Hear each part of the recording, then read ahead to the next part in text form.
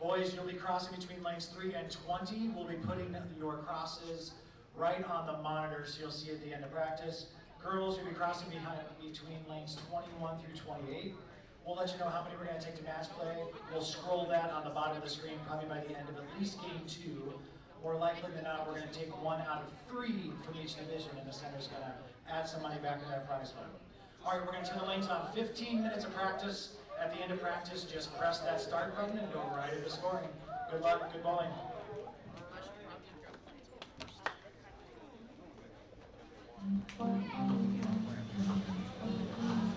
Pretty sure we don't. Pretty sure we don't. Why don't you ask if either so you're going to move right after this first game. Now I set up the people, you would practice on everything. Yeah, I'm not doing that. Because they'll be completely different by the time I get down there. True story. This is all about the math.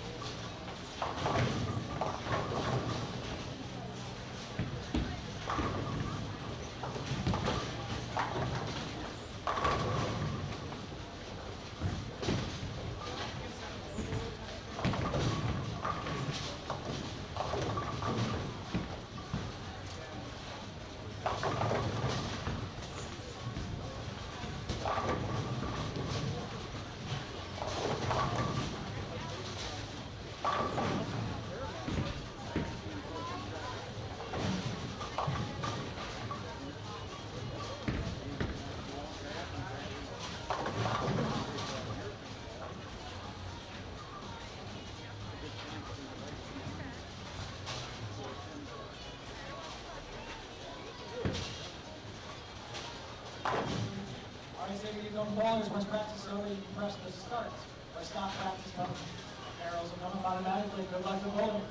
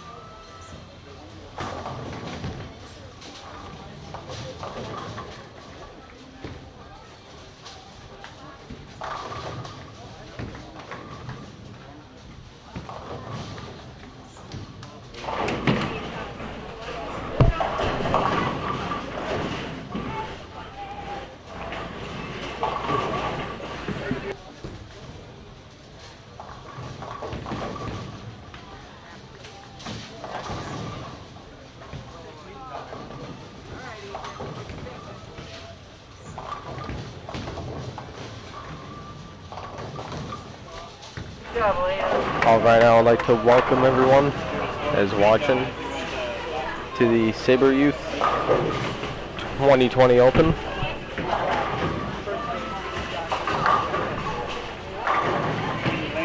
Game 1 out of 6 for qualifying.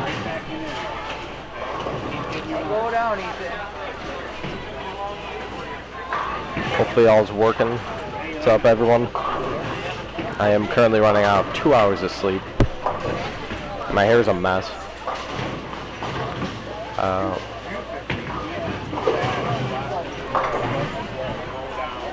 So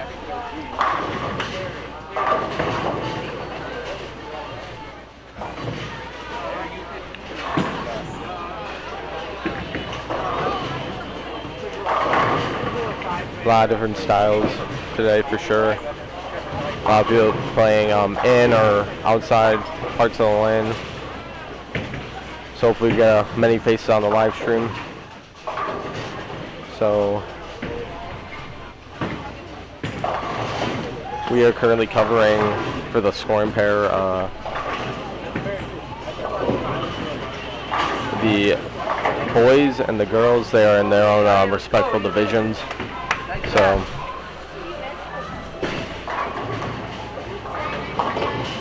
but the boys will always be to the left and the girls will always be to the right.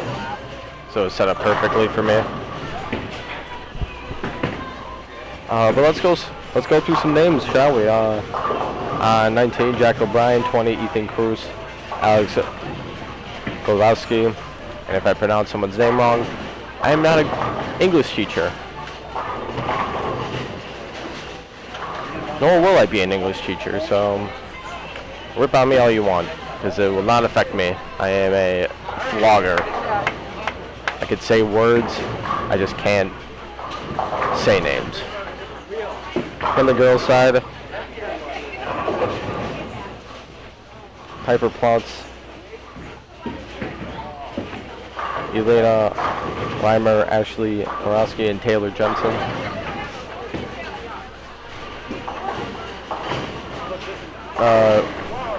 Really good turnout. Sabre's first youth event. I am honored to live stream and work with Dan and Chris from JBST. Dan is part owner of Sabre as of early 2020. So I'm very happy to work with him, and he just started working at Sabre a few months ago.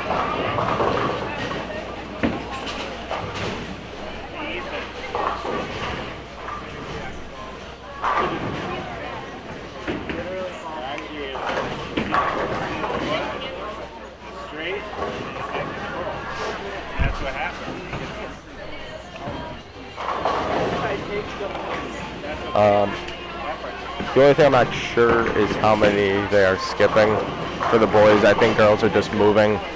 I know boys are skipping. I don't know if it's 1, 2, or 3 pairs. Guess I'll find out once I get the new pair, because I have this lane assignment sheet that apparently I'm supposed to look at. So.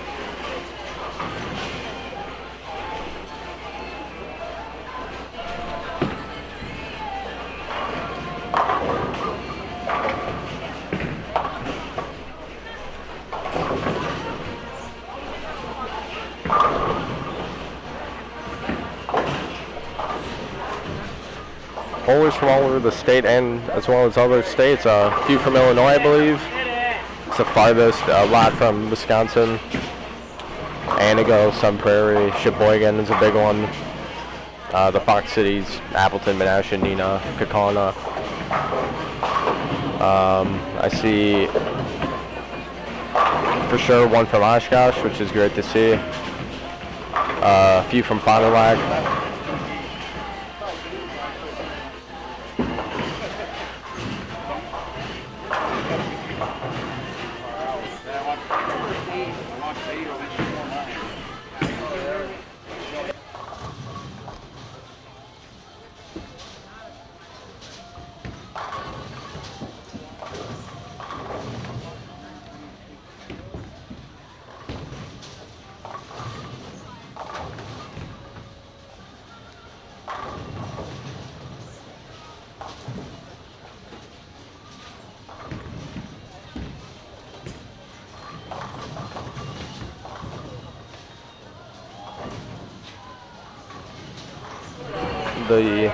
The bowlers are bowling on Sunset Strip, which I'm about to do my research right now.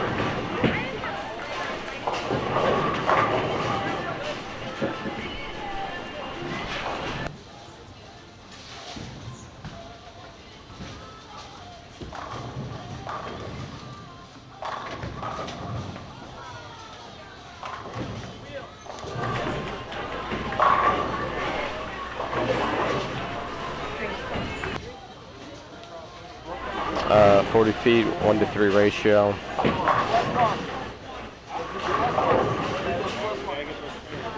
Scoreable pattern, but still have to be accurate, that's for sure.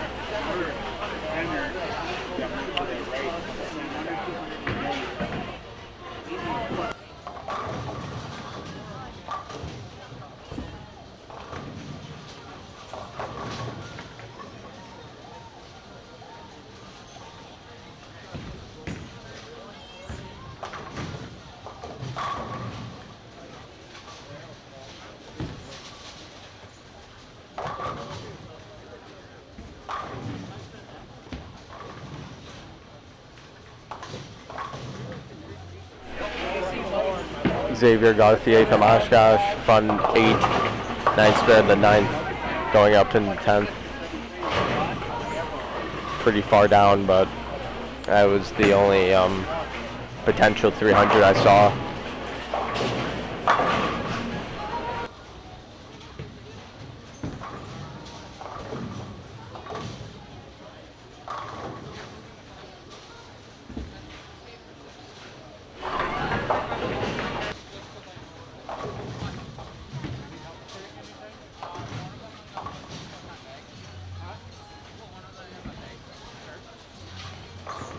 Hopefully after this pair I'll figure out how many they're skipping. That is the $1 million question. Okay, Jack, we're going 5 and 6. Okay. I have just got word that is 1 pair that is skipping.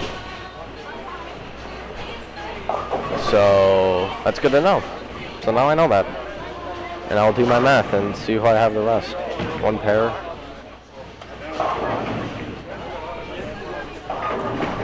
In game 3, we'll have a lot of local guys, which is always good to see for the Fox Cities representing.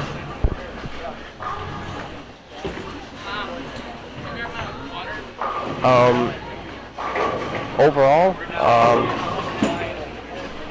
before I head out until game 2, scores are all over the place. Still lots of frames left. 6 games of qualifying, taking 1 out of every 4 for each division. The divisions are based off of age. But yeah, I'll see you guys game 2. I'm gonna get something to eat because I am off of 2 hours of sleep.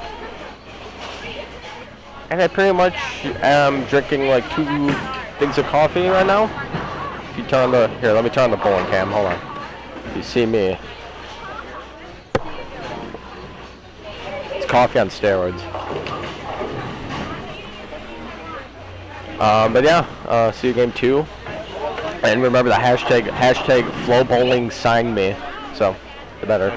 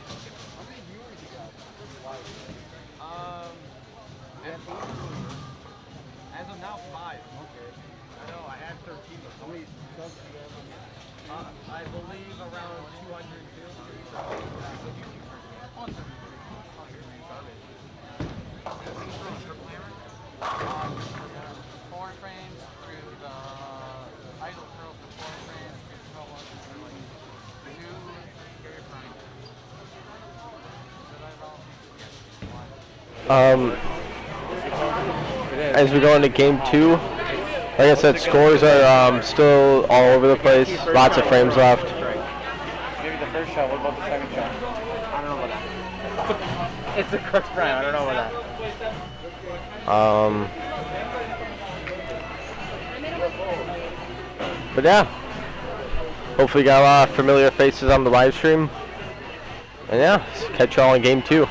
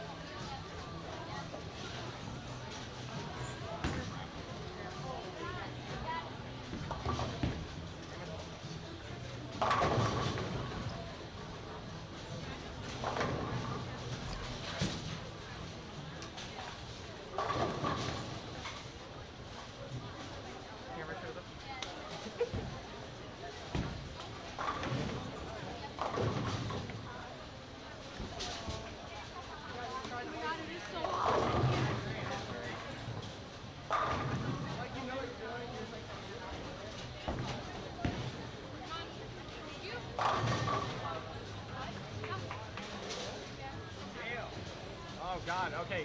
Can't wait to know about this clown. Hold on.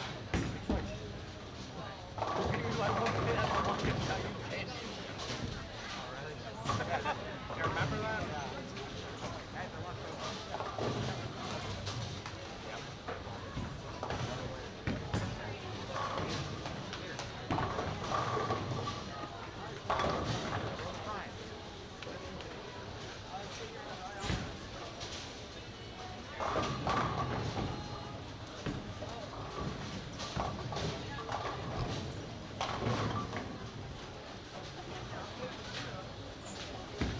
It's gonna die on me.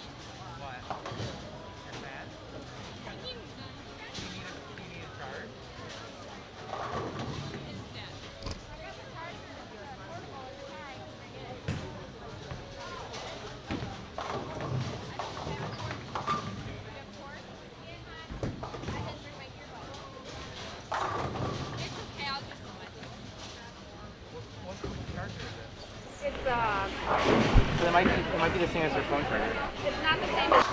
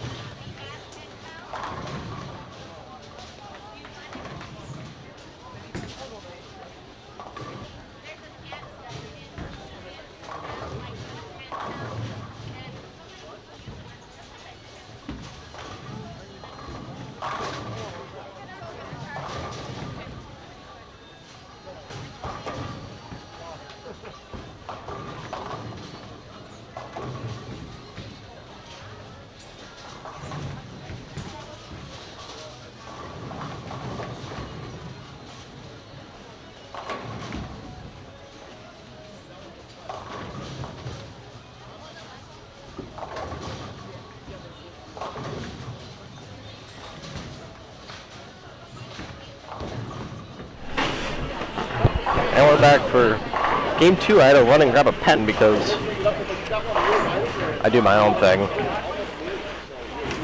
I run my own wave.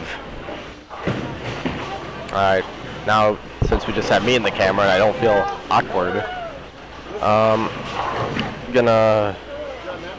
so the boys are for sure moving 1 to the right. Girls they're skipping a pair to the right.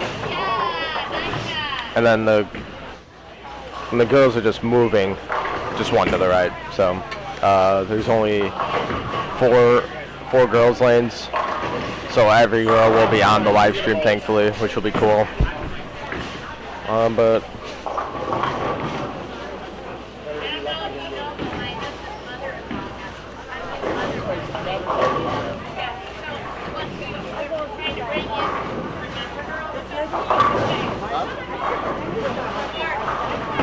alright, so let's look at who we're bowling with.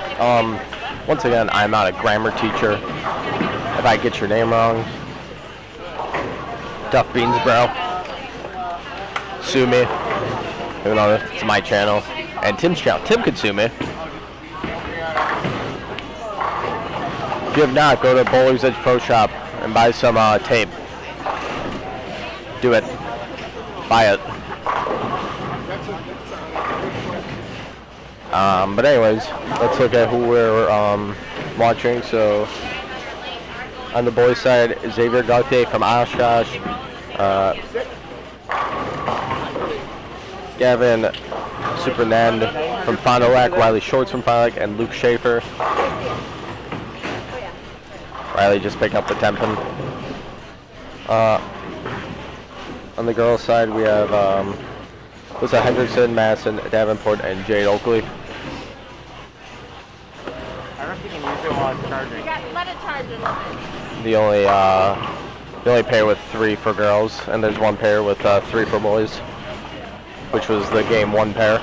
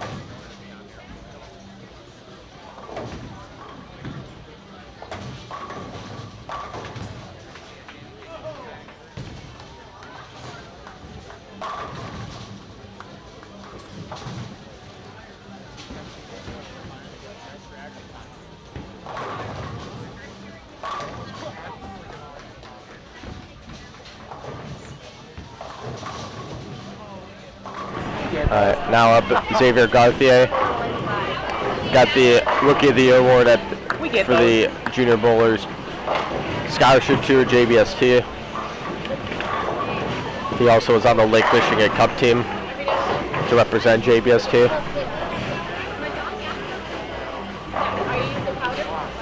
He bowls for Oshkosh West, coached by Matthew Mead.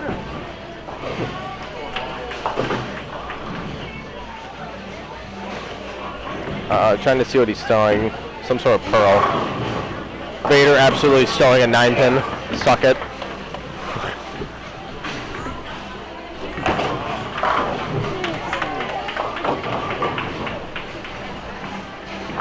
For Gavin.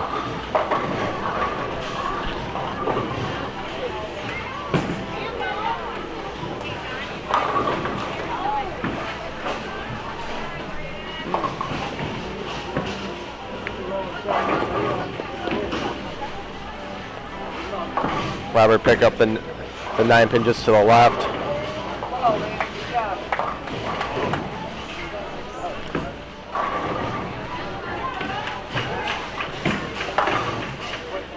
Now we have Jade Oakley, far right, throwing the greatest ball ever made. Duh. And you want to know what happens when you throw the greatest ball ever made? When you're supposed to get a big 4, you only get 2.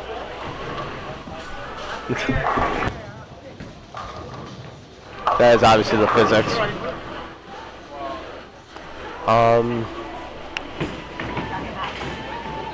Yeah, so far it looks like pen, you can play the pattern all different ways, but you still have to be accurate. I mean, that goes without question. Let's go back to seeing my wonderful face. Hello, everyone. Whether if it's live and or this will be a video, hopefully, either right after or down the road. I didn't get to see most of it.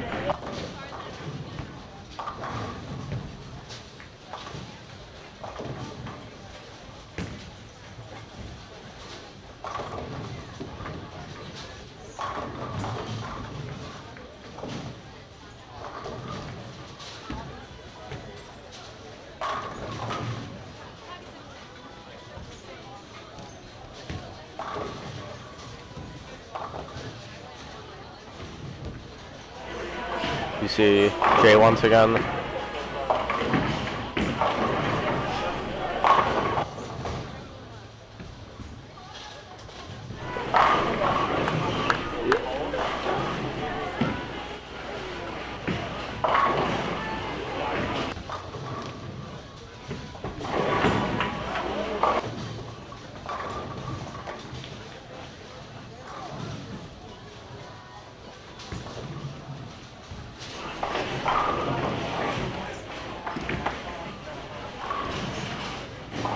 Picks up the spare.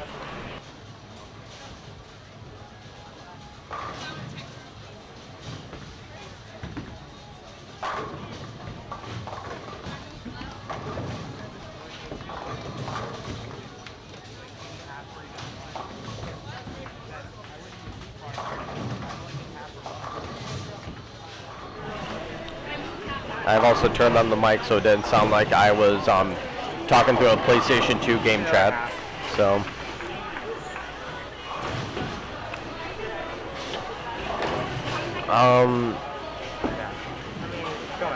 I see a lot of different balls going on. The majority I see is a pearl. Not sure why.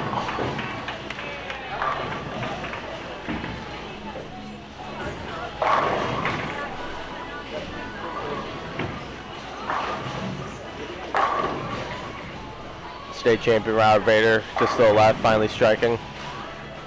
Finally put actually hand into the ball.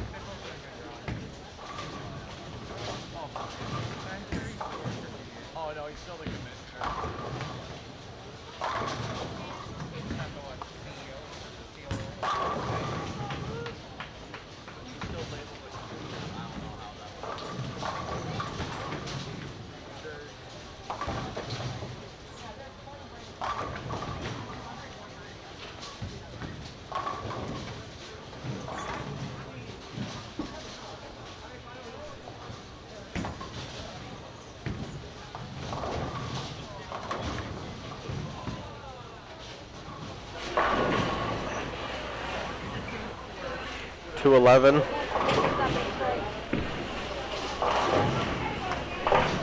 By Madison Davenport, which is really good game for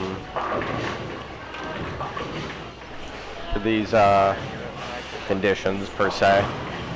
For the girls' side, that'll keep her up there. I don't see anything above a 210. Now let me tell you something about Riley Schwartz. This is the same dude that at the Waukesha U Championship, I missed the main cut by 1 pin. I missed the one pin by Mr. Schwartz. I have not forgiven him yet. He won the JBST ever seen. I don't know why I made him the thumbnail. I just was trying to be a nice guy, make him, you know, happy. And I'm kidding. I'm kidding. All love Riley as much as the next person. He's a really good bowler. Took third at state. Took third at state.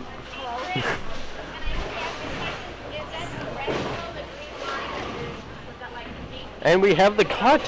Hold on. This is interesting. Let's see. So for the U15 boys,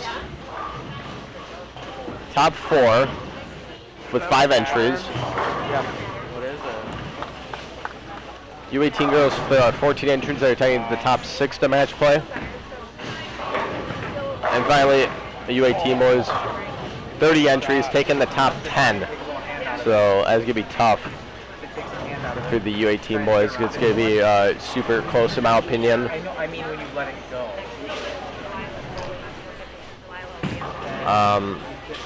Gave the thumbs up earlier to Chris. Live stream's all working it well. Hopefully my microphone doesn't sound like it's from a PlayStation 2 game chat.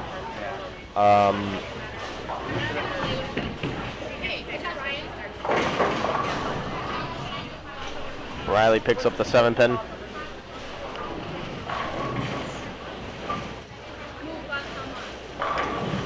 Robert Vader state champion, fired a 212. First game was a little rough, but I believe it was only like a $170. But that 212 will put him back into it, as far as I know. Luke Winter, which will be on the pair to the left, on lane 17. He's got a big game going. Goes Brooklyn, first one to 10th. Man, let me tell you something about Luke Winter's high school coach. Man, there's this old guy named Tim, right?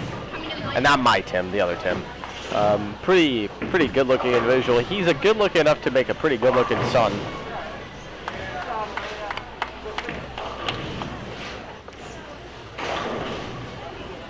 Xavier went for the spare. Luke stowing a 9 pin. That will get him in the 240s.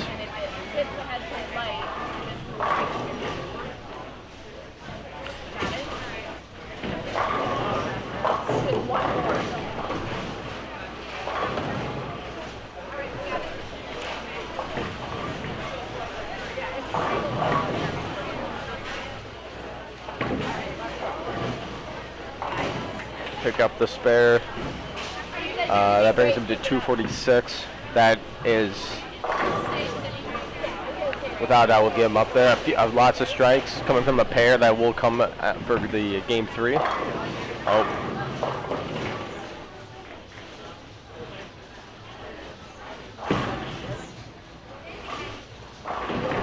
Game 2 out of 6 for qualifying.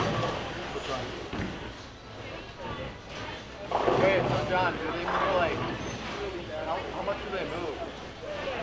A pair or two? So, girls are moving 1 pair this way, and they're between 21 and 28. Boys are moving, they're skipping a pair this way. I mean Cheez-Its because I can. It makes sense though. Are you going tomorrow? Yeah, I'll be there. All right. We're gonna let Luke and Riley finish out this game and move on to game number 3.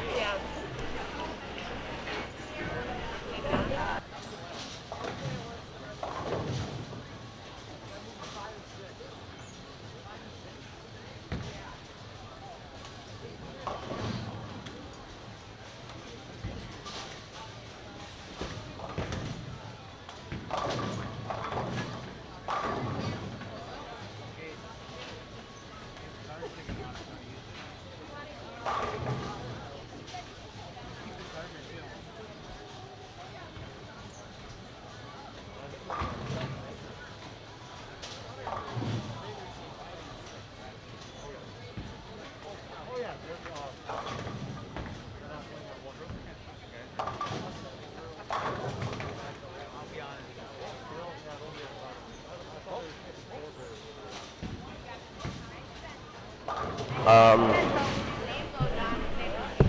One more thing before before I head off, just for a few moments.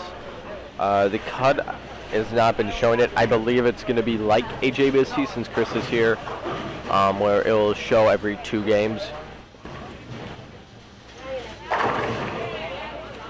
Good last shot by Riley. Seemed like he didn't like it though.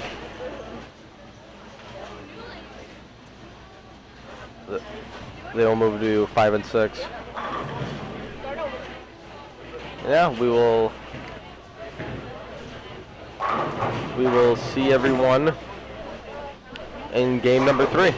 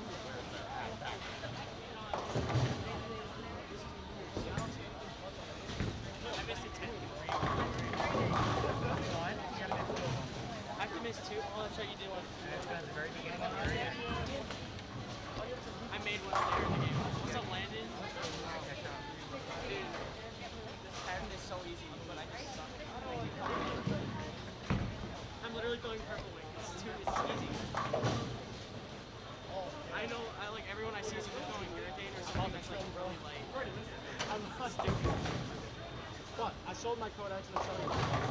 Oh no, that's the Codex. I don't have a reason. Where were you during the demo?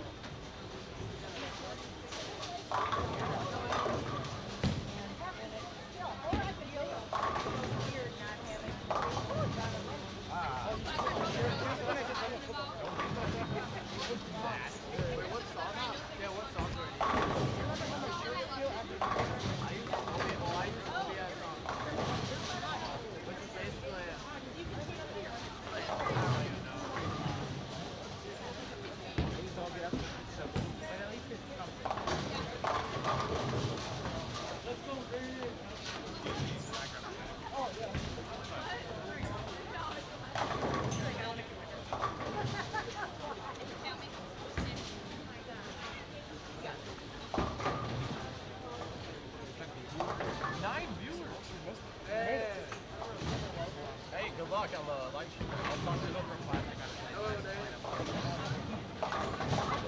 Why aren't you bowling it? Because I'm too lazy and I'm going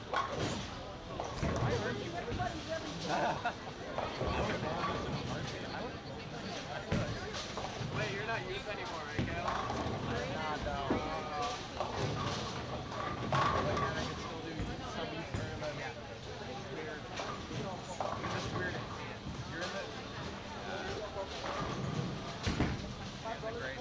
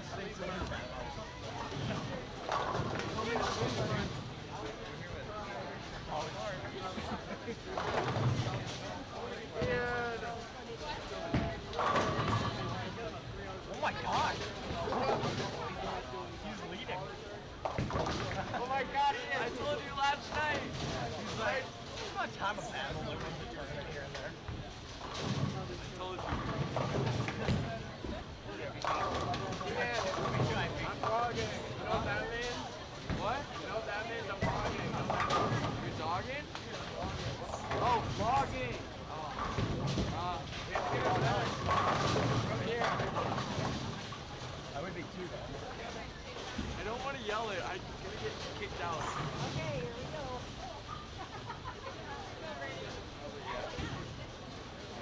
I'll have to clean it up later. Not my problem. Not my bowling alley. Not my problem.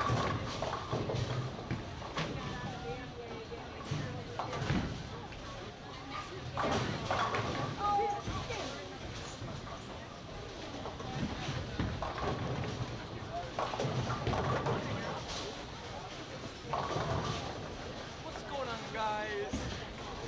I'm about to roast you. Bowling inside of the Yes. What? I'm blanked out. All right. Let's play.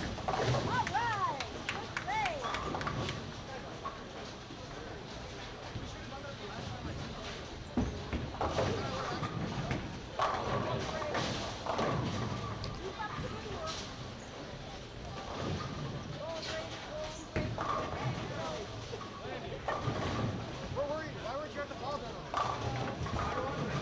Huh? When was it? Wednesday. Dude, you didn't hear all the news about it? Seriously? Oh, I didn't hear about it.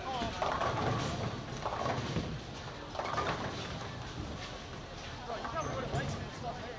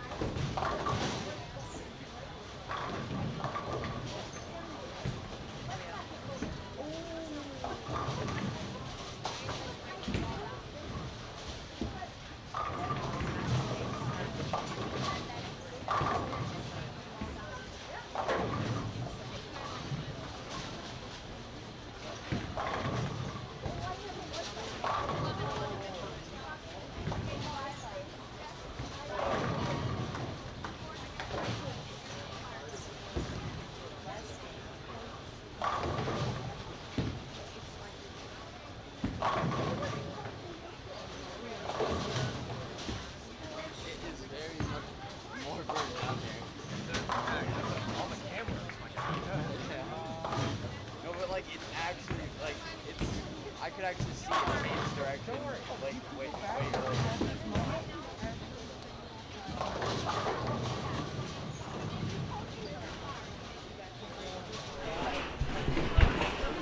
Alright, and we are back for game 3. This is going to be my favorite pair to commentate, that's for sure. It's even my favorite pair. Don't make me come down there. Don't make. Oh, jeez. This is my favorite pair to commentate. This has all the local Fox Cities boys on it. On this pair, on the boys' side, we have Graydon Brown, Ian Coster, Devin Dupre, and Danielle Jacobson. On the girls' side, we have Cassidy Davenport, Megan Hermst, Savannah Rodriguez, and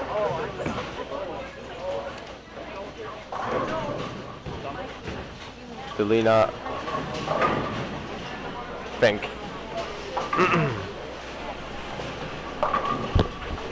Right now, Ian Coster up on the boys' side.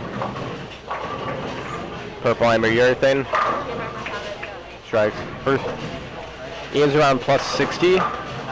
He went 2-teen 240. Plus. Not to the left, we have Graydon Brown. Also throwing urethane. The pitch purple, I believe.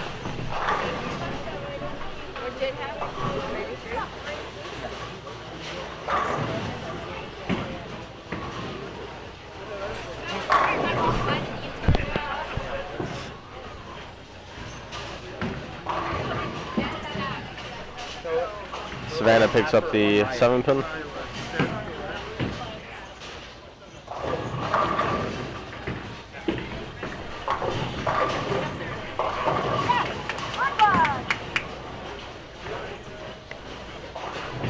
Without doubt, this would be my favorite pair to commentate, just because I know all these guys and I was thankful. I'm thankful enough to bowl with Danny throughout my youth career. I'm also thankful to watch Ian grow and mature over the years, as well as the same as Graydon, as I am one of his coaches. Very happy to see these youth bowlers be successful in their own right. Danny moving right, crosses over.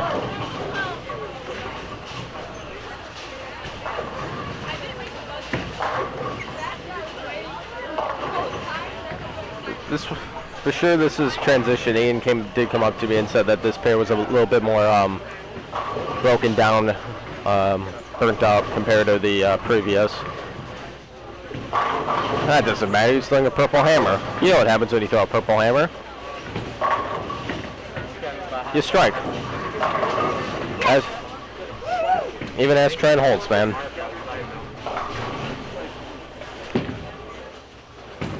Especially when you're a lefty. If you're a lefty, it's just cheating at this point.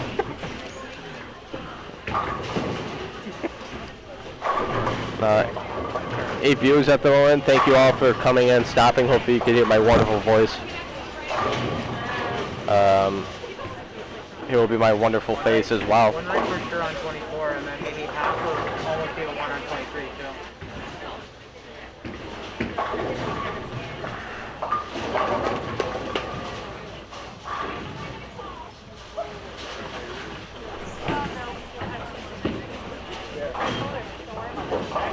Ian once again working on 2. Working on a double. Oh, gets that one out. But like I said before, it's a purple urethane. If you have a purple urethane, you have about triple the amount of boards than the average bowler at a tournament. This much.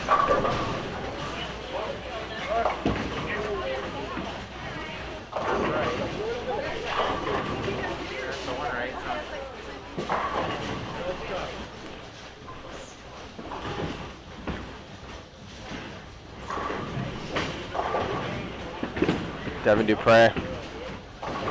Holder looks like. Fortunate enough to leave the 6-pin, almost got the trip.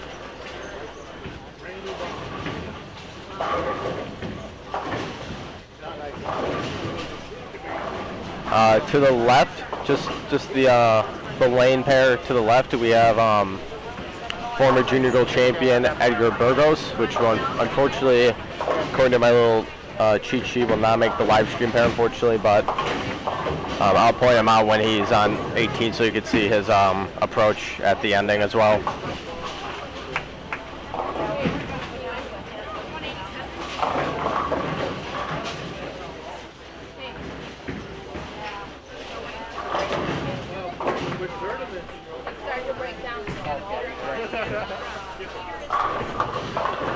John Megan being a ball rep. That's a drive. Throwing a drive in 2020 is legit the move.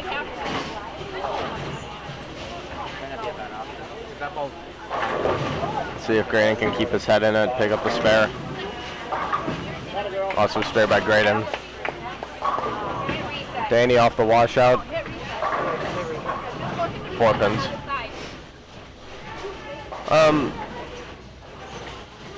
I said before, transition looks to be coming right about now.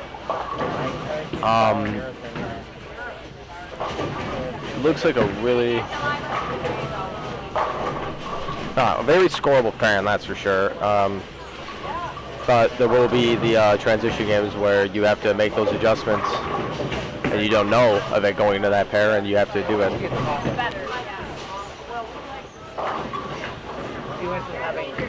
Trent, the pair is Sunset Strip. It is 40 feet, 1-to-3 ratio.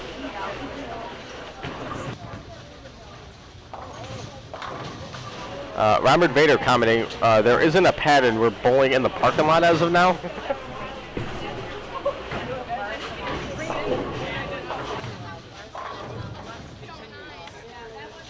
I would have to disagree because I believe we're still inside a building with HPL lanes and wooden pins.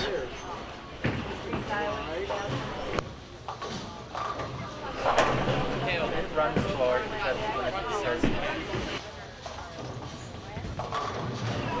Urethane is in play. On this pair, Graydon was throwing a pitch purple until he moved. Ian throwing a purple hammer. Robert, in practice, I saw throw a purple hammer as well, but moved to his promotion immediately after.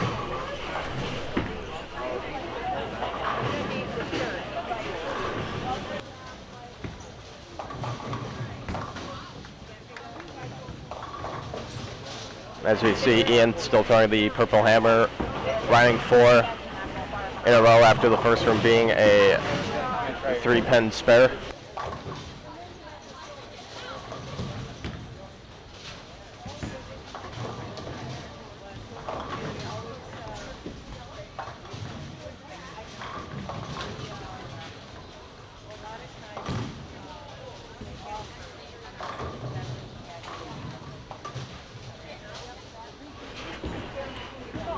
Looks good off his hand. Fortunate to leave a 10-pin.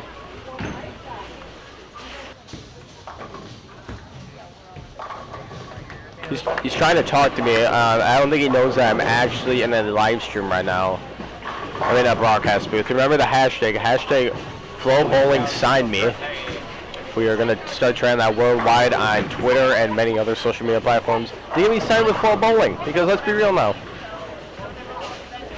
Why wouldn't you want me on Flow Bowling? I'm live streaming a Sabre Youth Open. I deserve to be on Flow Bowling after that, right? Ian missing the 10-pin. Graydon, he did go to reactive. He's down for a phase 2. Still trying to find the line with that.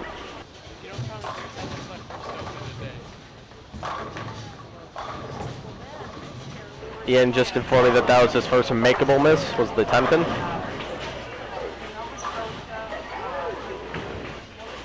Devin.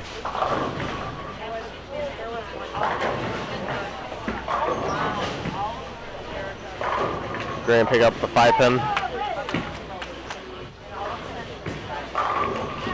He had a big game last game, so hopefully he just stays clean, finds the line, gets back in it for next game. Still 5 frames left.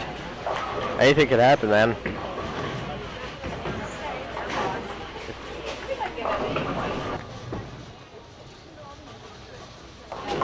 Pretty good crowd. Not gonna lie, we have a lot of people. Feel popular. They're all here for me. Duh.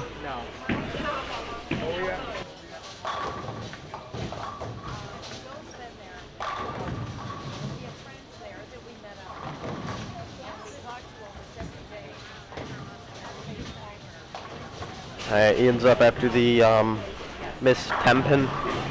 See if he can stay on track.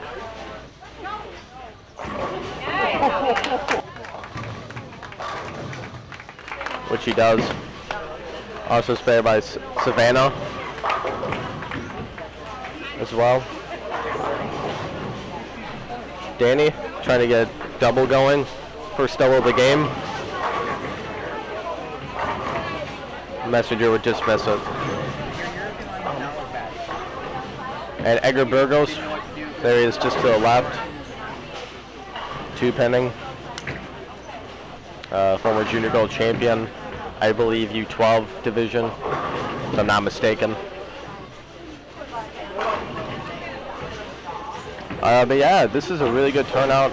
I've listed the numbers are taken. I'm sure I'll say it again when after game 6 they announce the cut and who will be advancing.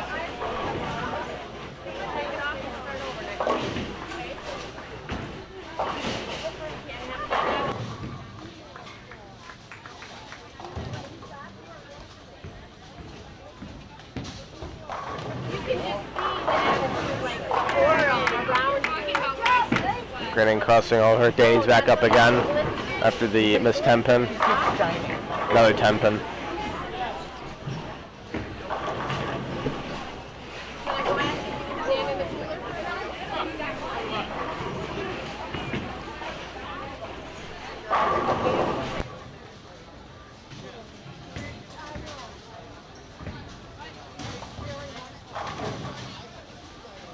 Nothing about the cut yet has come out so far. I'm gonna look at the chat, see if anyone asked anything. If I'm shooting the back three, you're gonna shoot 700. Is that 9 viewers at the moment. Thank you all for watching. Hopefully, this is viewing the best we can due to the circumstances, as well as the tools given to me with my equipment that I previously have, as well as the internet. Ian tripping the 4-pin like Chris Rush. three? Cover this time, Delilah.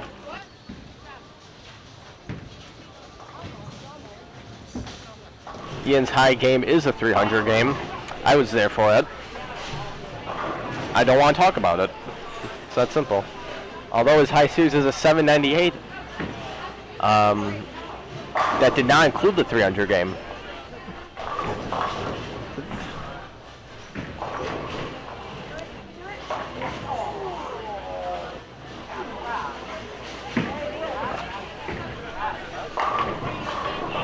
Danny up again after making the second 10 pin he left. Hopefully he makes a move off it.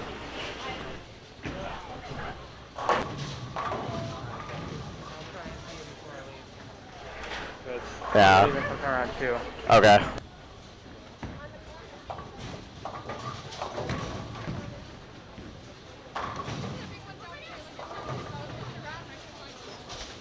And now since Megan, my girlfriend, has left me, I am now alone. I am very much alone now. Oh, I'm sitting down. Wait, did John leave?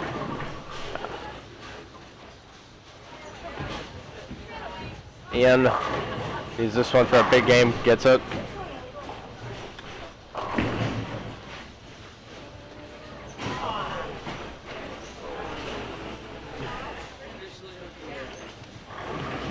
We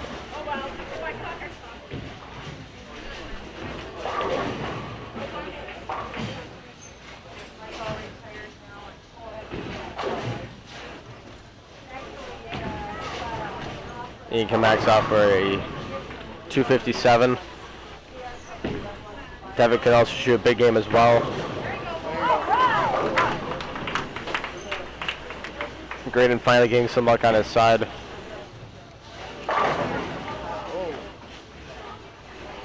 Not for Devin though. Shredding the 9-pin.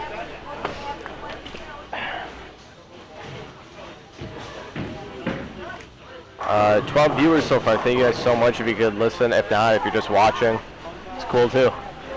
Whatever floats your boat. The girls are on game 4. I will update the bottom right as soon as the boys finish up. As soon as Ian or Danny throw the last shot, I will finish up and switch it to game 4.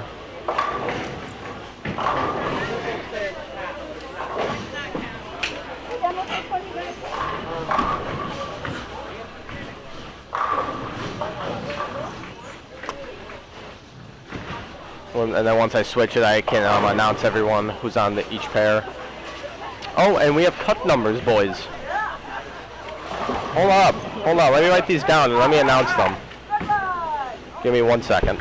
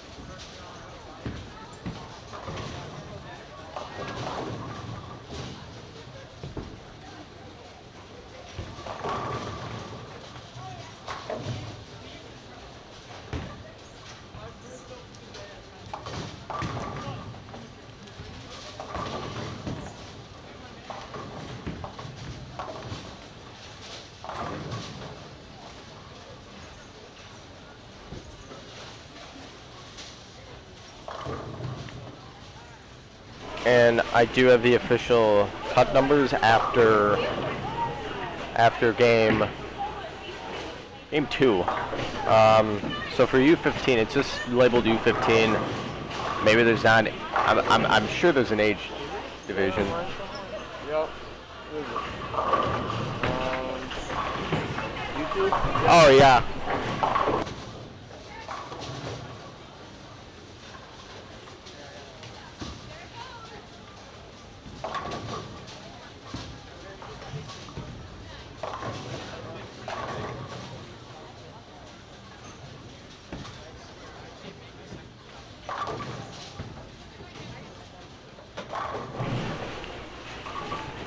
So the cut after 2, U15 top minus 24, cut minus 89, U18 girls top plus 57, cut minus 30, and U18 boys plus 68, which I believe is Ian Coster, which is throwing right now on lane 20, going for the 3-6-9-10, the cut minus 15.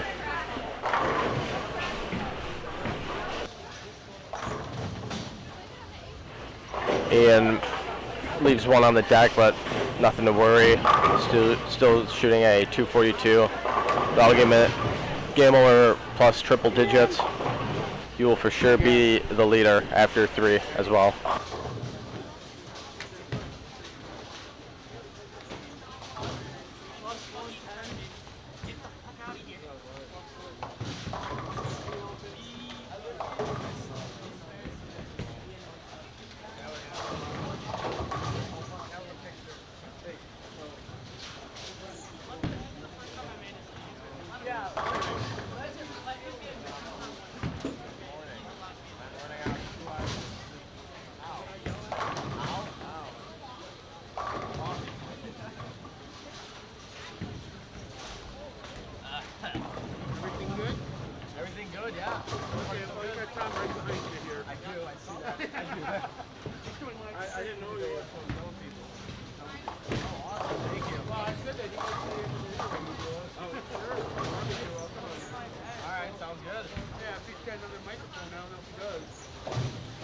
I don't, but there's one on my computer, so I'm sure we can use that one at any time. Well, I'll let you guys figure it out. Here. I don't think he wants to be so high up.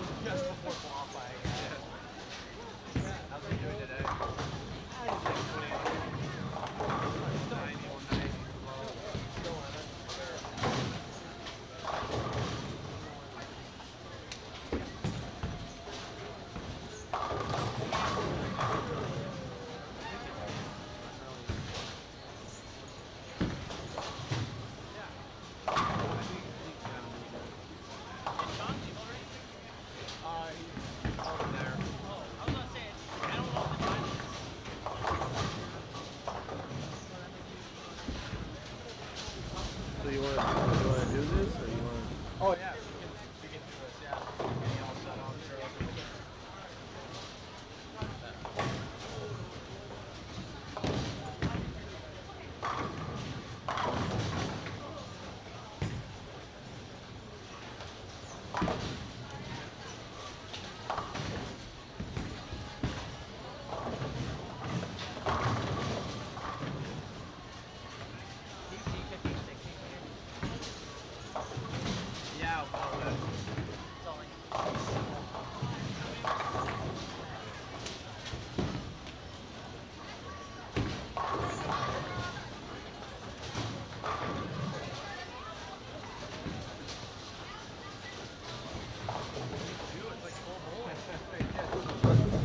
It's like flow bowling, guys. We have Tom Clark in the booth.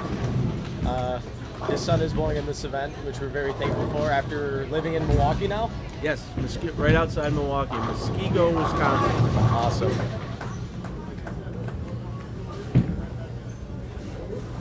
Can you hear me? Yeah, perfect. just turned on the bowling a little bit. So, when did you move to Milwaukee? Oh, I've been here a while. I moved here in 2005 to work at the USBC. And so I've been here for 15 years now. Sure. And worked at the USBC from 2005 to 2008. And that's when I went to the PBA. And I've been able to work from home and stay in Wisconsin and working for the PBA. That's awesome. Some good bowlers here. Oh my God. Yeah. We have We got 40 boys and about 20 girls about. Yeah. Yep. Pretty good turnout. We have a lot. We have like we mentioned before, Tom's son Rory. We have the state champion Robert Vader, former junior gold champion Edgar Burgos in the house. So yeah, lots of competition. Really upsetting that I can't bowl in this since I'm 19. Just missed the age limit. I don't know if that held or went Brooklyn, but I think he's through the nose. Through the nose, lucky him. He might want to think about. Now we're in the fourth game, and this is where these kids are really learning a lot because they're not used to moving pairs. If you don't bowl a lot of tournaments, you're not used to moving pairs on a sport condition, and sport conditions really change a lot. So by the fourth game, there's a transition, and now you find out who knows how to make the right moves. And it's not easy to make those moves because you really want to stay where you are because you're more confident there, and you're not sure what's going to work, and so you have to have confidence in your versatility to be able to maintain a pace when you're trying to adjust to transition.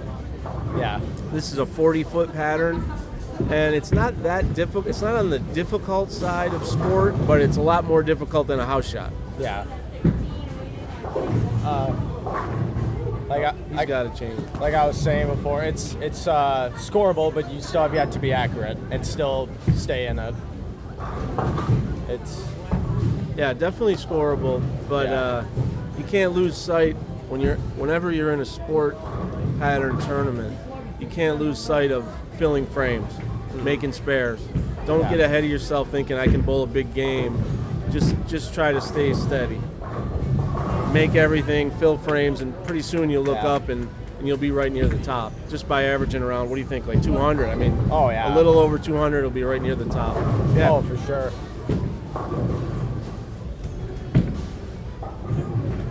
But you gotta move in. It's ball repping here at the same time. Ball repping. And let me tell you, one thing I've learned trying to ball rep is that's not an easy job. Because as soon as you tell somebody what to do, and if it doesn't work, it's only your fault. Yeah, it's not the bowler's fault. No, it's not the person that throw it. It's the person that advised someone to make the move. So Rory started. He's a two-hander, and he started with urethane with a purple hammer, playing around the track, and it was. He could have gone a little higher, but I think that shot's gone now, and I don't think you can really move right on it because it's going to get lost to the right or get stuck in the urethane track that a lot of people have left there. Yeah. So I think the move would be he's moving to this promotion, more of a reactive ball, and get deeper and play the inside part of the lane. And we'll see what that does here, but better striker, I'm in trouble. Yeah. Always the ball rep's fault. Do you ever see that on tour where like the every time, every day it's just always the ball rep, it's never the bowler? All right, so he moves way further in. Oh, that's pretty good. That's pretty good. That was very good. See, that was all ball rep. Oh, jeez. So when the ball rep gets it right, then it's all it's all me. It's all you. Jeez. Yeah, that held really good at around 10. So, about ball repping, do you coach at all, like a high school team or No, I leagues? try to help with Muskego High School that Rory's on the team. I try to help out, but I'm on the road a lot. Yeah. So it's kind of hard to commit, but I've tried to learn a lot from the pros, a lot from the PBA players, things I hear them talk about, and I asked them a lot of questions and I just watched them. Yeah. And I learned how to try to help kids by watching them. That's a good move, yeah. Yeah, that move had to be made there. Maybe it probably should have come in the middle of the third game, but it's hard to do in the middle of a game. Yeah.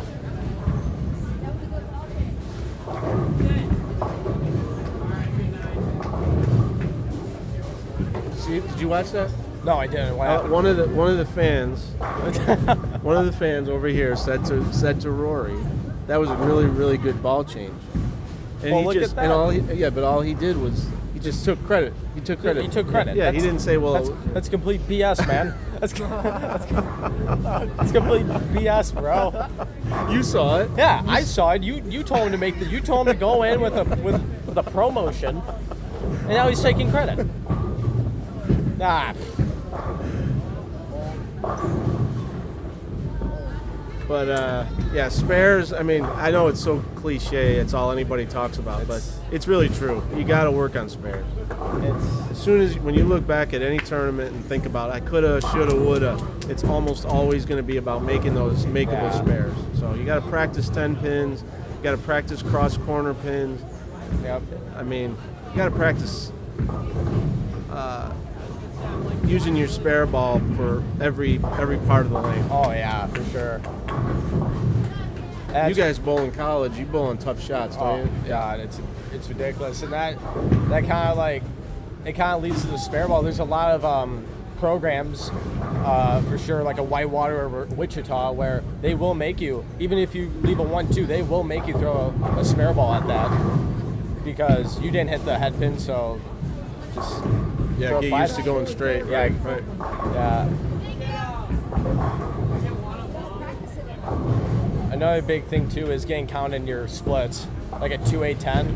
Yeah. Just get the 2-8. Absolutely, especially on a strike and.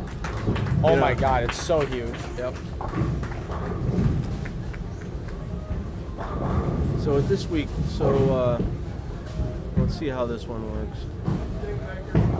Hold it a little bit. Hold. Yeah, there's room now. That's the place to be, and there's not that many kids that can get in there and do that. So that's why you got to take advantage of it. Now, I'm sure Rob Vader can do it because he's a great player.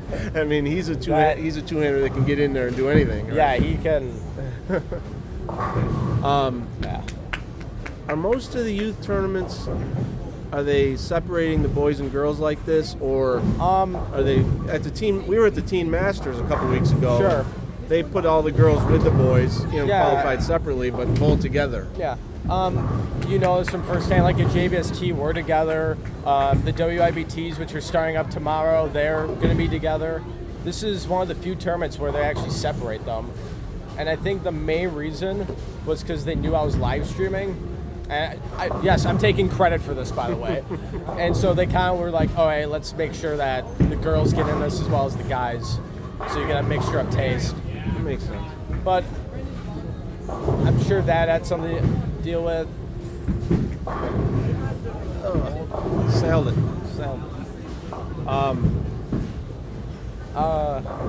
I enjoyed the Teen Masters and watching them cross together because I like to watch the girls bowl. And so here today, just only being able to watch the boys until this game, when we're close. Yeah. I don't know what I like better because I also like the girls crossing together because they impact the lanes much differently than they do. than the boys. And less urethane in play. Yep.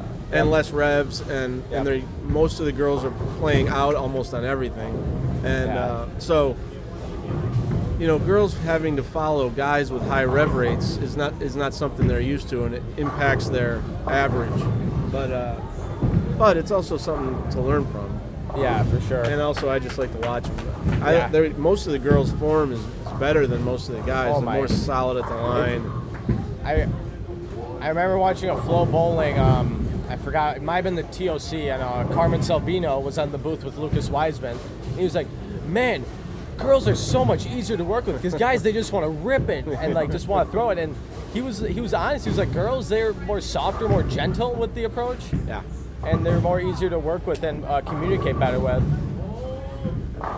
That's coming from a guy that's, oh man. Yeah, you want to listen to him. Yeah, you do.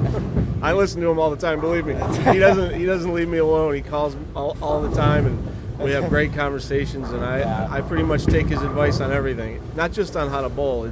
He knows about all aspects of the bowling industry. Oh, yeah. He designs bowling balls. He knows everything about every part of the game: the oils, the pins, the lanes. Oh yeah. The business side of the industry. He knows all that. Hold it.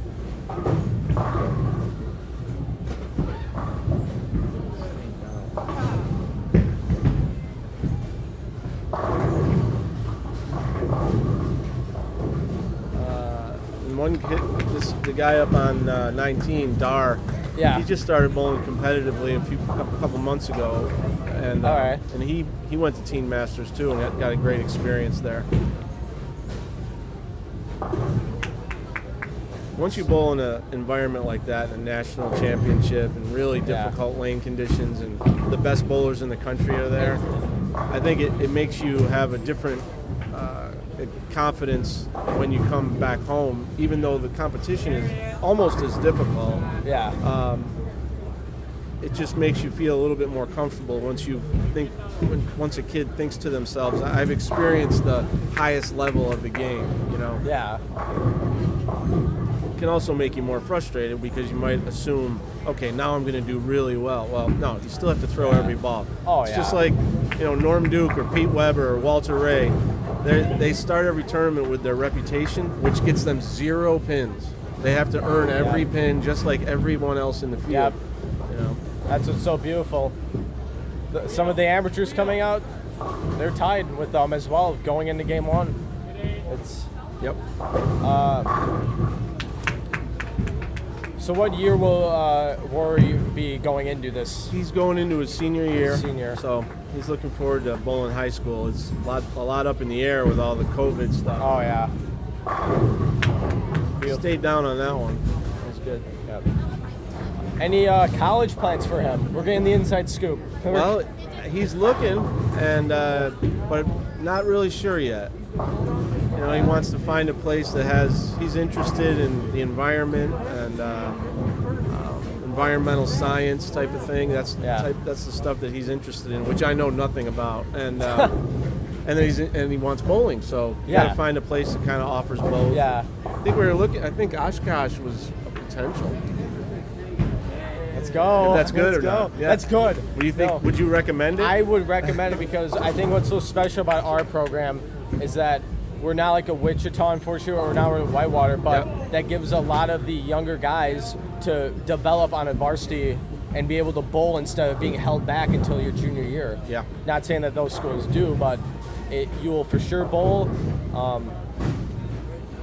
Academically, that's the first that always comes first, without a doubt.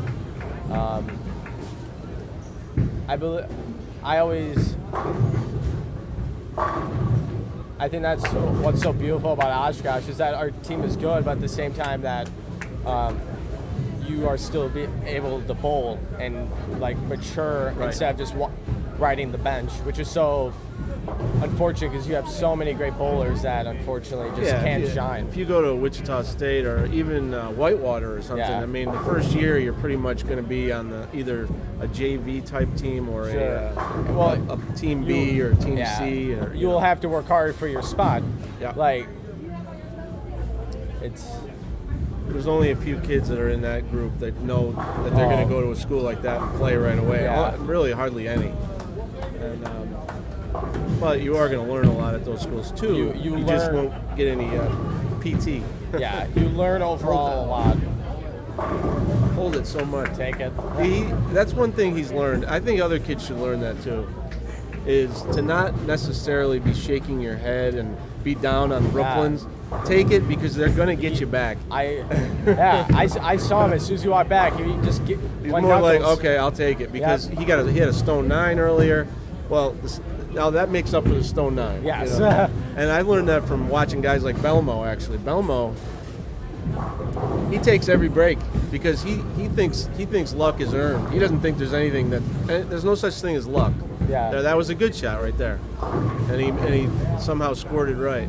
So you're gonna learn from that shot, but he threw that one a lot better. That's bowling for you. You throw a bad shot, strike. Throw a good shot, leave the bucket. Yeah. Picks up 211. Yeah, that'll He's almost even. cuts the chips away the to the cut. Now he moves down. Now he'll move down to the low end of the house. Yeah. So before you leave with him, you mentioned a guy like Rob Vader. Does anyone else shine to you at these kind of tournaments that you see when you go to JBSTs and whatnot? Yeah, for sure. Looking around here today, if anyone,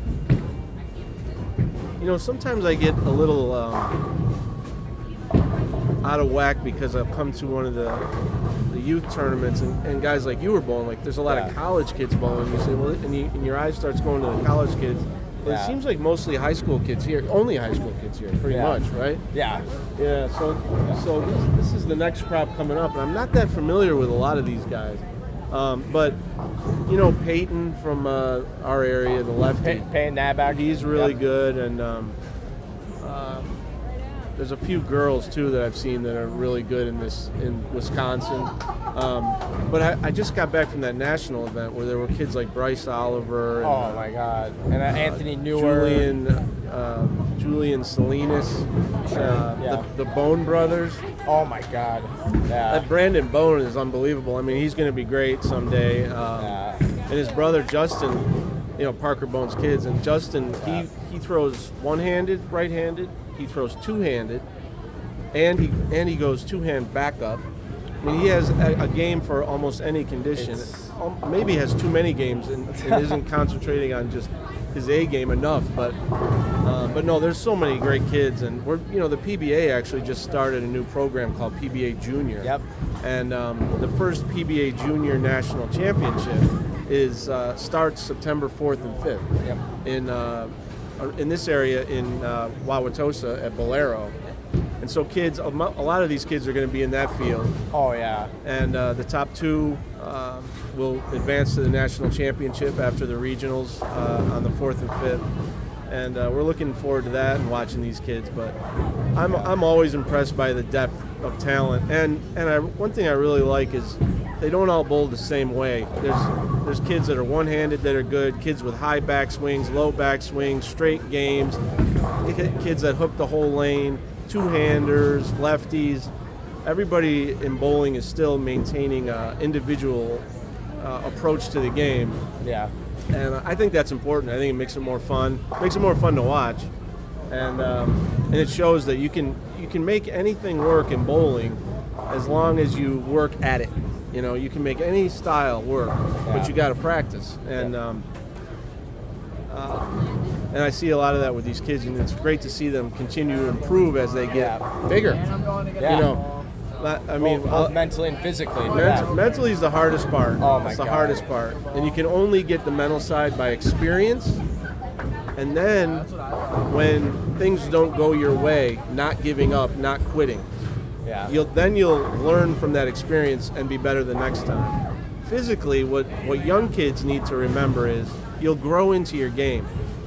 Someone was watching Rory and saw him for the first time in a while and said, "Hey, he looks really improved." And I really just said, "Well, he just got bigger." Yeah. For years, his ball speed was too slow. Yeah. And everyone would say you have to have more ball speed. So then he tried to throw it as hard as he can, and then you're a little more of a mess up there. Yeah. But you're just trying to get the ball speed. Now that he's 6 foot tall and he's stronger, the ball speed is no problem. So now he can be solid at the line, and it'll come. You just have to wait. It comes naturally. Yep. That's very well said. I couldn't have said that any better myself.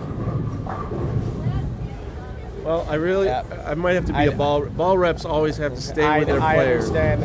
I learned the greatest ball rep of all time is Del Ballard. You know Del?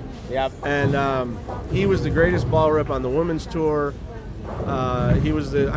Carolyn Dorn Ballard married him because of it. There's no other reason. He just knows because she wanted a 24/7 ball rep. Yeah, she wanted someone that knew ball reaction, and and then he's great on the regular tour, and you know, I've learned so much from him, and sometimes he's just watching and he doesn't say anything, and who knows what he's even thinking about, but his players have so much confidence in him that they almost project what they're thinking on what he's thinking, and they make moves without even having him have to say anything. Yeah. Because of what he's told them in the past. You know. And maybe at least just an arm motion, just. Yeah, and sometimes he'll come out, just hand somebody the ball. Take this ball, and then the player will just take the ball and use it. That's awesome. That's awesome. But I think, but I better go down and watch. So I'm really, really happy you guys are doing live streams and trying to get more people. I'm sure people watch it back on. That's the plan, is to have it recorded, archived, and right on YouTube and on. So for sure, really appreciate it. We'll see you around. Thank you today. so much. Yeah, I'll see you in match play. Yeah, hopefully. Yeah, you better. All right. All right. Good luck, guys. Thanks a lot. Thank you so much.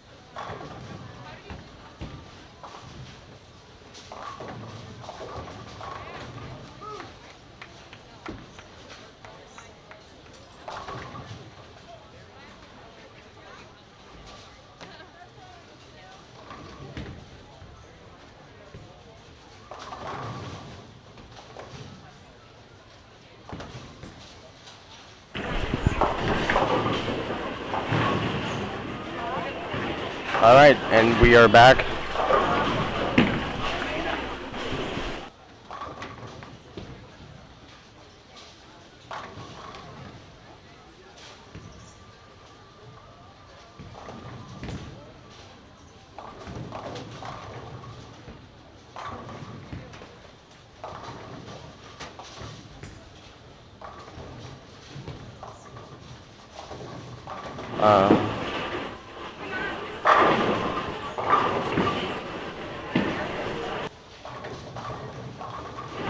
Test 1 2 test.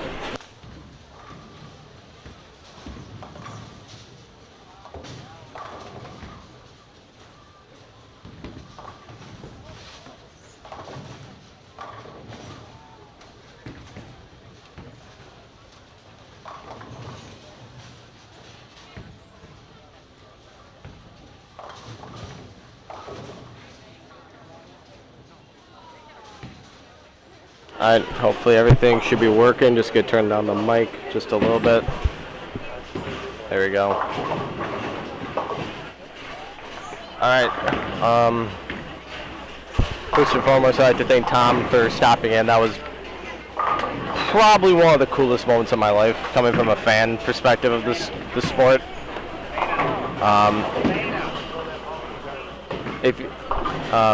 If and when Rory makes match play, I hope he comes back. Talk more. I will jot down a few more questions. Probably that was really cool.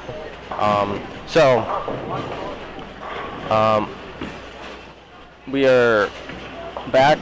The camera is all fixed due to the kind of moved, unfortunately. So it's all back in place. Everything's all good to go.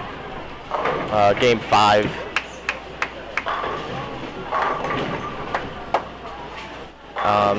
As you see, Will, good friend of mine, crosses over. Oh, geez.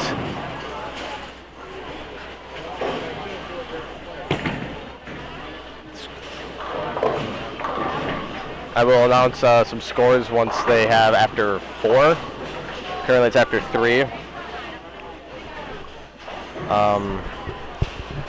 So currently on the pair, we have Andrew Riley, Nicholas Schwartz, Gregory Hamill, and my friend Will Cabini.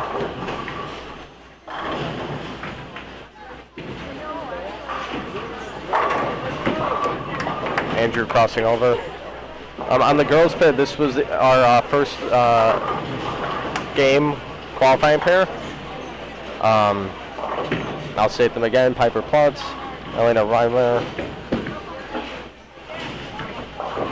Ashby, and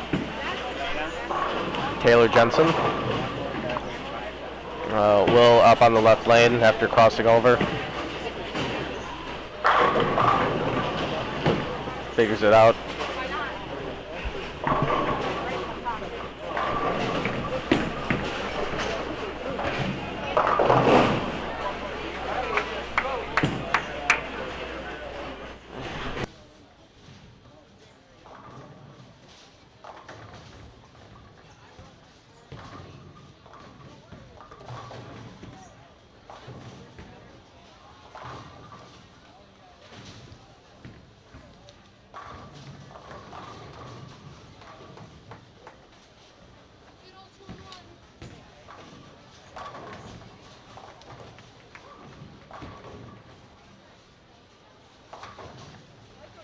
I just made sure the was all good. Sounds good. I'm just gonna turn it up just a little bit. Perfect.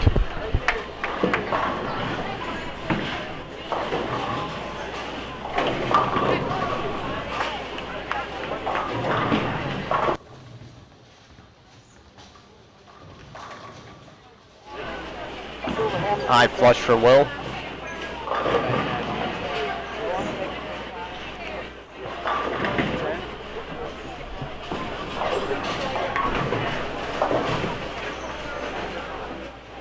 Hopefully you can get a few more people in the booth as well, since I figured how to work that sound system.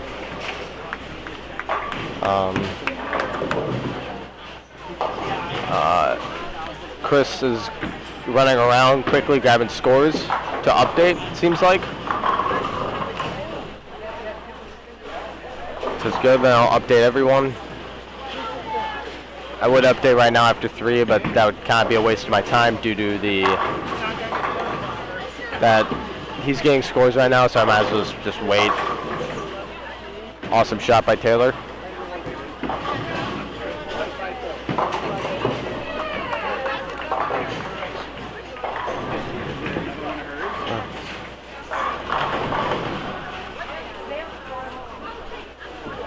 As far as I know, the boys leader after 3 still is still Ian Coster. That's the only one that I see still firing high game still.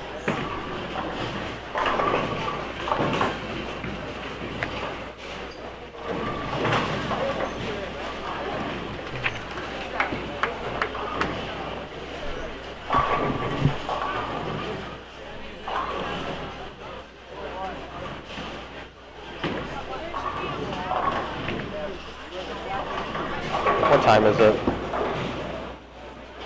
Time for me to get a watch.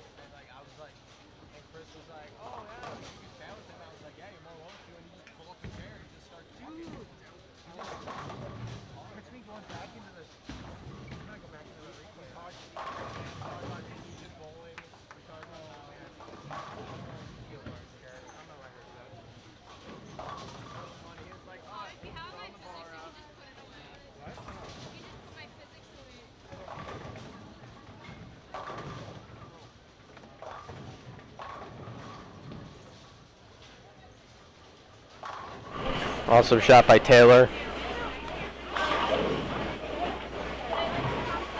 Will riding a big game so far.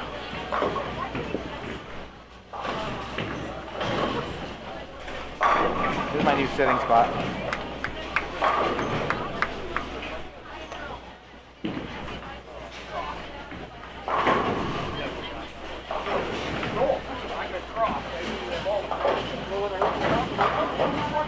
Will throwing that shot away, but 264.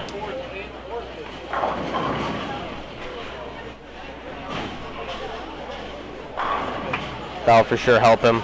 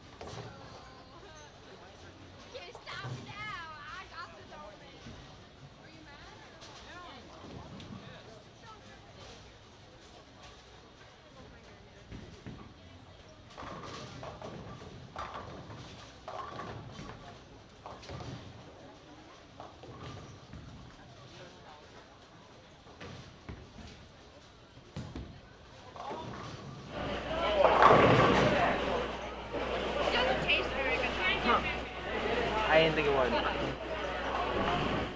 And triangle. Just a little lazy down lane.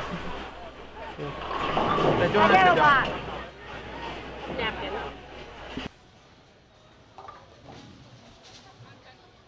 So, for game 4, Tom was in the booth with me, and so I'm watching it. He mentioned you. What did he say? He's just like, kids nowadays are so like mentally sharp. A guy like Rob Bader, I mean, he can play all over the lane. Damn. Sure, it's a crunch time. I'm like plus 10 right now, I think. I should have shot 206s in a row. Damn. My heart. I got lazy. I love Hater. It's dog shit. Stop touching guys.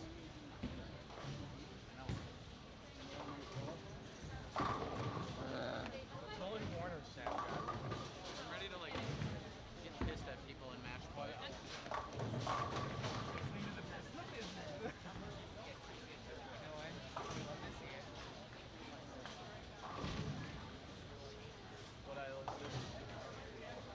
What I went driving to Wisconsin listen.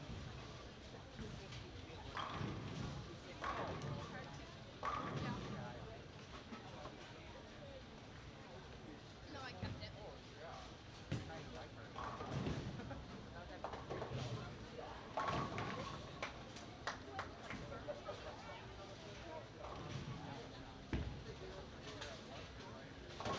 Would you rather me throw it in my water bag and then take it out?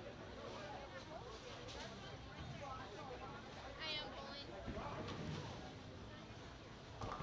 know what you're talking about.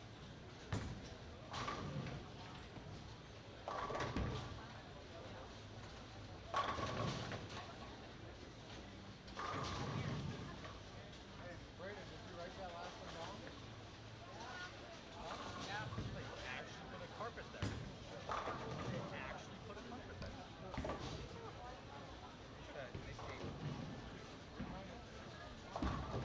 Yep. Hey, this is just one piece. They just wrapped around it, and that was it.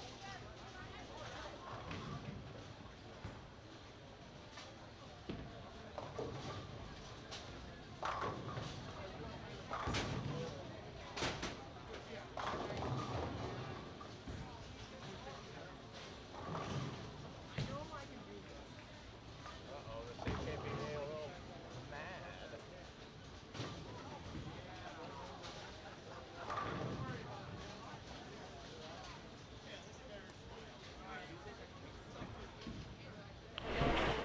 All right. Last shots of the girls until we finally go into game 6.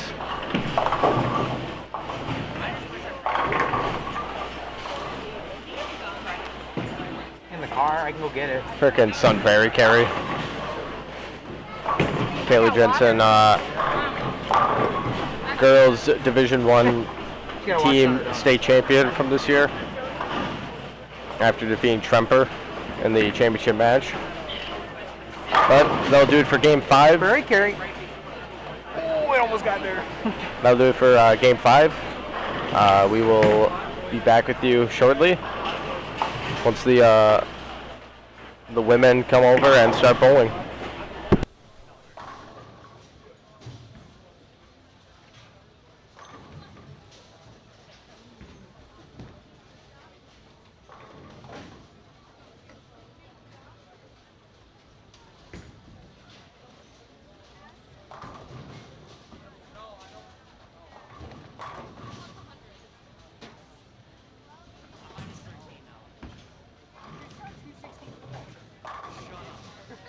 You're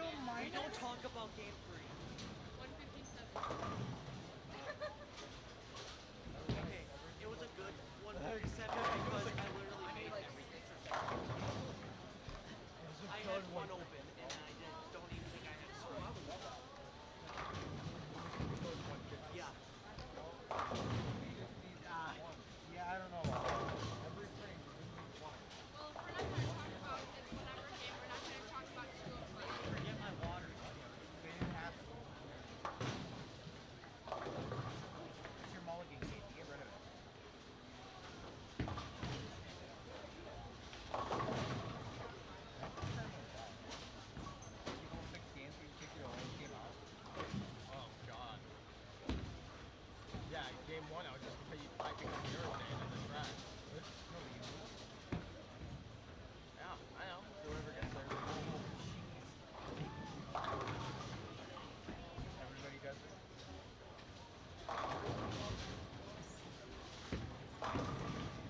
That's cooler, I know.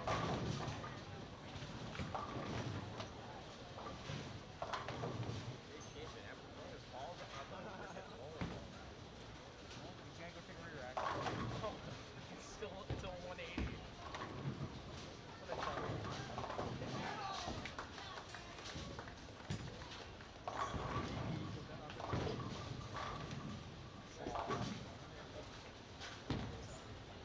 That was probably honestly one of the coolest moments of my life. Sitting here going to talk So there about was the getting 300. 279 hard way. Yeah. Sounds about right. That's, I can't wait to go back and watch that. I'm just gonna ask you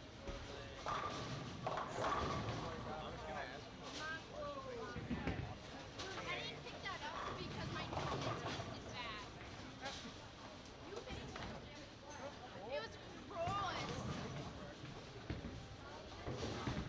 I said I wasn't going to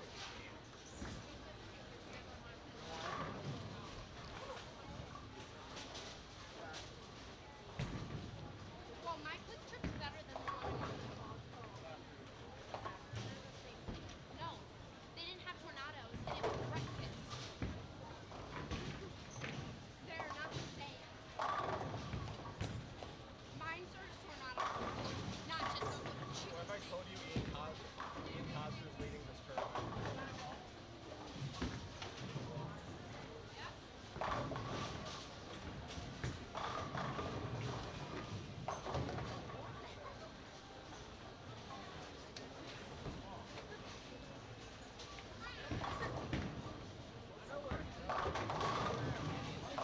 Still doesn't have pins, Cale. I thought we take that later in the play during doubles. I don't know. Having fun? God damn, what do you do? So far, pretty good.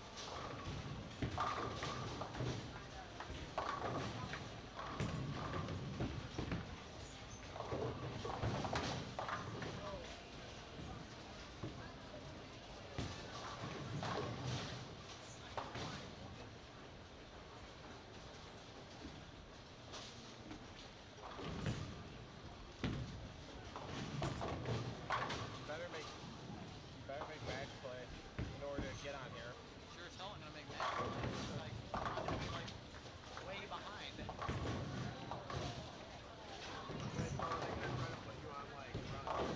They put me on here purposely.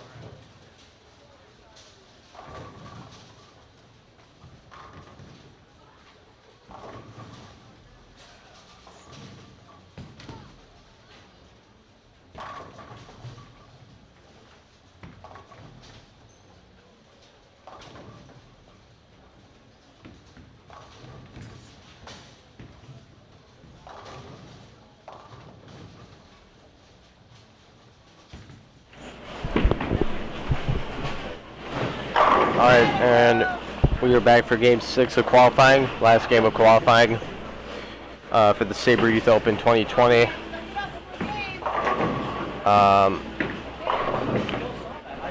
Once again, we have the girls from a previous qualifying squad. I believe it was from Game 2. Lisa Anderson, Madison Davenport, and Jade Oakley. For the boys' side, though, fresh set of faces.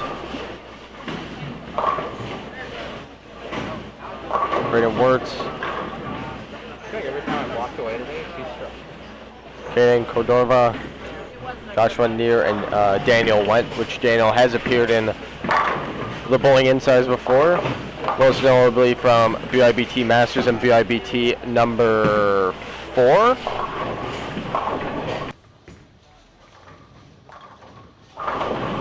Awesome to see him back on the channel.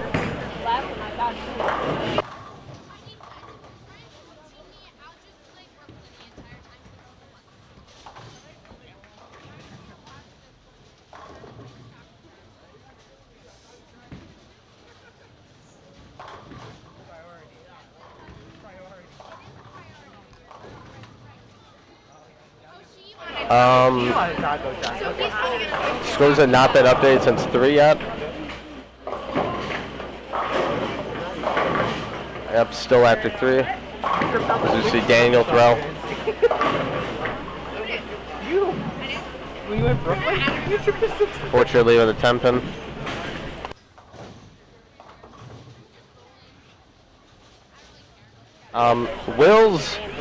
Will's 264 game, that was the last game of qualifying on live stream pair.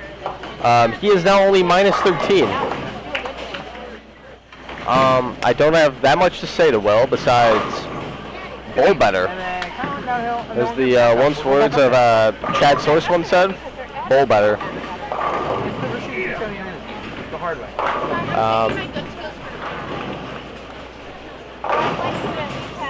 Just to the left though of the live stream pair for the on the boys side, we have the pair that was on here for qualifying game number 2 with Xavier Gauthier,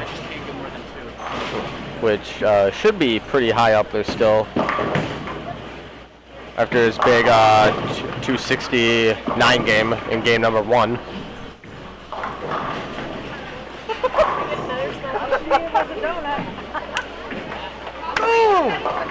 I didn't know the snowplows were out this early. Jade having the best live stream pair of her life right now. If all you want is... Oh, okay, but then you were arguing with me. And my donut didn't even taste good.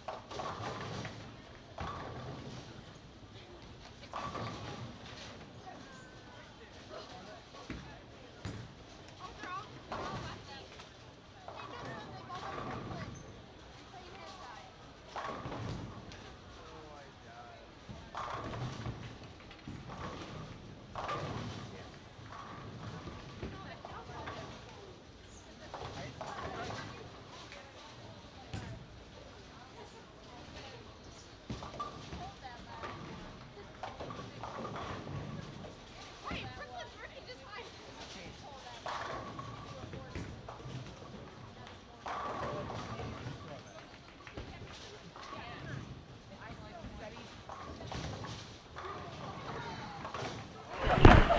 Just a reminder, and hopefully I see everyone at Sunset Bowl tomorrow for the first ever WIBT event.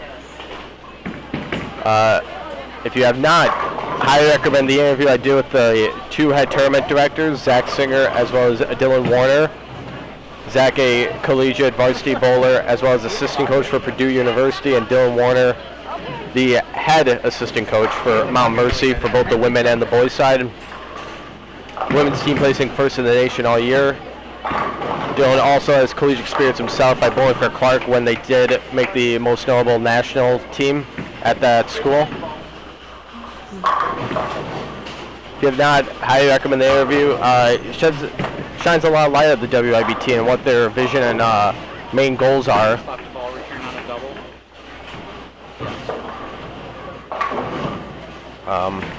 Hopefully see a lot of familiar faces there. I will be vlogging that as well. A lot of pressure on them, but hey, they got this in the Bay. Of how long they've been in bowling alleys and in the bowling industry, piece of cake. Okay, start over here. We get those. Awesome shot by Joshua. I'm just gonna move another board right. Xavier just to the left, two-handed lefty up there. I believe throwing a pitch black, it looks like. So I keep going Brooklyn.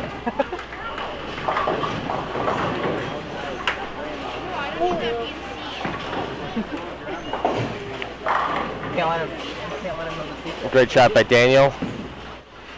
Shot still keeps him in for a good game. You're hiding your reveal that you're actually a lefty. It's hidden news.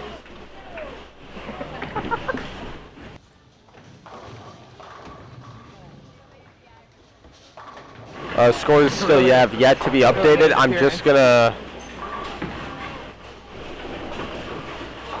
gonna go on a limb and just assume that they're just gonna wait until qualifying is over to announce the top score and as well as the cut for each of their respectful divisions.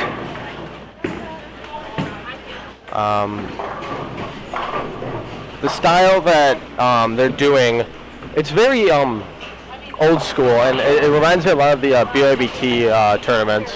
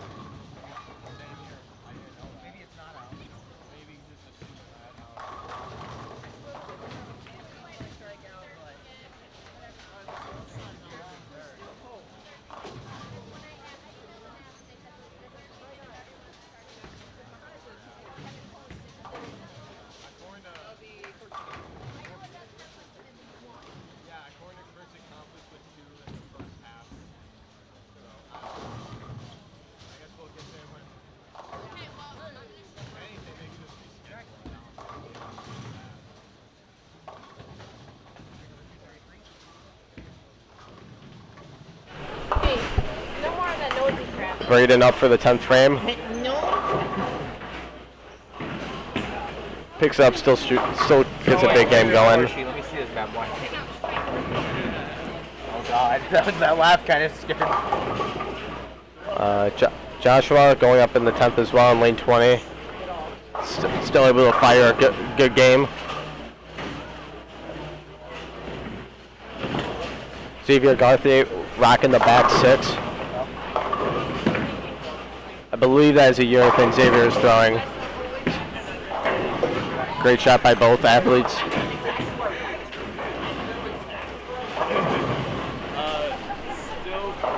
What'd you go, 700 for the first one? First three? 7 times. I was first. I've been leading this entire time. I don't think you're leading anymore. Well, I mean, Up until 3 or 4. 3 games. 4 He was leading. Jade Oakley going for the spare. She didn't get the hard way. She didn't do shit all the way. She just wanted to show everyone. Barely hitting that 6 pin. Sneeze on it. Let's look at the chat. Zach Singer, okay, cool. Sorry. no, and then I went 9 spare, 4 in a row, and then opened down.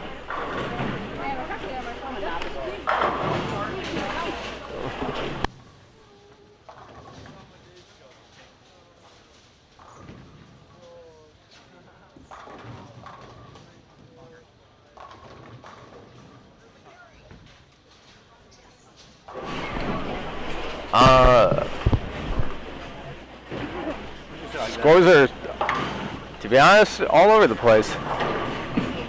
Got some guy with the middle 7 right now. That's Xavier. Xavier rocking the middle 7. You'll just see his approach on lane 17. Vader's yelling out shots. Robert Vader, state champion, yelling out shots. He needed a big game to place himself, and that strike basically did it. Xavier up, rocking the back 7. Got it. Xavier had a big first game, struggled the second game, but looking to make up the ground this game, that's for sure. I will not give her that. Riley Schwartz just in the camera.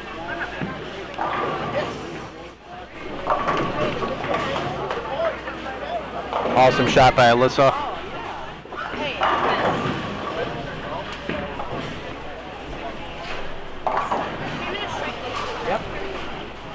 All right, now Xavier. Go.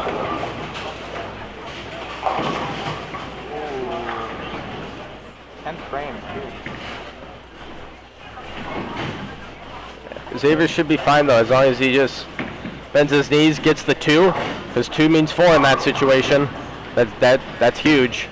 This is coming from a guy that misses cuts by 1 pin. Miscommunication.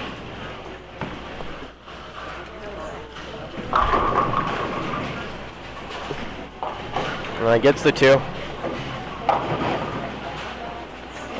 55. That'll for sure help it with the game number 2.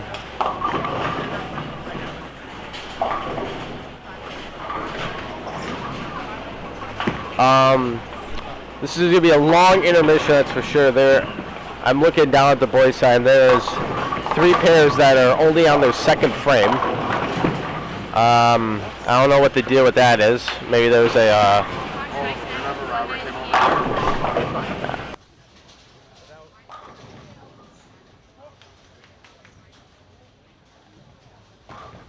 Robert double open now, and now rocking the back 5.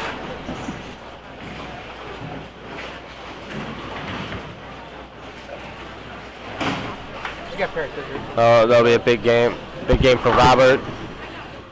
Robert struggled early on as far as I could tell, but obviously once the transition hit, he knows going inside with reactive was the move, and he capitalized on that. Better hope we're at a hot Riley Schwartz in your far left needs this one to stay in. And then she said you're at 4. Focus on the girls' final frames. Alyssa gets the spare. Assuming she'll make it, which she does. Duh, I called that. Greatest commentator in the world, if you ask me. I didn't say that. You said you failed. Shows a shot at a great game. You said you were going to get it. It's gonna be a weird break.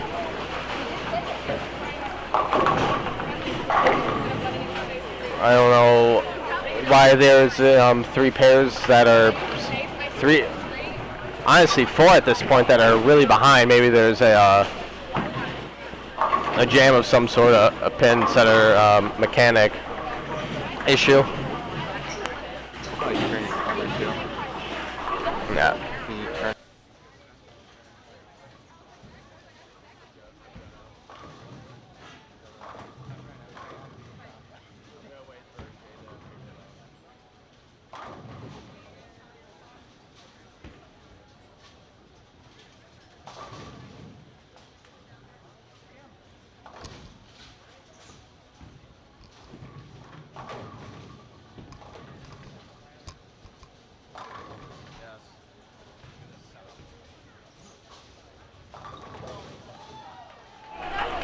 Right. This is gonna be a big shot for Vader right now. You'll just see him. There he is right now, setting up his approach. This is a big shot. Work on the back 7 or 8, I believe. That was big. The back 7 now. Let me know where you're at. Okay, that's back 8. I don't know how to count. Yeah, I know, but I want to know what your mind is. Robert gets this one, shoot 267 with 11 strikes.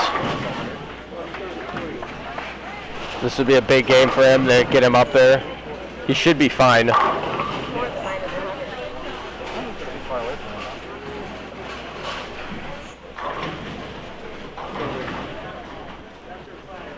Huge shot.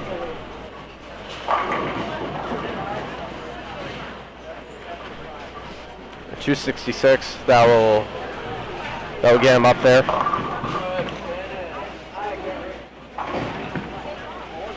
That's it?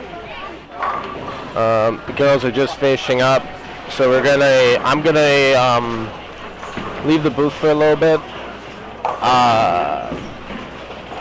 I'm gonna move the camera a little bit more to the left to shine on the pairs that are still bowling and still have a lot of frames left.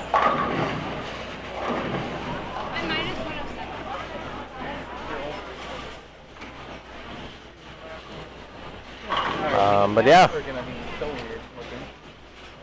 I will hopefully see you all back in match play.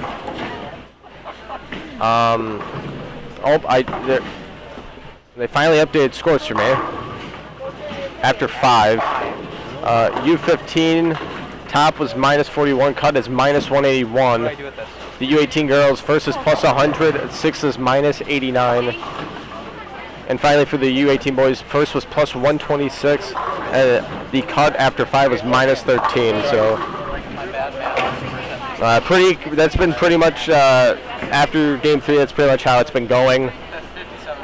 Minus T-Nesh. So, alright, we're going to focus in on the camera down there a little bit.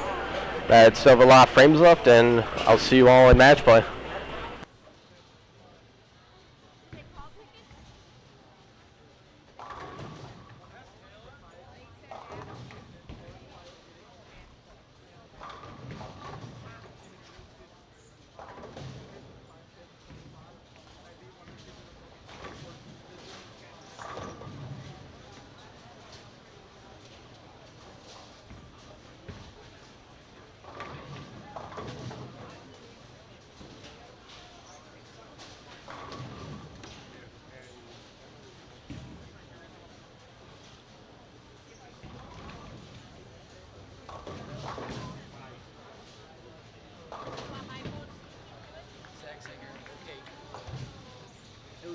It was the most random thing ever.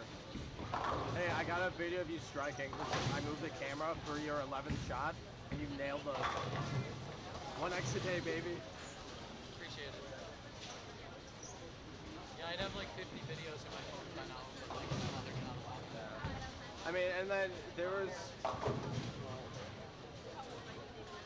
at game qualifying 2, you were to the left, and you had a few strikes as well. So you could cut it so you could see it. Awesome.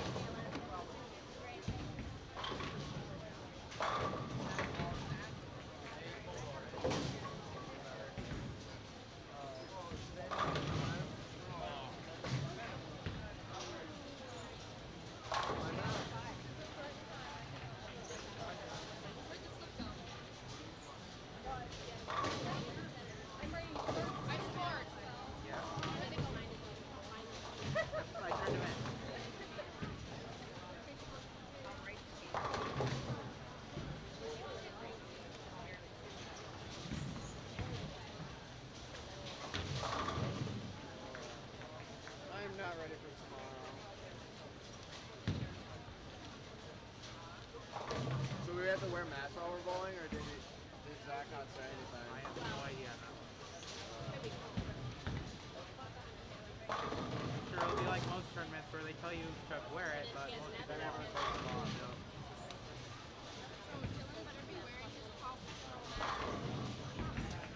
Dylan? If not, you're gonna yell at him. Where is it?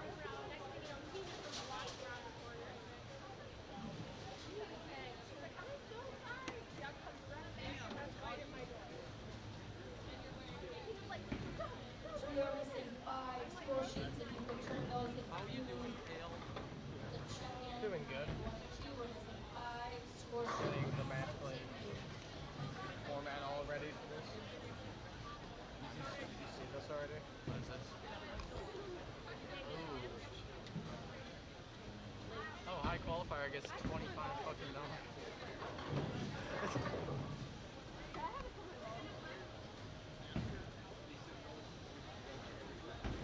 Did you even sign up for the clinic even for today?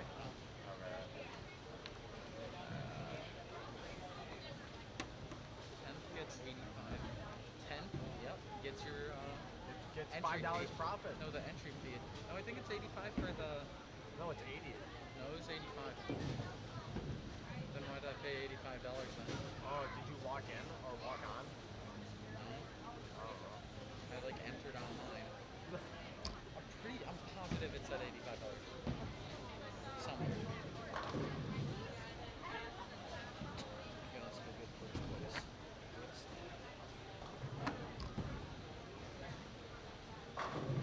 What are you after 6? Plus 76. It sounds like Ian was leading, but like he only finished at plus 5. So like, I don't know where.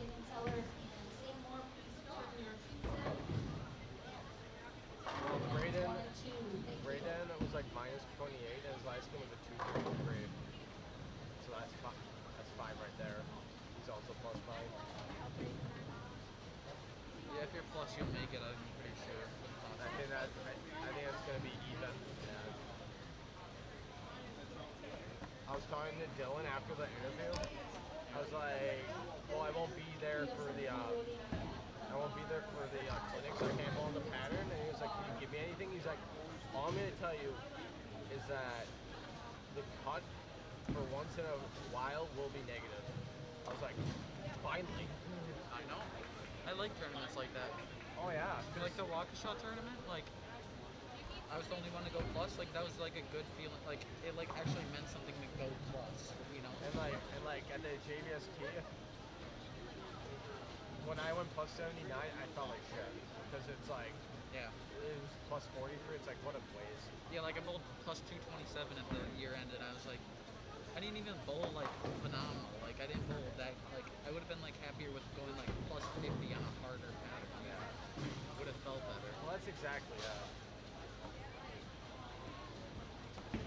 Yeah, he talked to me when I first came in and was setting this crap up, and yeah, he seemed a little irritated about Who was it this? when I walked in. Who's this?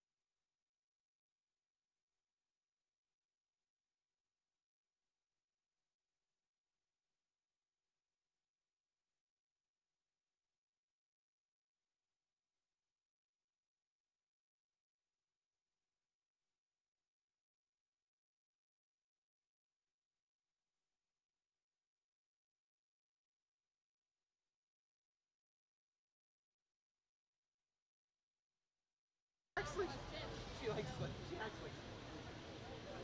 We all act like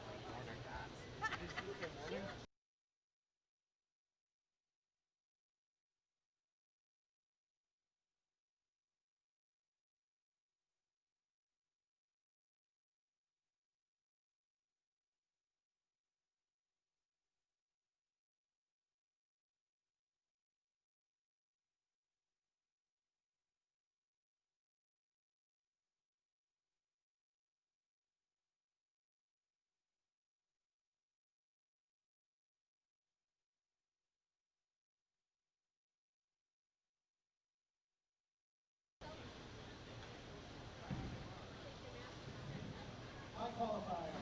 We just will 4 round robin games in U15. 3 games, and then we'll have a position round to determine our champion. Yeah. High qualifier, Jack O'Brien. Head over to lane 5. Jack to lane 5. And Jack, you also won the junior gold spot. 1191 for the 6 games. Second, Ethan Kraus, 1099. Ethan, head over to lane 6. Ethan, lane 6. Third, Cassidy Davenport, 1061. Cassidy, head over to lane 7. Cassidy, lane 7. And fourth and final qualifier, Alex Ladowski, 1009. Alex, head over to lane 8. Alex, lane 8.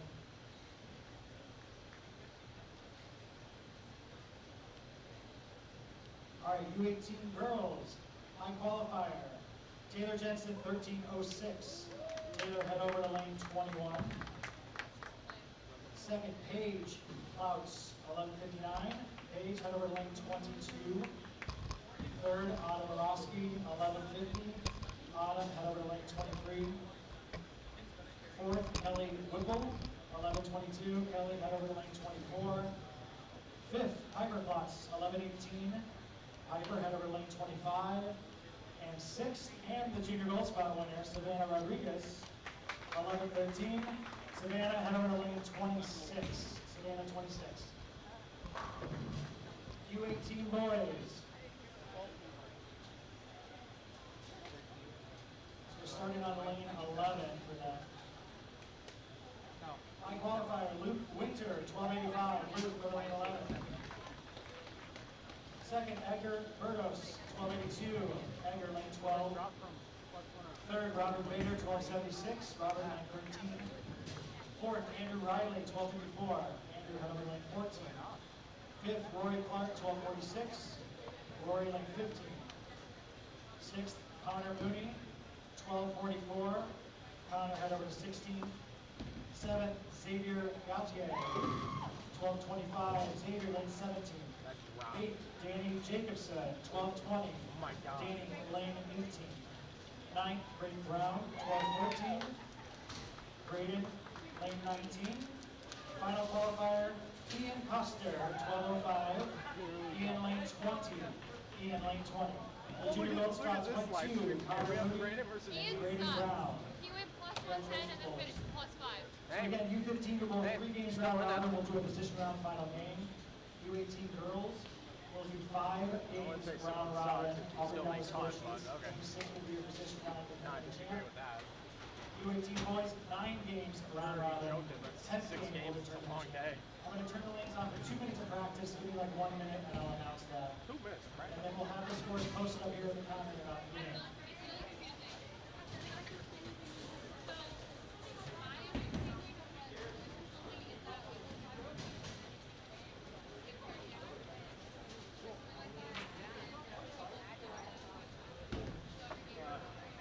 When are you leaving for Fox Field? Okay. I'll see you there tomorrow. Robert told me today he doesn't want to do it, so I'm like, so now I can go home and take care of Charlie for a bit. Yeah. He's so big.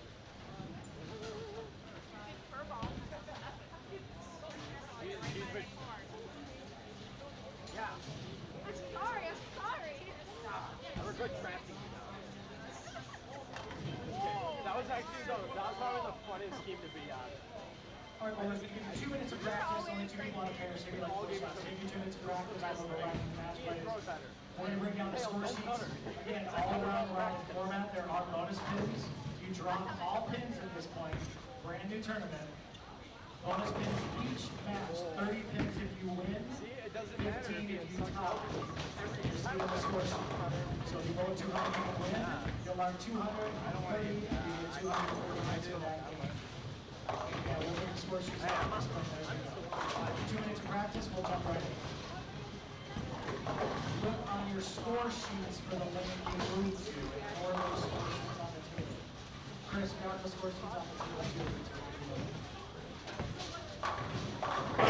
All right, and we are back. Hopefully you all heard Dan, one of the owners at Sabre Lanes, announcing the scores. We have the, like he said, very interesting format. All total pins that you have going into this are reset now. It's everyone is tied going into game one at even. So the match you'll be seeing is on the girls' side, Paige Plouts versus Taylor Jensen. On the boys' side, Graydon Brown versus Ian Coster.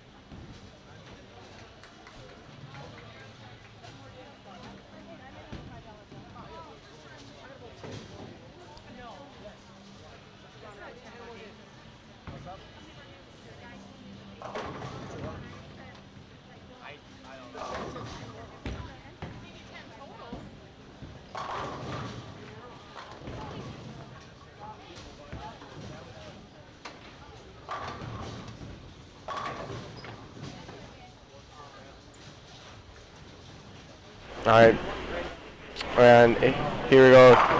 2 of the matches. 2 local heroes, Graham Brown, Ian Coster. Graham just leaving the 10 pin.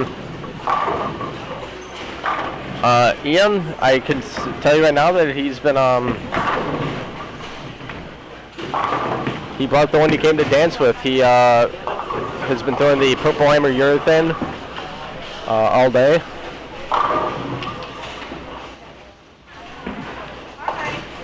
Graydon covers the spare.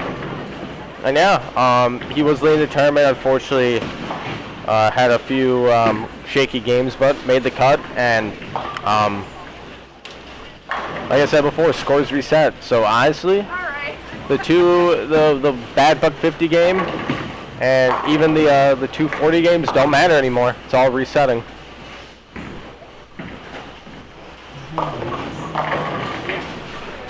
Graham throwing a Tropical Surge by Storm, a weaker piece of equipment.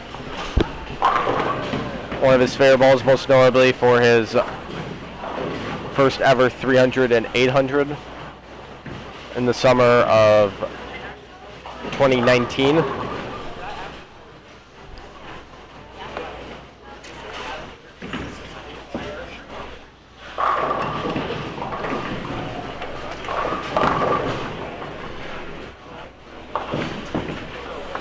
As for the prize fund, though, I have gotten some of the numbers.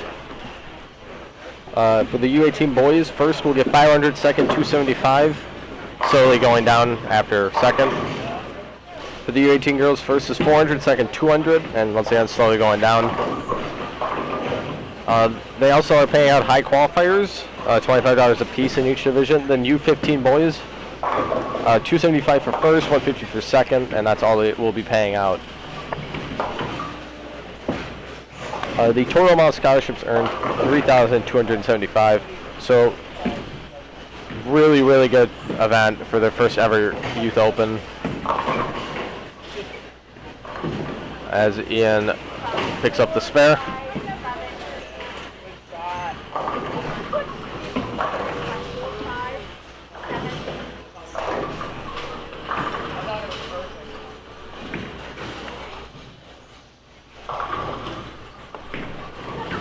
Great info.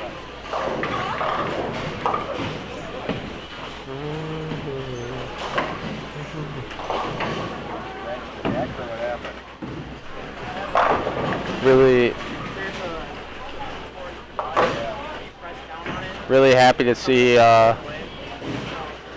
some of the locals being able to go this far. Big confidence booster.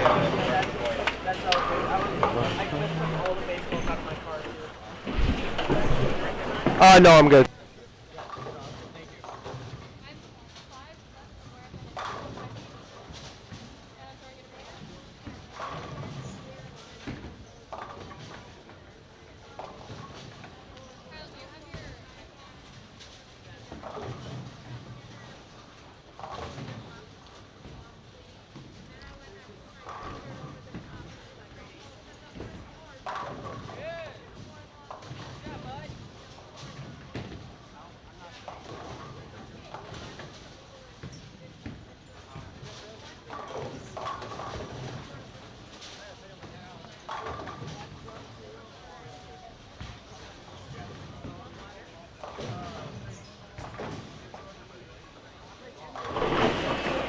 Ian's still throwing the purple hammer.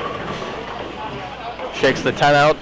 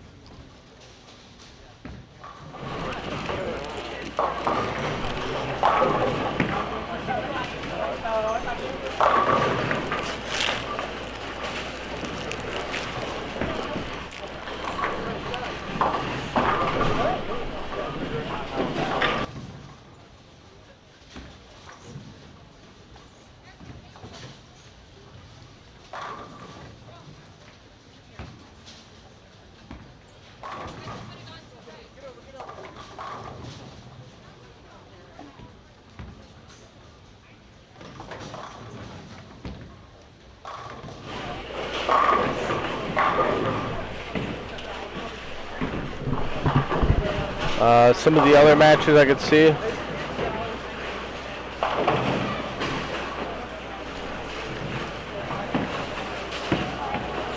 Looks like down a little bit is Luke Winter versus former junior gold champion Edgar Burgos.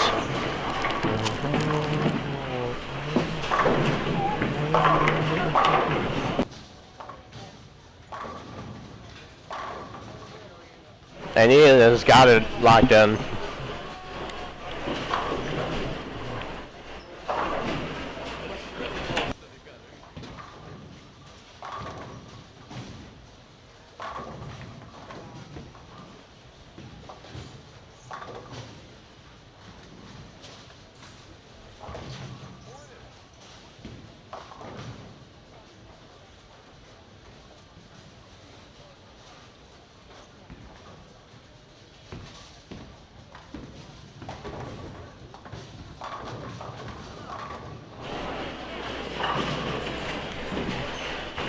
Ian working on the back four.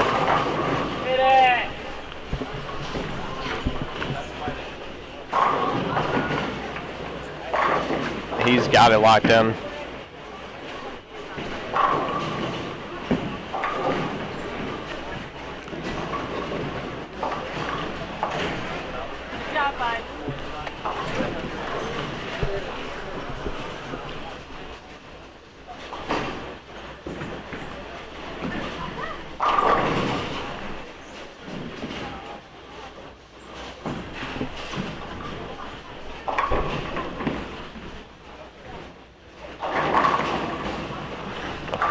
Awesome shot by Taylor.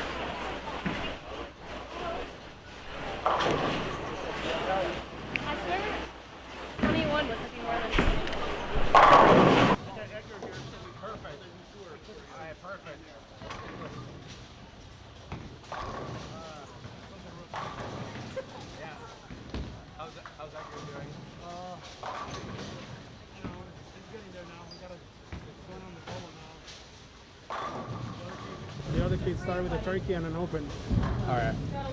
So you're just gonna be looking like, oh, come on. Oh, no.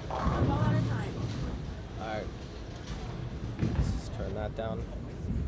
All right, and I have a very special guest joining me for the match play side. The senior Edgar Burgos. Hi. Nice to finally meet him and actually talk to him. I always see him running around watching his son Edgar. So, new tour coming up? Yes, we just started the Amateur Youth Bowlers Tour just to give another option to the kids. Yeah. Taking advantage that this is the only sport that when you just can start at 5 years old and start earning scholarship for college. Yeah. And I mean, just bringing another option to the and another tournament for them out there so that they keep growing that scholarship for college. Oh, for sure. Take it. Yeah. Okay. Okay. All right. We got somebody with a front eight. There we go. So we just started that, and our first tournament is going to be on September 19, Mardi Gras in DeKalb, and hopefully we can see a lot of you there. Yeah, for sure. And is it going to be mainly Illinois, I'm assuming? Mainly Illinois for now. Okay. We have ideas of probably going to other states in the future, but right now we're doing it mainly in Illinois. It's going to be a U20 and under tournament. Yep. I mean, like I said, another option. That's what I'm going to do. I'm going to move we got something going on down there, 15, 16. Oh, yeah. Tom Clark's son. All right. Rory Clark, front nine. I'll let him get the first one, then I'll move the camera. I don't want to be the jinx right now. Well, hopefully he can get it though. Right. That'd be huge. I think he's never had a sanctioned 300, so. Oh my God, that would be a great one. Yep. All right, I'm gonna move this. Yeah. Get these.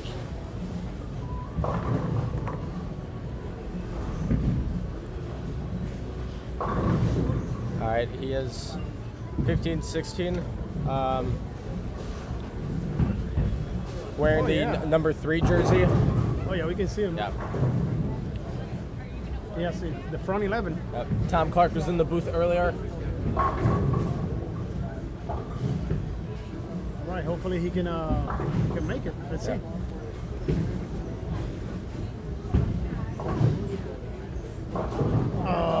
Was that a big 4? Yeah, big 4. Yep. Somebody jinxed it though. Now I just feel bad. We're going back to normal. I feel horrible. Oh, man. So yeah, and we have the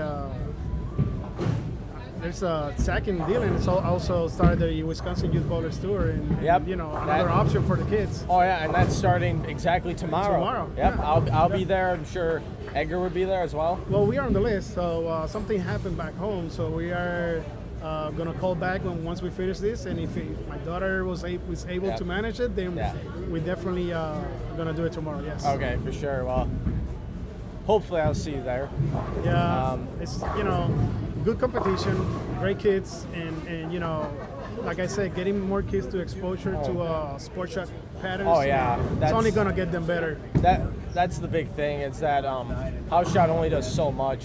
Well, you get into bad habits when you start bowling house shots. I mean, you're gonna see a lot of 200s, and when they face the real thing and sports shots, then they're gonna lose. Then they're gonna lose. They're gonna be all over the place, and they're gonna start crying, or frustration starts building up, and it's. That's why we do this. That's why we do this. It might be good at the moment, but I put 30 right there, right? I believe so. Yeah.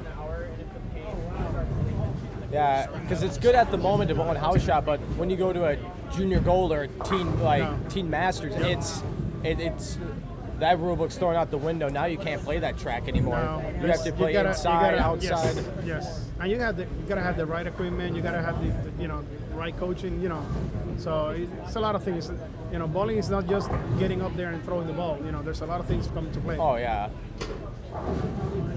That's my son right there throwing a strike. There we go. I might have to go down there now. I wouldn't blame you. The best ball rep, right? That's what Tom was saying, that he's the best ball rep. And whenever his son does good, he takes full credit. But when he does bad, it's It is like that. Yes. Yeah. Yes. You always take the positives. Well, I'm actually gonna go down there, but thank you for the opportunity. Hey. And 19 September is our first time. Hey, for sure. You people watching this live or rerun on the archive, you for sure. Thank you. Highly recommend it. Yeah. Thank you, my friend. Yeah. Thank you for being Yep. here. After this, 9. I like how I shoot 148 on the video here, and I go to shoot 201, 267.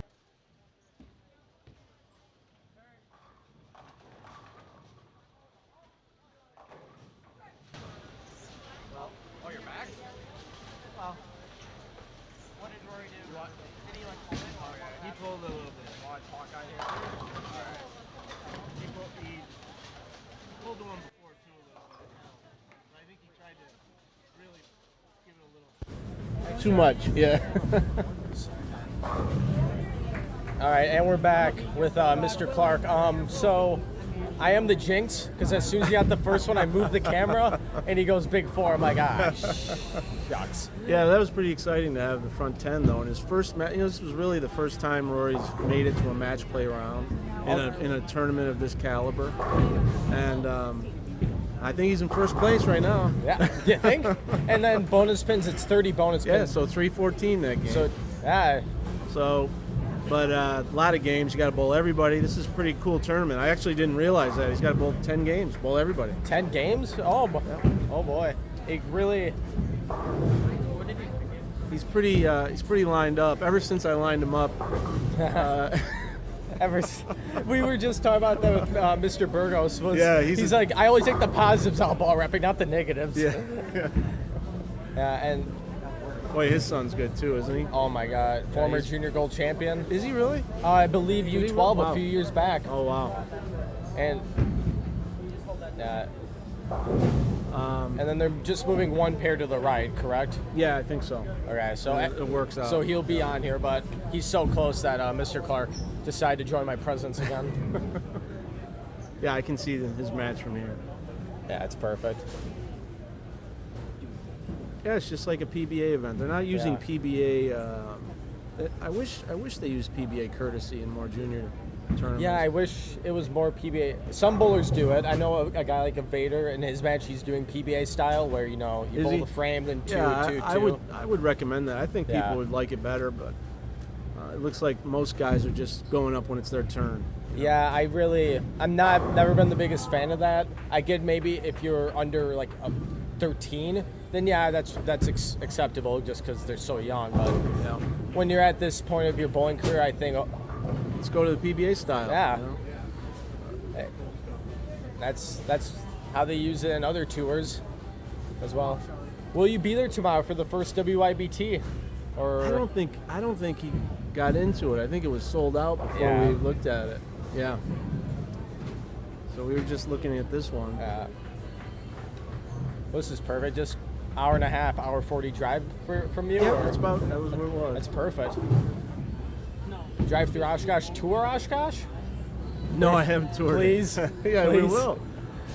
I think that'd be a great place to bowl and go to school. Oh, yeah, and I think one of the pros, too, is that he's so close to home to the point where if he needs something, you're like an hour away, if that. Yeah. I'm plugging Oshkosh. All right, so Rory's gonna make some spares this game. You have the front 10, you don't throw out any spares. Yeah, so. that's easy. He's never had a Sanction 300 either. So. Really? Yeah. He's really just started competing at a higher level just in the last few months. And, sure. I remember seeing him at Waukesha Youth Championships, and when I first formally met you. Yeah. Because that was one of his first. Whoops, missed that 10-pin by a mile. So what he's got to do now is probably calm down and realize, okay, that was a great game, great start. He was going on adrenaline. Now he's got to take a deep breath and say, all right, we got a long tournament here. You got 10 games. You're going to bowl everybody. Yeah. And start taking his time, sitting back a little bit. So he was all go in that game. Yeah, I really do like that. I wish the only thing, if I could, is make it still step ladder at the end. Yeah. It's the only thing I would change, but you're still 16 games. It's still not an easy task.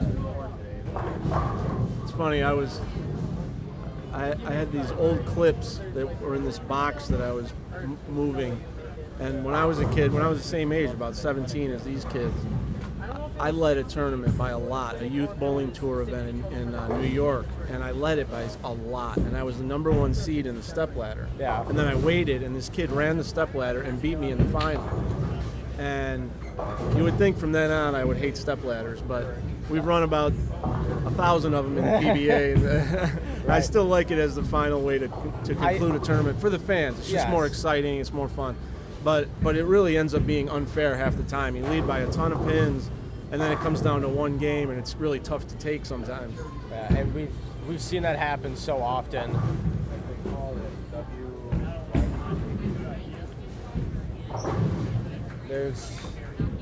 I can point out hundreds of tournaments where the number 1 guy led it and then just falls apart. I mean, yeah, and the person that's bowling and moving up the stepladder is more comfortable in the environment at that point.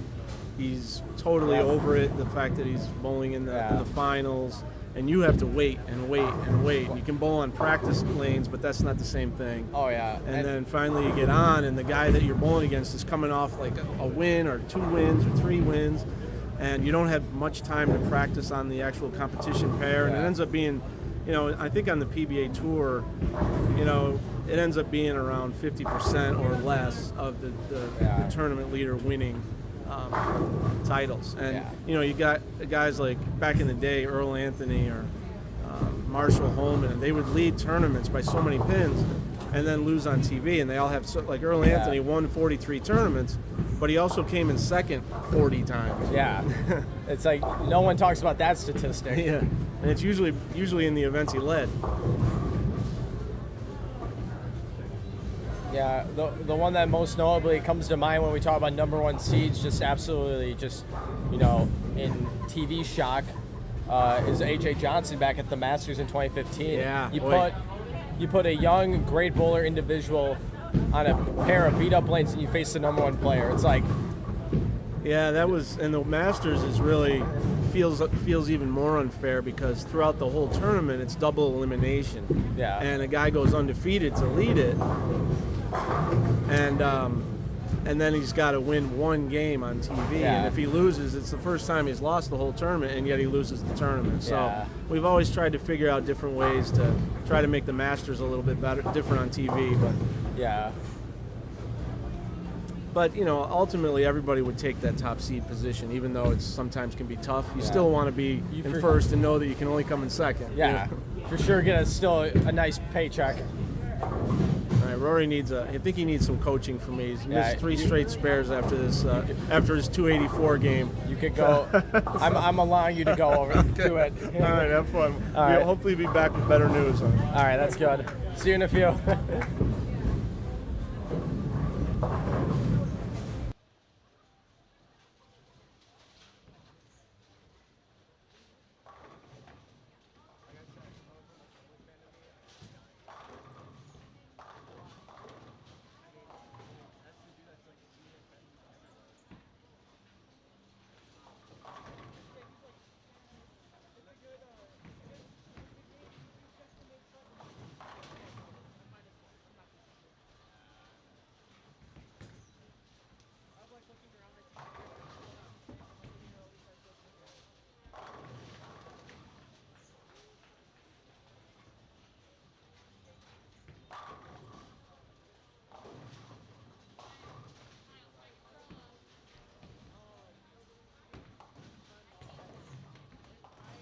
Alright, and we are back.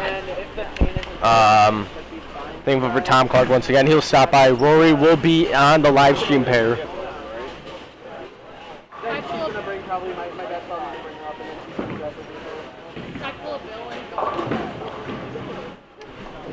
Sorry about that. Just fixed my audio. Let's turn this down a bit. There we go. So at the moment on this live stream pair, we're seeing Andrew Riley versus Danny Jacobson.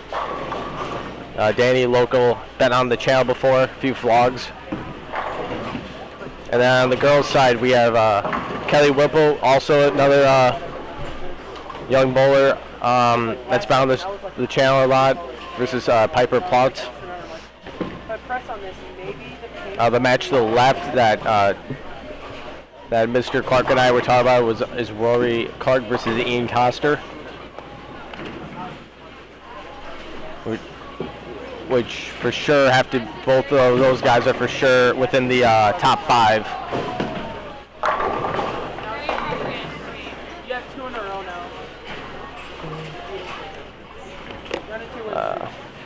now. Danny.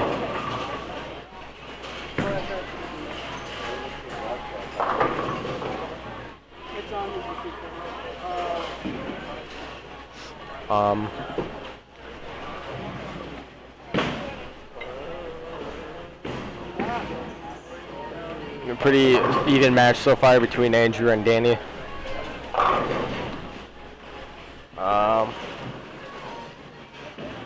Riley Schwartz, I hit bowling. Riley, it's okay. I still love you. You're still #1 in my heart. I'm looking. Looks like Andrew Riley's throwing a asymmetric Jackal Ghost from Motive. Solid ball. Taylor Jensen just to the right as you see her throw. That strike back 5, strike open back 5.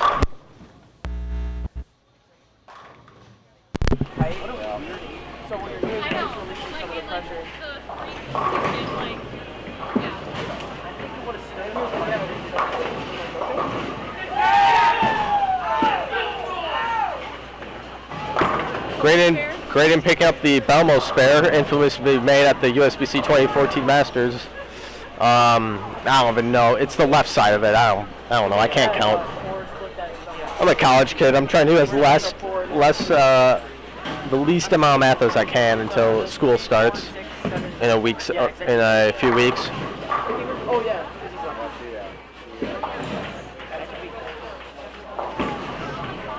Kelly Whipple strikes here, gives her a double. All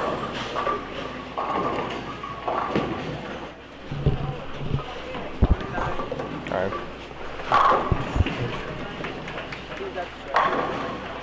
Kick it.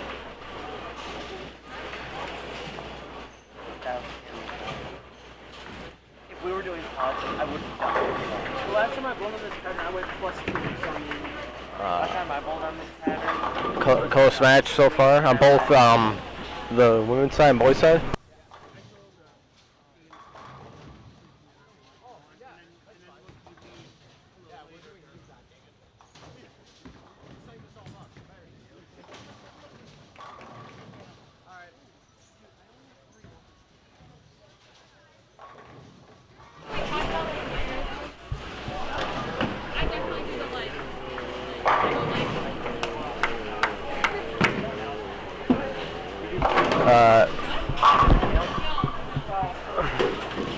I just got word that Dan, which is one of the owners at Sabre, will be coming over to talk with me.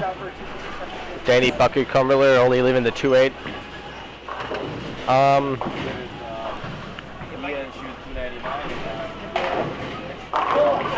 I was still minus though. Yeah. Because I needed to start on my last ball, but Big strike for Kelly. Was like, okay. All right. I was like, okay, well if I can just shoot 230, I'll have it. All right. So I had a 4-9 and a 9-10 right after. So I'm like, I'm gonna. 67. I'm like, let these matches play out. I'll be back hopefully with Dan Patterson and talk to him for a bit and talk about the tournament as well as what the future looks like for the Sabre Youth Open tournaments. Because from what it sounded like in the morning, there might be some more coming down the road. So I'll get back to you with hopefully Dan in a few.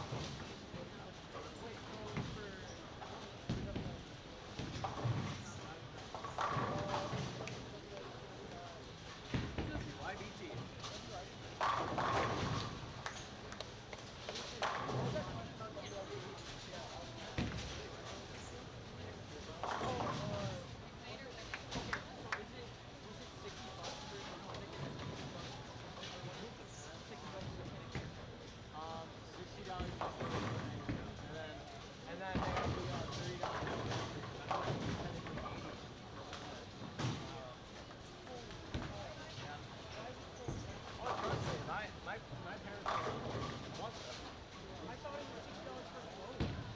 No, it's because they try to make the clothing so worth it because you get to work the pattern for the next day. Yeah, that's kind of like how we're trying to persuade people to come back. Then they have like an hour Asia rental game.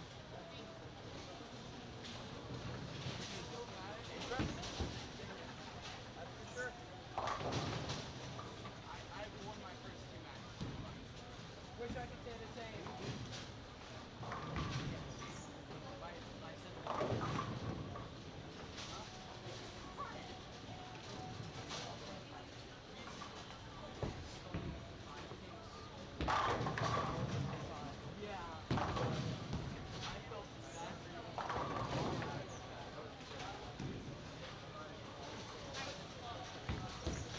Getting quiet about this.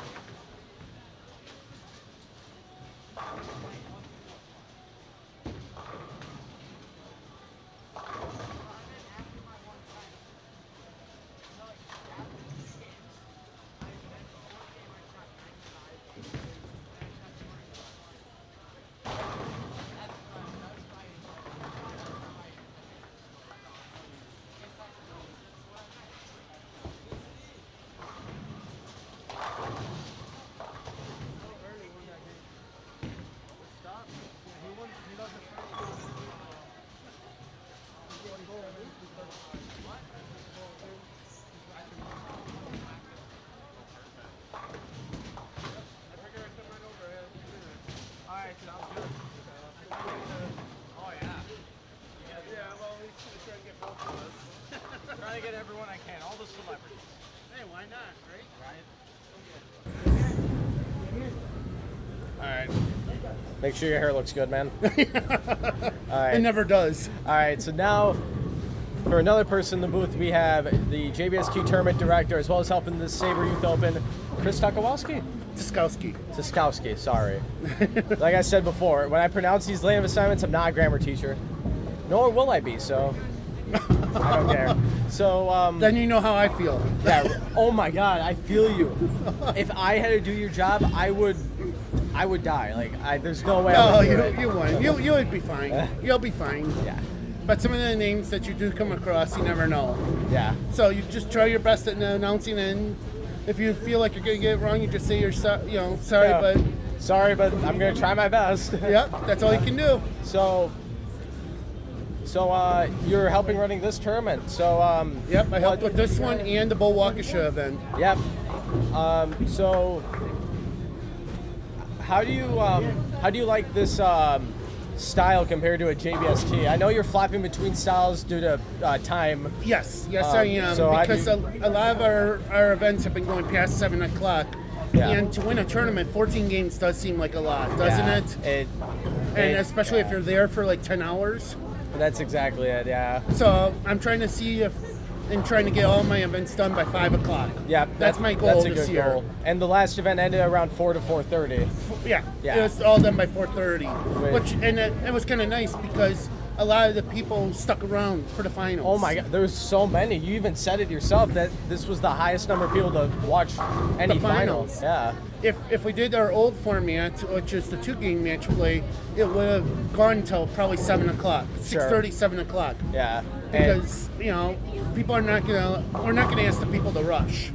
Yeah, exactly. So I'm trying something a little different now with this next one. on September 13th in Boulevard. If you want to sign up, you can. Our website's jbst.org.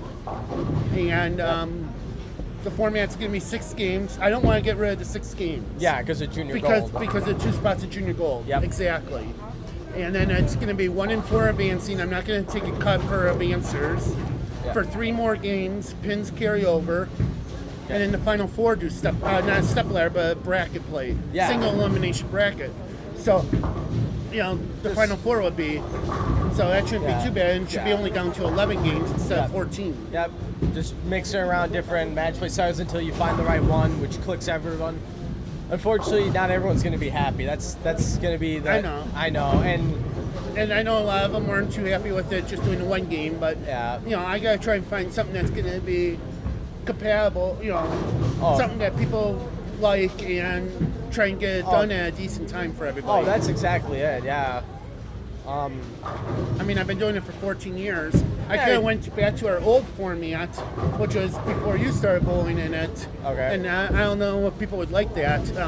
What it was 6 games, top 6 advance for round robin with pins carrying over. Sure. So it's almost like this, but then the handicap was just the top 5 for step ladder. Oh, okay. So figure 60-some boys, and you only take the top 6. Yeah, that would be interesting. So, to say the least. Yeah, that one would not work too well. It would be interesting, but it's with today's bowling and how many bowlers there are, it's going to be hard to. Well, it'd be okay for adults because I know the entries for like adult tournaments can be down a little bit. Yeah. Interesting leave. But for the youth bowlers, you do see the numbers up there. And I know you can agree with me there, right? Yeah. I am. But I'm doing what I can. I gotta try and find something that's gonna work. If anybody has any suggestions, definitely send them my way. Oh yeah, for sure. The only thing is, I know that I can't do the 2-game match play anymore. Okay. Because that's just gonna be too long, and that's too many games. Sure. Basically, you're bowling 6, and then you have to bowl 8 more to win. Yeah. So that would be kind of hard. That's a lot for asking for 1 bowler. Yeah. I mean, even today's event, they're bowling a total of 16 games, I believe. The boys are, U18 boys are doing 16 games today, yes. The U18 girls are doing 12, and U15 is doing 10. Yeah. So it's not too bad. Yeah. And this is a really cool format, in my opinion, where as soon as you make the cut, everything resets, but you still get bonus pins like a BYBT. Well, the BYBT, theirs does carry over. That's the difference, and they bowl less mine matches. is going to carry over, but mine won't be a match play for the one that we're going to have on the 13th. Yes, that's correct. So it's just going to be 3 more games. So basically the top 9, bowl 9 games to make the top 4. Yep. That's pretty much what it is. And I mean, we did really well last year, even though we had to cancel 2 of our events. For the 13 events or 12 events that we had, we did just over $51,000 for the year in scholarships. Yeah. And over 150 junior gold spots. Yeah, which is awesome. I mean, that's like so hard to compare, especially in Wisconsin. Yeah. Well, I mean, that's why it's nice that I run the 2 qualifiers. Oh, yeah. For those that are new, that are familiar with our tournaments, I'd run 2 junior gold qualifiers per event. There's going to be one event coming up October 25th. I'm still working on the details for that one. It's on the schedule, but it's going to be called a scratch shootout. Yep. It's going to be a boys scratch, girls scratch, men's scratch, women's scratch type of a division. I just got to figure out the format and everything for that one. Where any USBC sanctioned bowlers allowed in. Yep, and it's all scratch. Which is awesome because... And that's going to be right near our anniversary, and that's going to be on October 25th, and the 21st is actually when we started the tour, October 21st. It'll perfect. be 14 years. Well, actually, I'm surprised you haven't told them about last year, the big thing for me last year. Oh, the Hall of Fame? Yeah. The big Hall of Fame, yeah. Yep. So, I was Everyone inducted into the Milwaukee Hall of Fame last year. Yep. Into the new merged Hall of Fame that they have, which was nice. Sure. And that was actually on the 20th. our anniversary. Oh my God, that was 21st. perfect. And then you always have a late October event, so you celebrate like just this big week. Yep. That's awesome. Yeah. But no, we just kicked off our 15th season. We did almost 4,300 in scholarships and 15 junior gold spots at our first event. That's not bad. Yeah, the first event got so much. I even got my junior gold spot in my. It's just and then there is a JBST here right at Sabre in December, correct? Yep, in December. We're going to be here December 27th. Yep, right after Christmas. Yep. What I do is I'm going to be also up in Appleton at Super Bowl on the Sunday after Thanksgiving. In November. The reason I go northern Wisconsin in like November, December, January, or February, it would be because in Illinois, the high school bowling, they have to get approval from the state first. Because they are varsity sports in Illinois, so the state has to approve them before they can bowl. Okay. And they can only do 3 events outside of their high school bowling during that season. It's from November to February. Okay. So that's why I try and head north during those months. Yeah. At least you think about it, because I know every year you flip between Ashwaubenon Bowling and the Super Bowl. Yep. That's kind of like the schedule how it goes. And then it's going to be this one and probably Willow Creek. That'll be alternating with 2. Yeah. So that's perfect. You have your own little setup. Yeah. I do. And then I still have a few events to schedule. We are bringing back the JBST BYBT weekend. Yep. That's going to be January, I think it's around the 17th or 18th. Okay. We're going to be on Saturday at Prairie Lanes, and they'll be on Sunday. I got to get the website updated.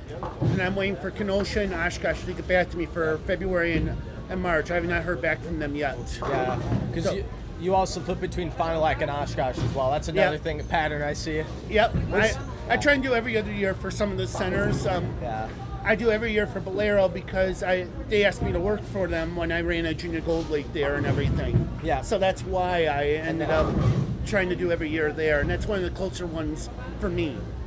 Yeah. So I'm sure. Yeah, it's not that bad of a drive. No, it's probably so easy. And then on camera, Xavier Gauthier, Rookie of the Year for JBST. Also, Lake Michigan Cup. That is. I was even talking about this when he was on one of the qualifying pairs. That is huge for like this young individual. Oh yeah, we had a good turnout at the Lake Michigan Cup, or actually the Illinois Cup. Michigan and Indiana were not able to get their teams together. For Michigan, it's understandable. Indiana, they take half of their team based on their final event. That's what I heard. Sure. So that's what I heard. I don't know if that's actually true or not, but it could be. Yeah. For Michigan, their tour, they run from I think August to November, take the high school season off, start up in March again, and then go to June. Well, they took off for the high school bowling, but then in March is when the COVID started and everything, and that's when the centers closed down. And I don't think their centers are open yet in Michigan. No. I don't think that they are. So they haven't been able to have an event since November. Okay. So, what can you do? What can you do?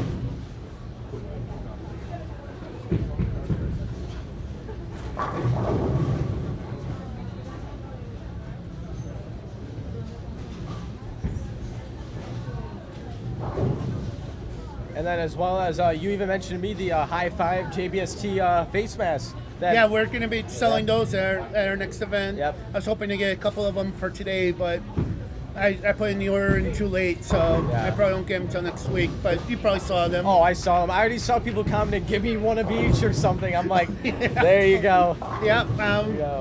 Yeah, I ordered some extra for the next event, and if people want to, they can always order some through me as well. Yep. They're going to be like $8 to $10 each, and they're reusable ones, so that would be nice. That's perfect. Yep. Too bad I didn't think about it sooner. Yeah, that would. Oh my God, yeah.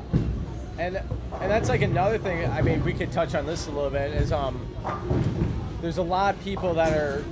Everyone has a different opinion about this whole COVID thing, and there are some people that make their opinion very well known about the social distancing during bowling, and you do the best you can. I think bowling on the same pair for 2 games then moving is the smartest option you can do because you can only do so much. and I try and go no Yeah. more than 4 on a lane if I can. Yeah. What I've been trying to do, like I did at my last tournament, I took one pair out of play in the middle. Yeah. So that way then we had like 50 on one side and 50 some on one side and 60 some on the other. Yeah. So that way we can space it out a little bit. Yeah, I think the way you do it is great, and I know Jeff, last name like Riggles, yeah. He did an article about the JBST in Racine, and I saw like a parent gave their honesty, like 80%, 85% of the bowlers wore masks, and the other 15 to 20 didn't, and Yeah. it was. No, Yeah. I mean, technically everybody's supposed to. So like Yeah. you and I are supposed to right now, but we're trying to do what we can. Yeah. So I'm trying to space everything out. Yeah, and you're doing the best you can. I mean, at this point, as a tournament director, you can't enforce social distancing. The bowlers have to enforce social distancing, not you. Yeah, exactly. So I think everybody's just got to do their part. Yeah, and if you're 100% not comfortable, then I just say this: then unfortunately, just don't show up. Just stay home. If you don't feel well, that's how it is for some people. Yeah. But looks like I do have to get back. All right, sounds good. All right, I'll try and stop back, guys. Awesome. All Thanks right. again. Thank you.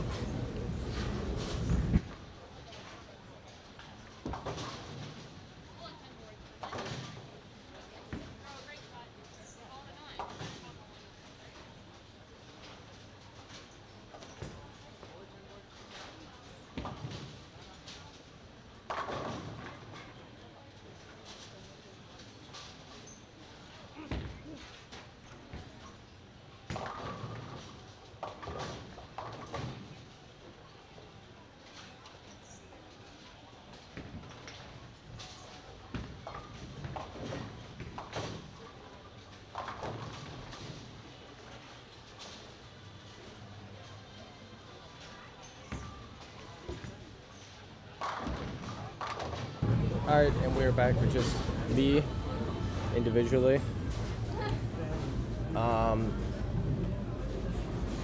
Currently seeing Connery versus Xavier Gauthier in front of us. On the boys' side, girls' side, I will take a look at. Looks like Savannah Rodriguez versus Paige Plugs once again. Very happy to have these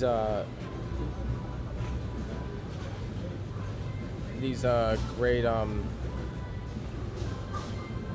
minds of bowling in the booth, such penalty. Such as a Tom Clark, a Chris.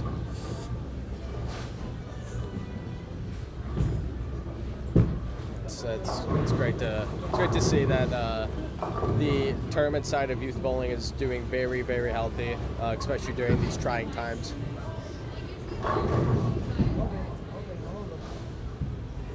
And Xavier needs this one.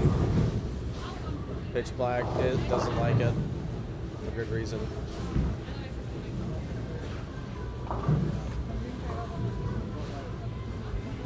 The girls cut for U18. Minus 86, I believe, Aubrey. Around minus 86. Sorry, I had to run off on you there. Oh, dude, you're fine. Dude, I know how busy you are. You're fine, man. What else is new, right? Right?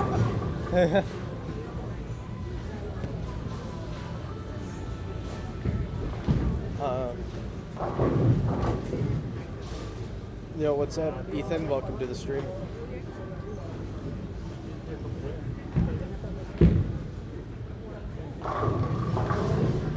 Huge shout out though to Graydon Brown getting his junior gold spot. One of my high school kids, so I'm a little biased, but guy's junior gold spot.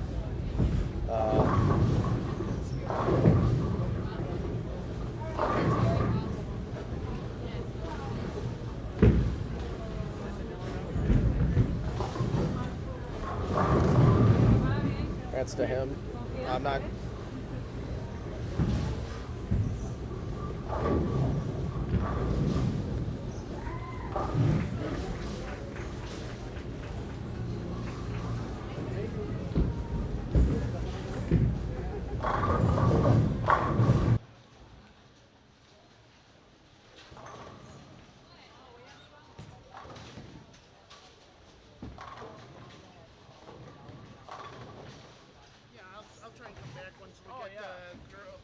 15 and you girls done. For sure. Yeah. Okay. I'll try and get the info. I would love to do this for a JBST If you want to. if I wasn't bowling. That's the only issue. Yeah. Well, what about the one that does the videos with you, that Tim or whatever? Tim? Yeah, he might. Yeah, maybe him and I. For like the Appleton things. Yeah. I think he would love to. Since he works at Super Bowl, yeah, he could easily. Super Bowl in here. Yeah. Hey, why not? I'll talk to him for sure. Mr. Hollister. Hold on. I'm going to say this. Ladies and gentlemen, Ian Coster has just informed me that he lost to the current highest field percentage of the Wisconsin High School Bowling Club, as well as the current District 8A bowler of the year for high school bowling, Luke Winter. And I just informed you to shut the fuck up. Whoa, I can't censor screams.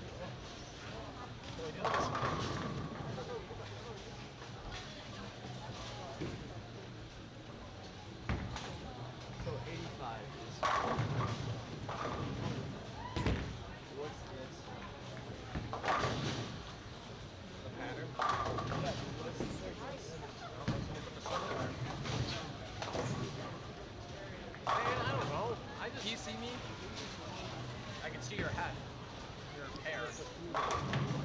Now give me. Could you see me? Yes, I saw you. That's what you're gonna do tonight, is just rewatch yourself until you find you. And just watch yourself.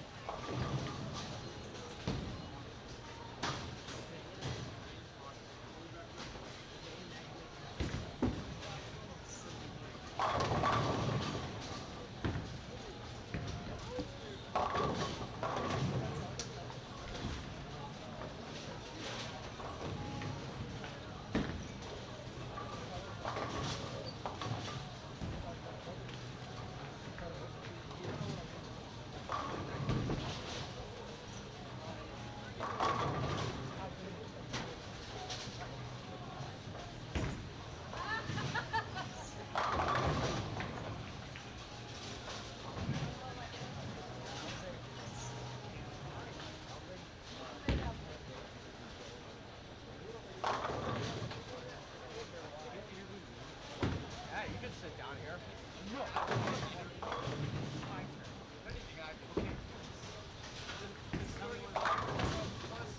Hey, dude, honestly, it doesn't matter because everything resets. Wait, are we actually? Relax, come sit down.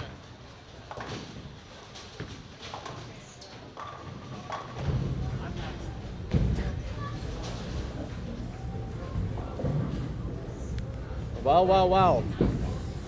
We are back. Mr. Muth. Jesus. I'm not a grammar teacher. I don't care. That is true. How'd you bowl this afternoon? Well, started off with a pair of 180s. Then it instantly went down the drain because I was on the camera pair and decided to shoot 140. My fourth game. Yeah, I wasn't paying attention due to. Taylor over there just ran, what, 7? Yeah, 7. And then got a low. I was minus 68 going into the last game. Cut was minus 13. I was like, oh yeah, if I shoot 260, I'll be in it. No problem. I actually end up shooting 267, and I go -1 and still miss cut by 6 pins because Ian Coster decides to beat me, going -110. I even sent or going +110 to +5. Get out of here! Get out of here! Don't you have another match to worry about? I'm right here. I'm on your TV pair again. Again? That's kind of cool. Who rigged this? Oh, what fun. Yeah, I've been here 3 times. Who rigged it? I've Who been put here this 3 guy on times here? today. So you guys are almost done, and I'll have the champion come over. Okay, sounds good. Yeah, awesome. Thank you.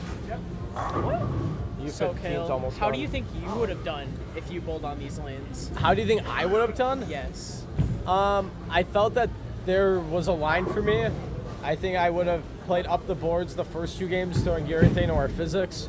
And then I would, and when Rory Clark came over to the TV pair, Tom immediately moved him inside, and then he had so much room. So I Yeah. felt like if I kept up with transition, I would have been fine. But that's the beauty of bowling. You'll never know. Yeah. Originally, when practice started, I had a solid line that lasted all of about 2 games, and then Yeah. I switched to urethane because purple urethane is basically cheating. But you know what? Managed to shoot 216 with it. Ran the back 5. Yeah. Then I came to this pair, and I just could not stay consistent, and that turned out to bite me in the end. But I ended up basically just whatever Rory did, I did, and Yeah. I just changed a little bit too late. Of pocket 4-9 in the 9th frame of the 5th game, and then turned into a 201, and then after that I was basically set. But there was a lot of room inside after the 3rd game, and I'm surprised a lot more people didn't play there. Everyone was trying to play outside. Yeah. And like I think the real move was just to get some sort of curl and just hope to God that there's hold on the outside for you. Yeah. When you swing the lane. And just wrench it in the inside. Yeah. Yeah. But, just coming, I guess it was just a huge confidence booster because, I haven't been doing that hot in tournaments lately. So just being able to come back from minus 68 to That's almost good. make cut definitely, made me feel Oh a yeah, little bit and better. and that's the thing. A lot of these kids have to take in mind is taking the positives out of it. Oh, yeah, for sure. Or stuff to work on. Because when I missed the cut by by 1 pin against Riley, it sucked. But I legit was like, I need to work on my footwork, and I hammered that in practice. So I'm sure you'll do the same. Oh, yeah. You will be there tomorrow at the WIBT? I won't be bowling, but I will be watching. Okay. He'll be my camera guy. Let's go.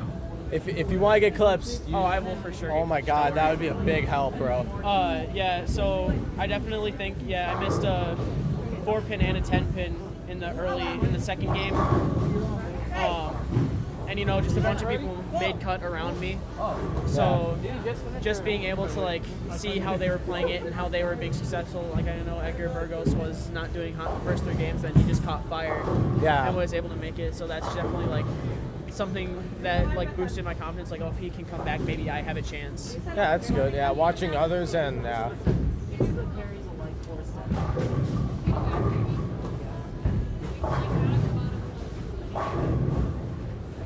What is this, the 4th game of the round robin? For the men, yeah. Boys, and For the then- women, it's yeah. 5. So I just have 4 on the. Yeah. Yeah, so around me I had Rory Clark on my lane who had the front 10 earlier. I had Edgar Burgos to the right of me. I had Hunter Mooney to the left of me. Just seeing all of them throw really good games. Yeah. Wow. His father must be pretty good looking. You're fine. Just being able to see, how they were playing and their mental game and not giving up and being able to come back. Yeah. After bowling with Cameron Crowe, he literally shot, I think it was 2 120s at a JBST and ended up making cut, averaging 180. And he never got down on himself. He'd get open and be like, okay, this is how I adjust, this is how I come back. That definitely left a mark on me, and I feel like that made me a better bowler. Always realizing that you're not going to be perfect and that there's always something to work on no matter how good you are. Oh, that's exactly it.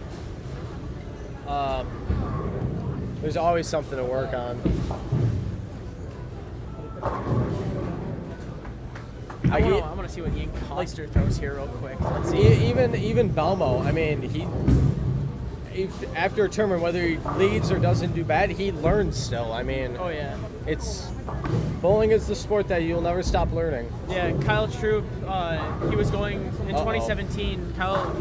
Ian almost throws a gutter, but manages to stay on. Kyle Troop in 2017, I forget which exact animal pattern it was, but he was going for the highest qualifying series in PBA history. I don't know if he got it, and I don't think he got it, but he was really, really close on the last game. And he still said, I have things that I can work on, even though he averaged 270, which is absolutely insane, considering the fact that, the highest game I threw was 267, and that's and this is modified house. It's not nearly as hard as what they're bowling on. and Ian picks up the spare. It seemed like, Look at that. because when I heard it was Sunset Strip, it was very interesting because it's one of those patterns where it's scoreable, but you still have to be accurate. I mean, Yeah. you can't. It's not like Rush's Bowl where you have 20 boards of misread. Or the 500, 600 tournament. Should definitely watch that Unless video. if you're a 500, 600 tournament, Black Widow pin Kyle move. Oh yeah, definitely did not have 15 boards of miss room and still managed to miss 3 times in 2 games. But still, you know, when it hit the 4th game, I made it's like it becomes so huge to realize how much miss room you have and how much you can actually like stay consistent on your line. And you know, I think staying positive and not rushing the line, which is what a lot of people are doing, actually kind of helps. Yeah. Some people just get in their head, so they try and rush it and try and make sure that they don't have to deal with it. But honestly, I think that helped me, and I feel like if I didn't have a positive mental game after that 140, I would have been done, and I would have never even gotten close to -1. Yeah, that's exactly it. And Ian Coster here managing to sneak in the cut. Last place after leading the cut after 2 games. What was it, 3 games? And I'm defending Ian right now because I was telling Will this earlier. Listen, you can make fun of him for leading and dropping. Scores reset. It doesn't matter. Yeah. Like, I made cut, that's all. yeah. I did not know that. I thought they stayed. Yeah, it might determine what lane you on when you start, but at the end, you're facing everyone at least once, and it resets. I mean, Yeah, that's definitely huge. Sometimes it kind of screws over the people in first place. Taylor Jensen with a nice shot there, and I don't want to jinx anything, but if you're looking at 21 and 22, it's a nice game going for the girls there. Edgar, And Taylor Jensen has been absolutely crushing it, leading the entire girls division by 147 pins, which is the highest lead I've ever seen. It's bigger than what Robert Vader had at state. He had a 141 pin lead on Blake Reiger, who shot 672 in the first 3 games. So I think that's extremely impressive. You know, especially coming into this, you know, she was practicing at Silver Lake with Vader and I, and she was just, in her words, atrocious. And she told us like, "Oh, well, get used to this." You know, she was, and then she just comes in guns blazing at hitting a plus 106. I think. A good friend of mine and I, we used to bowl in the same pair a lot, JBSTs, Quinn Sheehy. Oh, yeah. Former national champion, and him and I both feel the same way. I'll shoot a $120 in practice. If I feel like I'm throwing the ball good, just take it, get it out there. I mean, I know that sounds cliche. It's like, get your bad shots in practice or whatever, but it's true. It's like, because in a tournament, your mind is at a different like mindset. It's crazy. I don't know, like when you put that jersey on and you see all the other competition, like walking into today, I saw like Xavier, Vader, Ian, Edgar. I mean, I saw all these great youth bowlers. It's like, I think that's when like everyone else's mental game turns really focused. Like once you step on the approach, it's game time. Yeah, and just like, especially like, I know Ian, Edgar, I did, Xavier, all of us had at least one game below 150, and they all still managed to make cut. I was 6 pins off. Yeah, I mean, so that's always huge. And that's another thing. I talked about this with Dylan Warner and Zach Singer in my WIBT interview. The WIBT patterns are going to be college and or junior gold, which, for those who don't know, are the hardest patterns ever made. For sure. So, and Dylan had said it best. He's like, listen, you can shoot up. Oh my God. He just kicked a 3-pin. Are you serious? He just kicked a 3-pin out. He just kicked a 3-pin. I'm confused. What was that? Might as well at that point. If we had a replay system, that is 100% being saved. Everyone, go back. That was at 4 hours and 15 minutes and 30 seconds. Yeah. Can I interrupt here? Yep. Yeah. Get him in We here. got 2 people for you. All right, move. Get him in here. Get him in here. Jack over here. Jack won the U15 division. Jack O'Brien. I'll put Cassidy in the back here. Here, I'll put her on here. Yeah, put them in the middle. I don't need to be on. I don't need any more camera time. Cassidy was the only girl in the U15. Oh, good stuff. So, we got 2 people. Awesome. Okay. So, well, you guys bowled great. Did you? What were the what was the thing that you learned the most today? Obviously, I mean, I always say you're either winning or learning. So, what did you guys learn? 2 things or 1 thing? Anything. I wasn't listening. Oh, what did you learn today, man? I learned that I could bowl scratch. Like the last time I bowled scratch, I bowled like -100, and I bowled -9 today, and I was really happy with myself. Good for you. Send the goals. Yeah, what did you learn? I learned to never get up and that I can't go against boys and beat a field. There you go. Hey, she beat me today, so. There you go. So, where you guys from? Rockton, Illinois. Rockton, Illinois. I'm from Manawa, Wisconsin. In Manawa, Wisconsin. Wow. And obviously it was worth the drive for both of you. Obviously you a little bit longer. Yeah. Mine was only 45 minutes. Oh man. That's crazy. And I got my junior gold spot. So. Yeah. Have you gotten your junior gold spot yet? Or? Not yet. Not yet. God, you didn't even make it? Oh, that's upsetting. But hey, still win. Yeah. So, man, good for you guys. Have you guys ever bowled like this in a tournament before? Like, obviously JBSTs. I'm sure I've seen both of you. I won a JBST in 2018. Okay. When I had like 1,000 handicap. Oh, jeez. And then I took second twice. One was before the one in December 2018 that I won, and one was last January 2019. And that's pretty much it. And then, is this like your big first tournament breakthrough, or have you had a few other minors in there? I've had a few. I've only bowled 2 JBST tournaments. Okay, sure. So I bowled the other one that was up here. Oh yeah. Is that the one in Racine. Racine? Oh, yeah. The one a few weeks back? Yeah. Okay. I didn't go to that one. Yeah. Man, good for you guys. Will I see you guys tomorrow at the WIBT? Are you guys doing it or no? I don't think so. My mom's kind of big on the COVID stuff, Oh, and jeez. anything down by Milwaukee is a no. So. Yeah, that's respectable. Well, either way.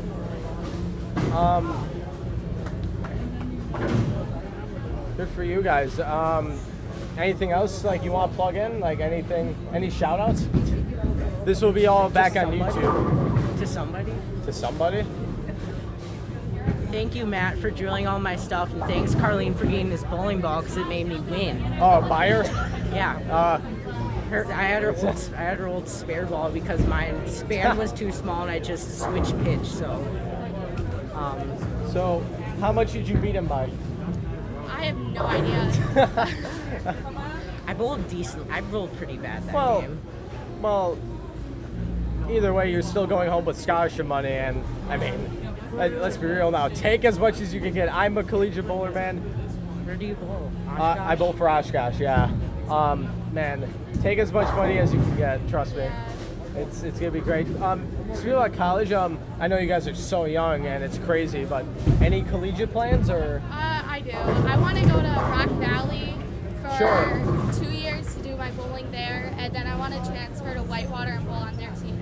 Yeah, I know a lot of people have done that. My future brother-in-law did the same thing on the men's side, at least. I kind of just think I'm gonna be done after I graduate high school. Never say never. Well, I don't think that I'm not good enough. It's just I feel like that I can't make a living out of Oh my bowling. God! Don't say that. College bowling is for anyone. So I want to work for the government. Don't say that. As long as you put your mind into it, I mean that's all that matters, man. I mean, I'm still thinking about it, but I kind of have just started just looking at other colleges if bowling just doesn't go out for me. So. Sure, that's fair. And then what grades are you guys going into? I'll be a freshman. I'm gonna high be school? Oh my God! I'm gonna be a freshman also. Oh my God! I feel old. I feel so old right now. Sophomore in college. I feel old. Oh my God. Well, man, Congratulations, and it was worth the drive. Like I said before, congratulations. I'm not going to take up your time too much longer, but if you want to stay and chat, that's fine. But if there's anything else you want to plug or give a shout out to, you're more than welcome to. I can shout out my dad and my sister for keeping me calm all day and making me work for it. There you go. And thanks to my dad who drove me here, and I forgot to mention him at the first thing. So Yes, the parents are always the big ones, man. Yeah. Oh my God. They always say that at Junior Gold, like the first announcements, and thank your parents, and man, it's great. Well, I'm not gonna keep your time too much longer. If you guys want to stay and chat, that's more fine. If you guys want to go get, are we doing anything today? I'll stay. I don't care. Yeah, you're more than welcome to watch the men's and or women's U18 divisions. What? I'm gonna go back down and get my stuff. Okay, bye. Yeah. All right, I gotta go. We're gonna have the girls' Bye. final match in 21-22 for you. All right, sounds good. Thank you so much. Congrats. Got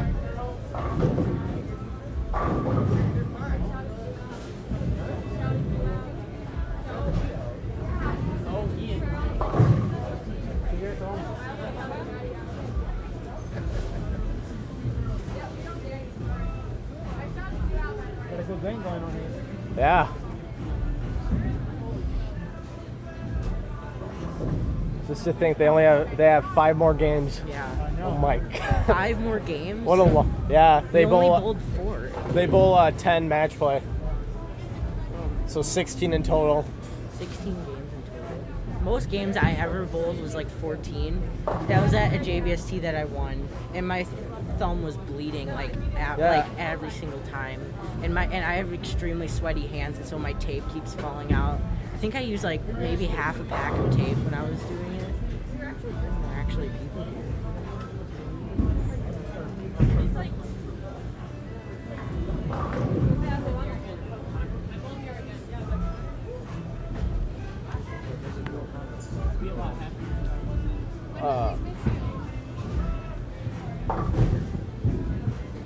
Where do you get one?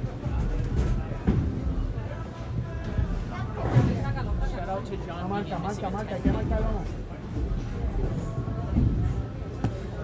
So what's happening on this pair?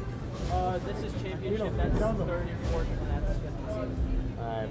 So Taylor versus Sam is the championship. Alright, everyone watching. Just a game. Everyone watching right now, 21 and 22 will be the girls' championship pair for the U18 girls division. Absolutely all I'm assuming they. Kick it. I want to say carry, but.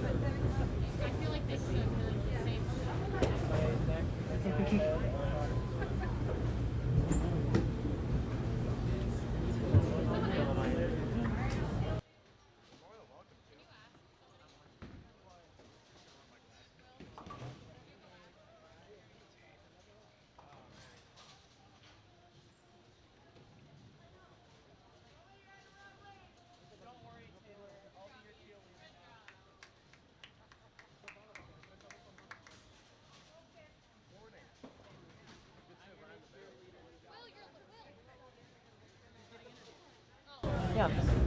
Right here. Wow. Okay, I see how it is, man. Oh wow, that chair is. And now we have Will from Anago. 28 or 21, 2019 state team championship. Yeah.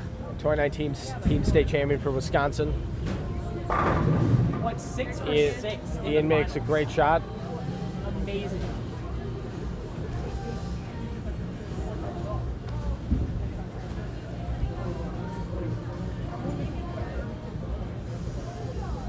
First off, all I gotta say is hi, Mom.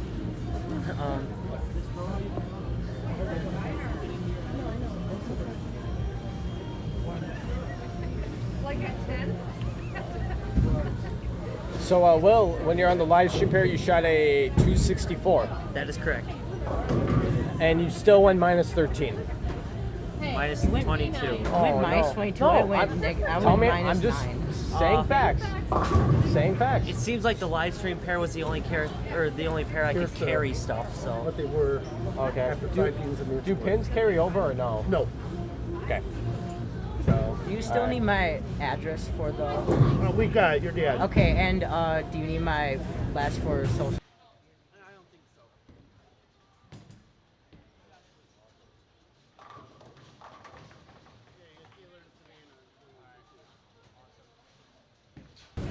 All right. We'll be here. We'll be here for the championship match for the U18 girls. Pins do not carry over. And Ian just Come tossed. on, Ian. This is the final. This is the final for That's the not women. the time for that. First and second will be 21-22. Third and fourth, 23-24, and the last, yeah. Taylor Jensen versus Savannah Rodriguez. While that's going on, we still have 5 more games for the boys' match play. I could not bowl 5 more games. Like my thumb's already so lit up, and just thinking to know that you have 5 more games, it's just, I just can't. So,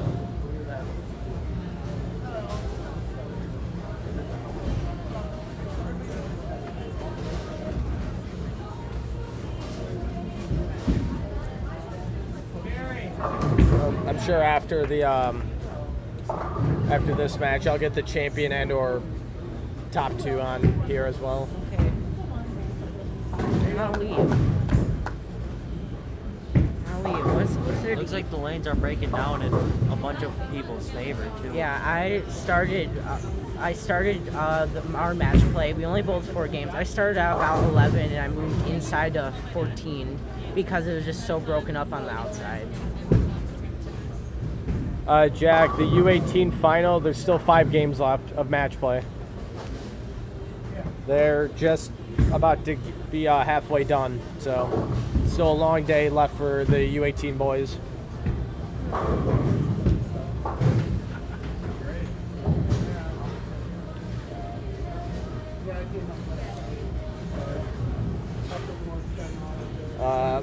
The boys match, Rory Clark versus Appleton's Graydon Brown.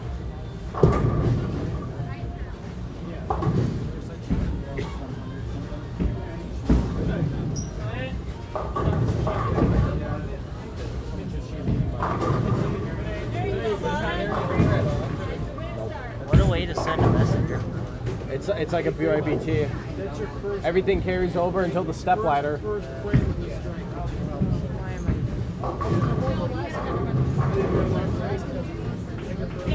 So, Jack, what ball did you throw all day? So at the start until about game 4, I threw the new 900 Global Honey Badger Revival. I got it at a tournament in Minnesota, and they had that ball that's in the entry. And then I went to a High Road Pearl until game. And I threw it out until game 6, and then game 7 I threw it. And game 7, 8, 9 I threw my Intense Fire. Alright. Well, still second place. How much did you? I got first. That's what I meant. How much did I get? $275. Oh, and I get extra $25 because I qualified first. Congrats, that pays for a pencil. I'm joking, that'll pay for at least a book, hopefully. Yeah. Hey, but good for you. Get that scholarship money early. I think I have about, with that, I think I have like about $2,000 now. There you go. That's nearly a semester of tuition. Yeah. Nearly. Yeah, I'm trying to beat my friend who she got $10,000 in scholarship money, and I'm trying to beat her, so hopefully it goes good and she doesn't think that I'm going to beat her, so. Oh, that was filthy. I think mine on Tuesday was still more intense. That was crazy. Yeah, I wish I had that carry today on any other pair but the TV pair. On the TV pair, we still have yet to see Luke Winter or Robert Vader. That is for sure. We've seen everyone else besides those two think Robert will be here until much longer. He's definitely making his way over here. He's making his way slowly. It's like he's going back and forth. It's weird. Yeah, he is.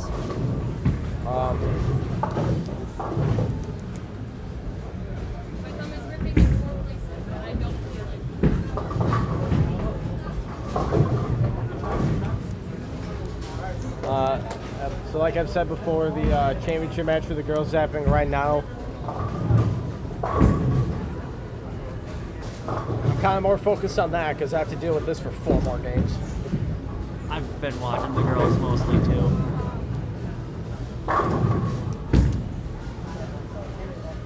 Oh man. Like I've been occasionally glancing over at some of the boys, but I've been mainly focusing on what the girls are doing. I'm just in my own world, minding my own business. Yeah. My mind always just. So what's the champion gonna have for a late lunch? Oh boy. What's near here? I want Panda Express. Panda is near here. I will say Chipotle's always It is. nearby. It actually is on the way to Manawa. Yeah. So there you go. Chipotle. Chipotle's by Panda.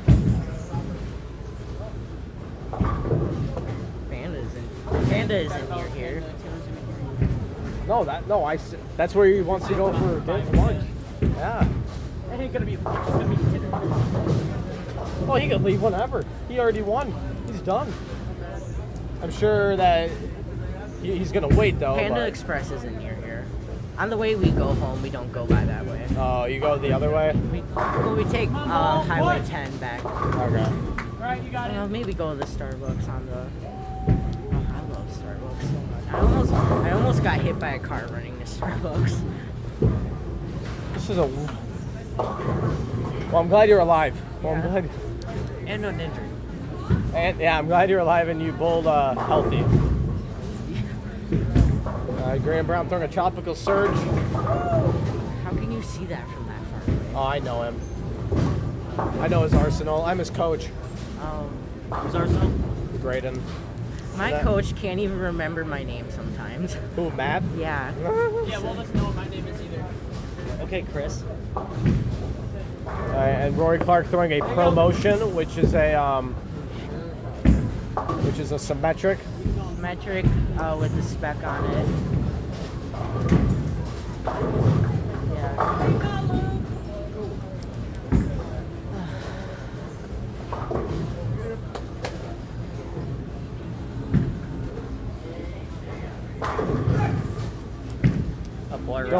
Don't worry, that's just Robert yelling.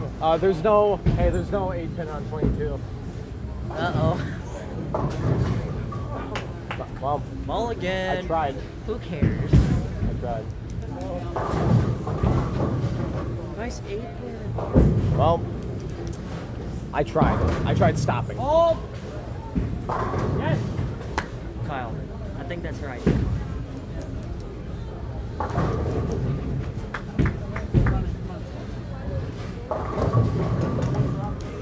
Yeah, first I started off with the Brunswick Hero, and once that started to dry up and start to overhook on me, I just I don't know what really to do. I could move right with urethane, but I'm still in between points where if I should move or not. Yeah. And when I started moving, the ball just kept leaking earlier and earlier, so I balled down to my Intel Pearl, and I threw that for a couple shots, but it was just not coming up the way I wanted it to. It was just leaving too many flat 10 pins.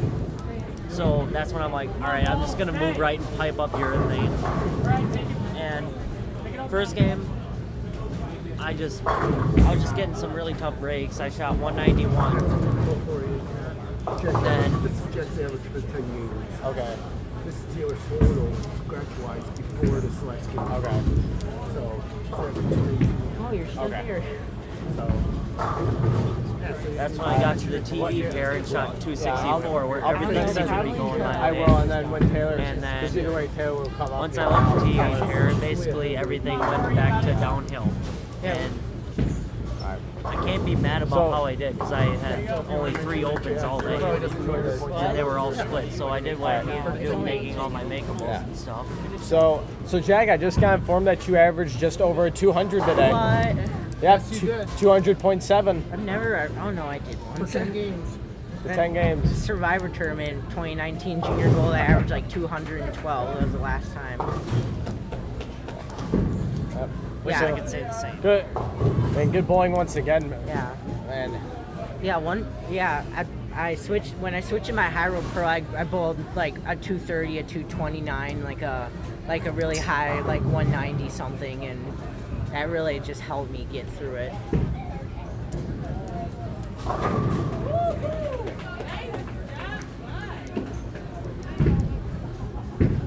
Push! Robert. I like how you're only watching him. What? Like how every Looks single like- time. it looks like Taylor's pretty much got the match locked Oh, in. we do see the head of the Robert Vader. And he sat down. No, you can't see it. Mark here and We it's did for over. a little bit. Yeah. Mark in good count in the 10th and she's got it. As for the boys, Graydon Brown working on the back five, excuse me. There you go. Please go 4 through the face. Wow. 2 off the corner.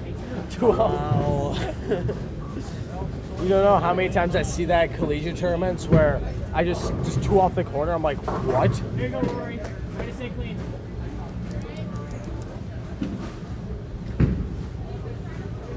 Alright.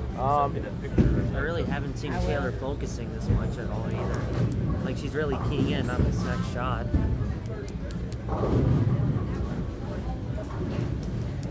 I mean, pretty much at this point, no matter what happens, unless things split or something, she's basically got it. Uh-oh. Graydon making up a lot of ground, that's for sure right now. Yeah. Taylor's pretty much got it now. 4. Look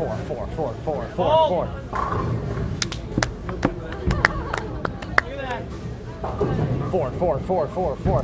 Oh, now you're hoping for 4. I've been hoping for 4. Wow. I only seen that once, and it was from Graydon, and he picked it up too. I was so close to I left it. I can't be mad about my spare shooting today. So Taylor Jensen is officially your U18 girls Sabre Youth Open champion. Is there a U15 girls? He's officially. The rest are unofficial. Savannah will be second. Looks like Kelly Whipple will take third. Whippy. It's Whipple? Whipple. Wow. I thought it was Whippy. What'd you think it was? I thought it was Whippy. That's how Chris always Whippy? pronounced it.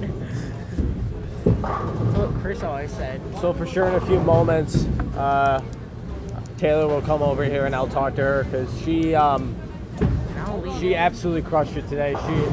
Since game 1, she led what, like 1 plus 140. She was like at plus 100. She was 106. Plus 106. I mean, she really deserves it. So she outbowled everyone and just she had consistent lines and made moves when she needed to. Yeah. Taylor. Hi, Carlene. She just said that she. So I'm gonna let the matches run out for the boys, and then in a few moments we'll hopefully talk to for sure Taylor, maybe both of the girls. So we'll be back in a little bit.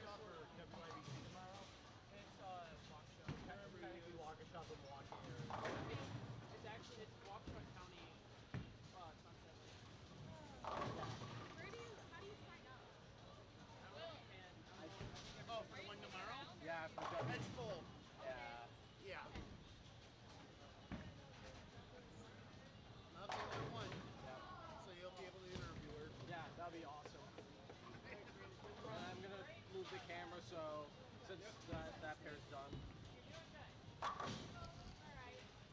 And here's what she averaged for the day. Got it. Yep. All right, I gotta get Dan so we can do the picture.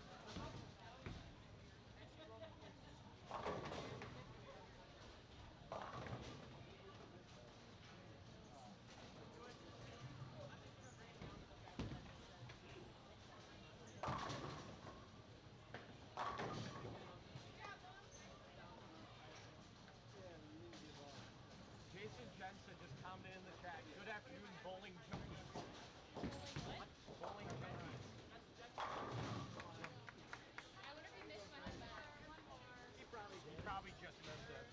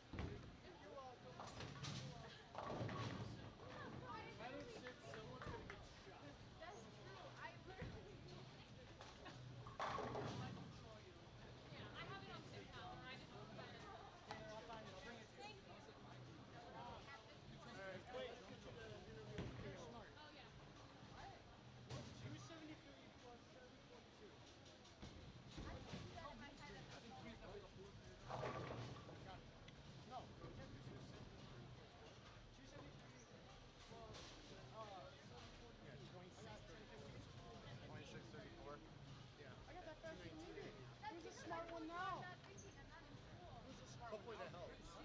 Yeah.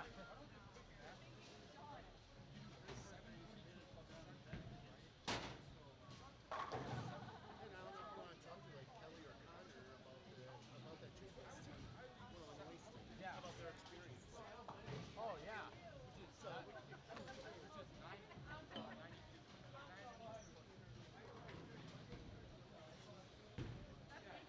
Oh, you're finally on a live stream here. I'm averaging a 206. I'll take it. Damn. Can you do me a favor because it's bugging me? Can you reset 21 so it doesn't have the 610 on it? God. So if you want to go up there. Hi, Kelly. Kelly was part of the team. Taylor was part of the team too. So you have two girls from the team.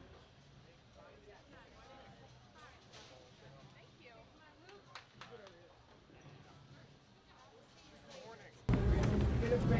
All right, now I have Kelly. Like, this is legit my soulmate. She's like my best friend.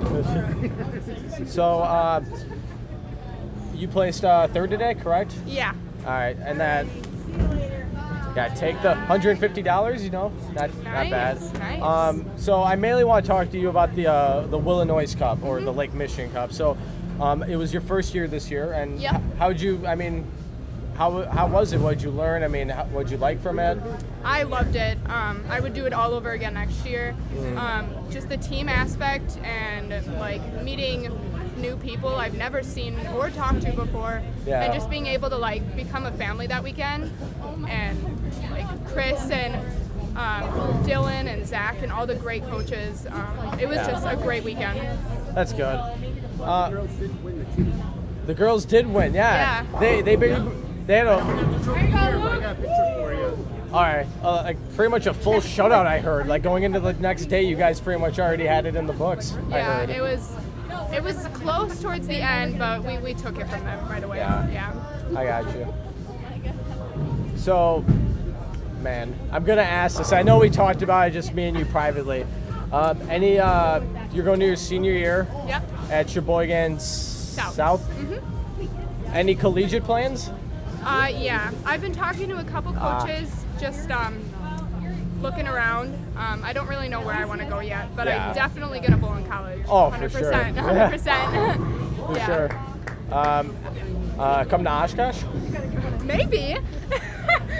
I've been plugging Oshkosh this whole stream. You don't I understand. bet. I pretty much like roast everyone. I'm like, come to Oshkosh. Man. Congratulations. No one cares. Can we slide it behind you? And you want. There we go. Oh jeez. Now we have the girls actually champion. Are you okay? Yeah, it was uneven. So yeah, you're more than welcome to stay. You could do whatever. I mean, you could go get food. Go Yeah. get Panda. Yes. Panda. Yes. Oh my god. Yeah. We have alarm They time. made me so. go to Chipotle. All right. Thank you. Thanks, Kelly. You could sit Oh. here. That'll be easier. See ya. Thank you. You too. Thank you. I love your skirt, by the way. Thank you.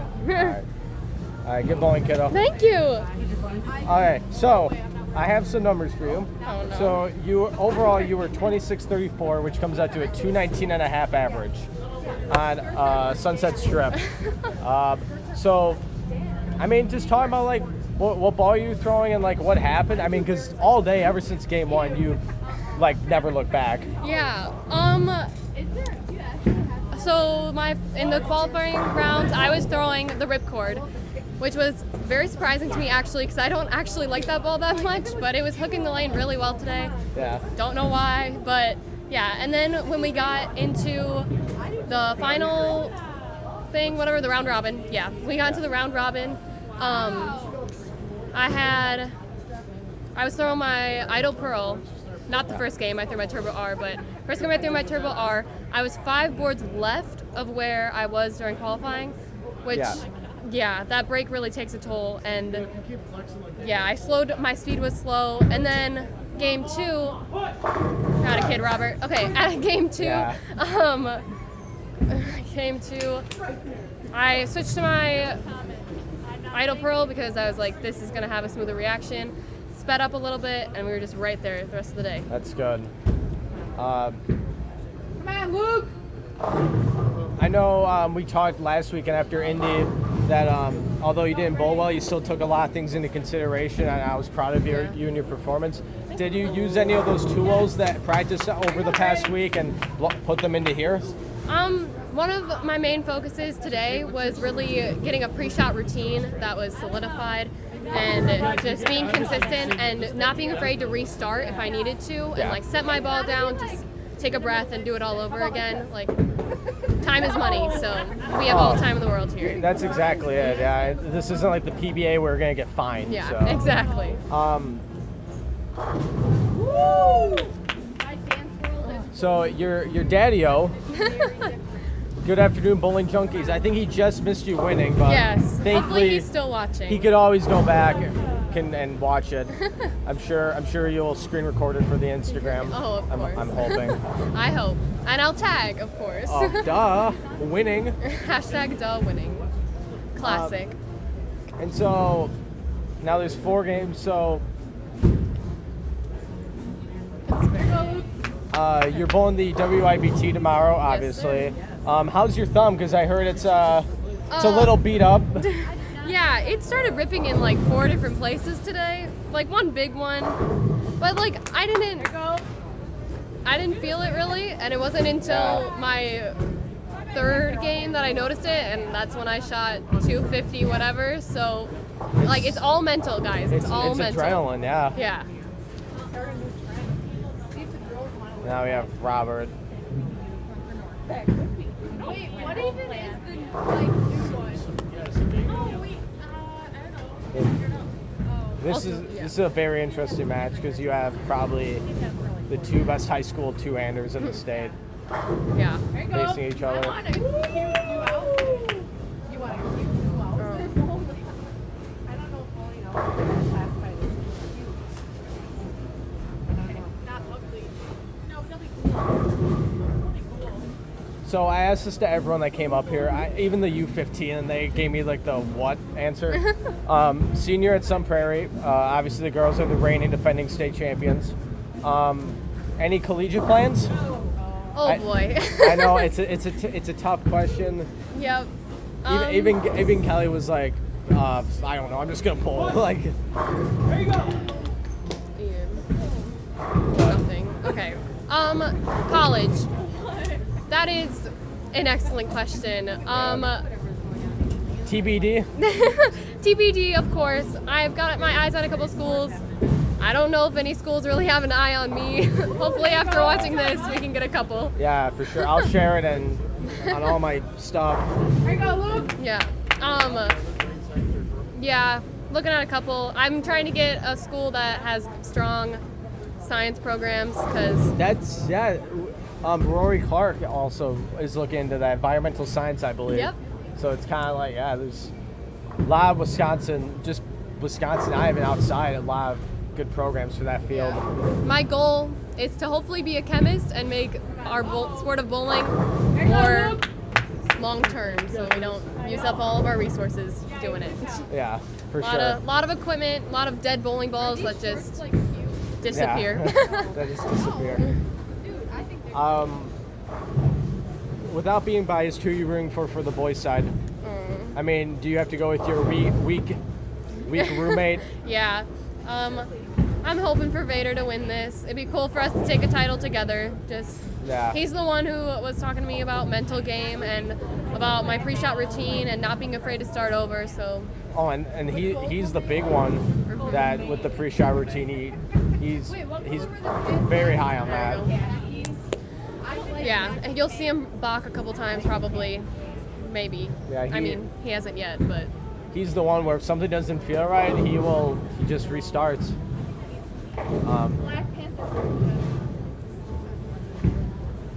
So, what are your plans? I know this is more personal, but are you going back to Sun Prairie than Waukesha tonight, or? Oh yes, I'm gonna go back to Sun Prairie. I'm gonna miss the clinic probably. Don't want to hurt my thumb, but yep, we're gonna go back home and then we're gonna go back to Waukesha again. Hopefully, do it all over. Yeah, right. Yeah, tomorrow it's gonna be the first event. I mean, there's a lot of. Hold on. A lot of ifs, ands, and buts. Hopefully. Lots of questions. Yeah. Hopefully everybody's safe. It's full. The event's full. It's gonna be. I don't know. It's very exciting. They have a lot of stuff planned. But. The boys division is massive. I don't know if y'all saw that, but they've got half of its boys. That's nuts. And not to mention, I mean, collegiate bowling isn't happening for a semester, so now JBST's, BIBTs, if the rule goes past that, it's U20, and WIBTs now are all going to have collegiate bowlers, and there's going to be a lot of them. I feel like that's good. Like, it's hard as a high schooler seeing these college bowlers coming into every tournament and getting beat, but it really is humbling to let you know what you got to be. In a few years from now, you're going to be that college bowler. Exactly. Hopefully. Yeah, I hope to not go too far from home for college, because these tournaments are amazing. Yeah, we're thankful to have a nice competition of different tours competing against each other. I don't even call it a competition. There's just so many varieties and different tastes. Yeah. The formats are all fairly different. different. JBSTs are switching between formats. Yeah. Which is very controversial. I got worried today.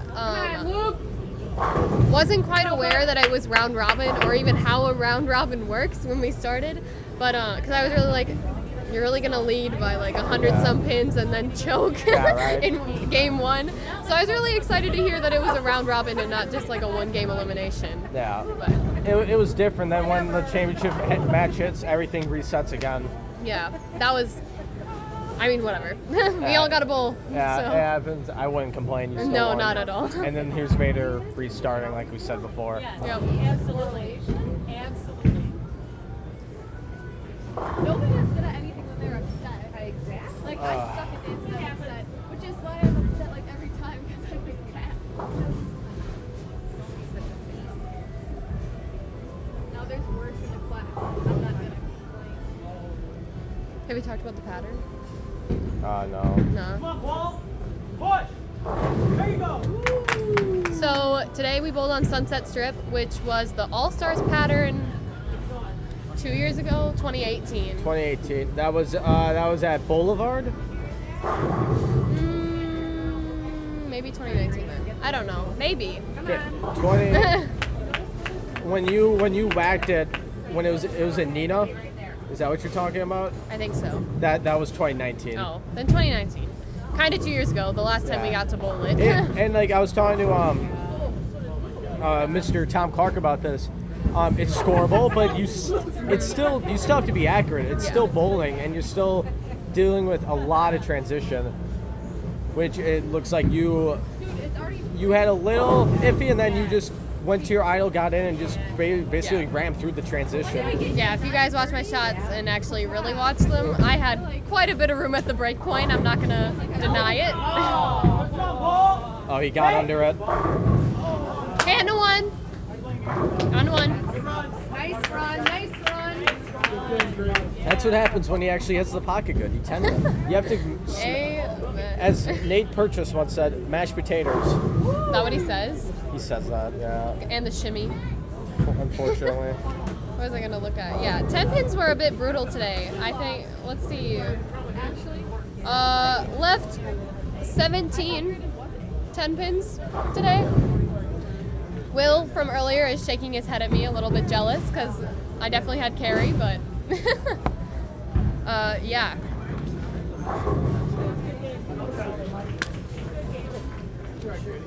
Yeah. Sunset Strip. There's hold in the middle after a bit. I can't speak for the boys though. I think all the girls were playing pretty much up the outside, so by the time we moved in the next 5 games, there was a bunch of hold and room in the middle, which was kind of where I like to play. So. Yeah. So we had Kelly talk about this before, but the Lake Michigan Cup about a month ago.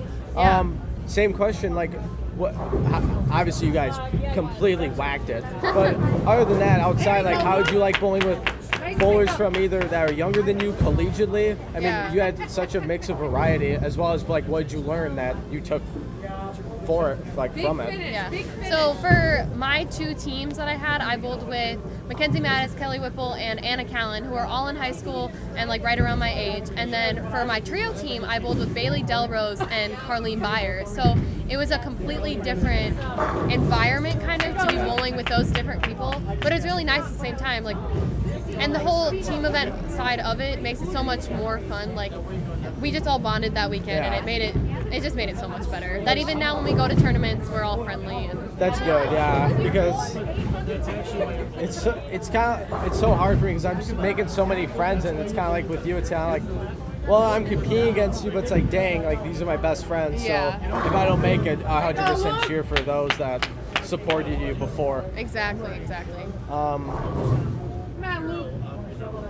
Yeah, but no, like Michigan Cup was a lot of fun, a lot of good bowling, a lot of difficult patterns, that's for sure. Yeah. Takeaways from it were, I mean, not from more of the event itself, but just the practice sessions we had before it.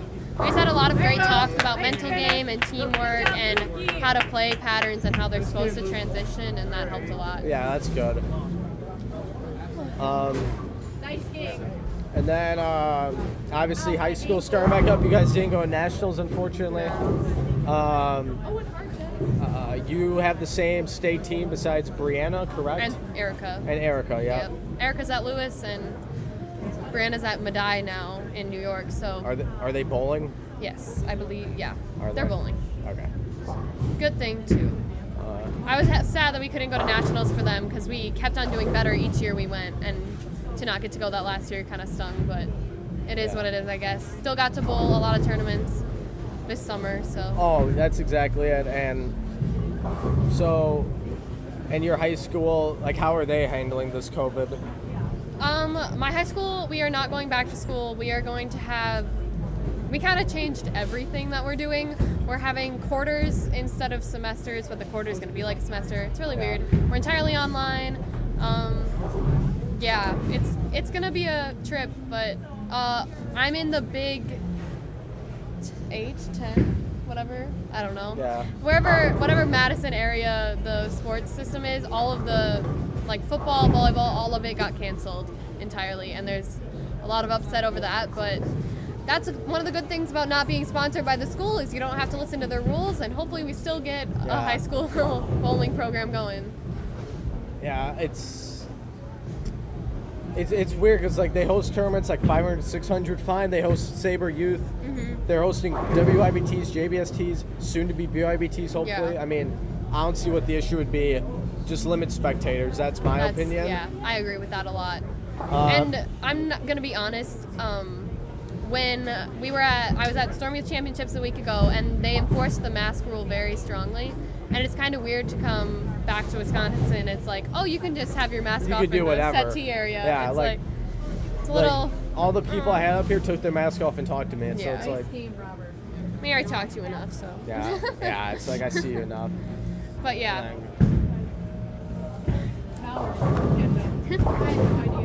I'm so. Yeah. Where are you now? 15. Good job. Way to call it. Way to call it. Yeah. Hopefully they do limit spectators. It was weird today. It was my first day bowling without a parent with me. So, shout out to mom and dad. Oh my God. That man, I feel that. I feel that so much.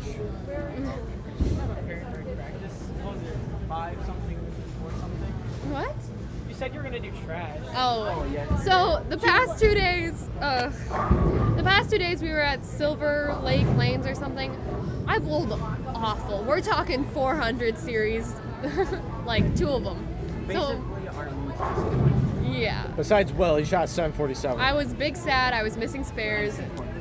Yeah. She literally said you should get used to this for a few days. From like Tuesday through Friday, and then today just. Whatever you went plus, or whatever you went plus, I went minus, and then we. Hey, get your bad shots during practice. Yeah, like, for real. You were explaining that earlier. Yeah, like my great friend, obviously you know him well, Quinn Sheehy. Like him and I think the same way.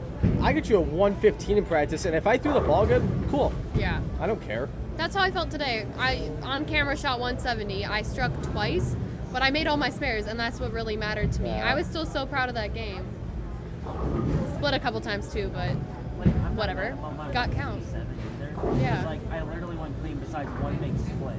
Yeah, and even on the big splits, like my mentality today was like, oh look, a free shot at a 10 pin. Like we can, like if I miss it, oh well. If I get it, great. Then I'm more lined up for the next shot.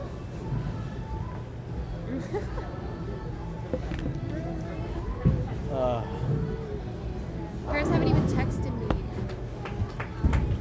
You haven't made the post yet? No, not yet.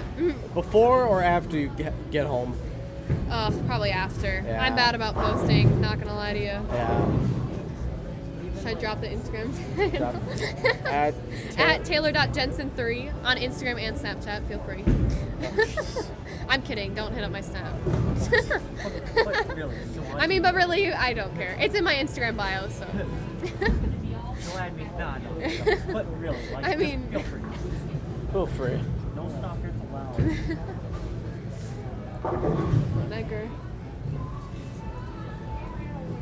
So, we watching everything now? Are you gonna move the whole thing, or are you just like? I moved it just to this. Yeah. That's. I wonder if he'll put the championship pair here instead of. I think he will. That'd be a pain to move on this. That's what I was thinking. Oh, I wouldn't move it. I'll just be like, whatever. Just. Screw the boys. Yeah, exactly. We've been live for 5 hours and 5 minutes. That's insane. Are you gonna have like thingies in the bottom? Oh for, like, God. No, just like not like like qualifying, skip to here. Oh, and, maybe I can do like, that. very simple. Yeah, yeah. We'll see. Ideas. Big 8. My conference is the Big 8. My dad corrected Quote me. Christopher Cowell. Oh, if Vader doesn't win, I'm never coming back to this YouTube channel ever again. He also said, imagine my being thumb Vader. busted open and it hurts. Is it not going? It's not going. Is it serious? Where am I? Oh, there you go. Hi.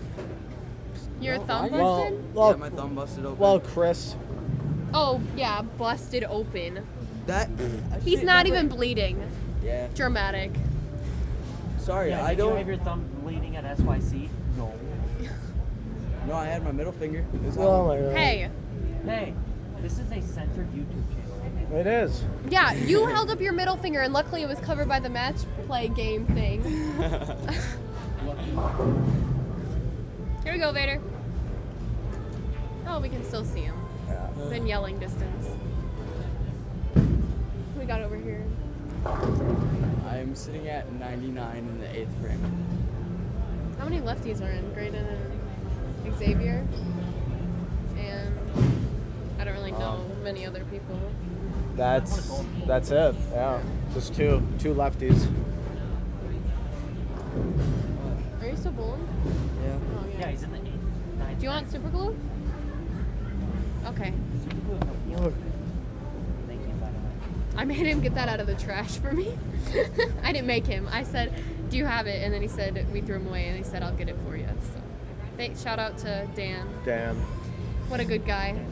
Dan the Dealman Goldman. Sorry, that's a Sun Prairie thing. But Dan the man here really pulled through for us. So, Yelich is up? Okay. I don't know specifically when in this video, you will have to find it, but there is a moment where Tom Clark comes in, and you were right here on 21-22, and he had a lot of positive compliments for your form.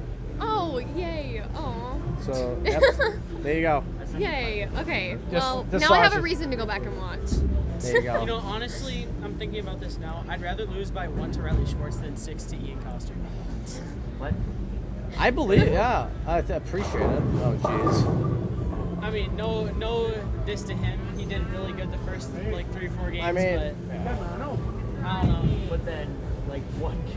He shoots like he averages like 160 the last like 3 games. Oh man, it just sucks. Ugh.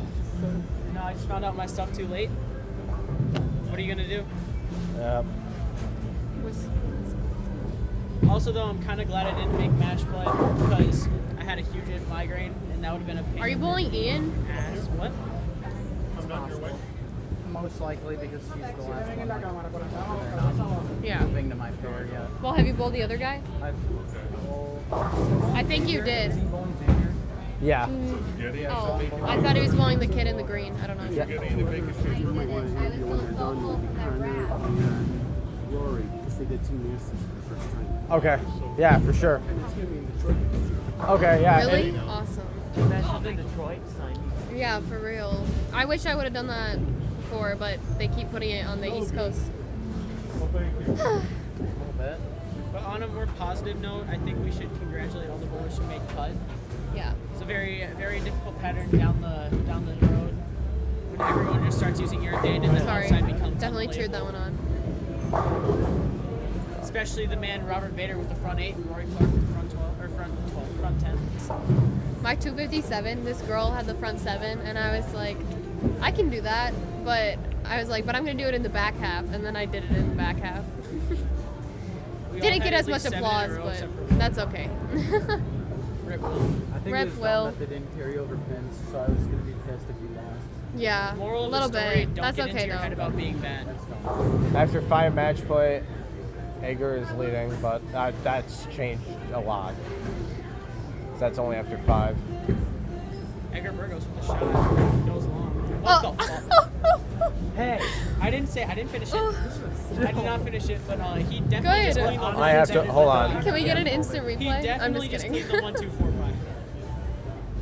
you even tripped. Is it laggy? It's just just a bit delay.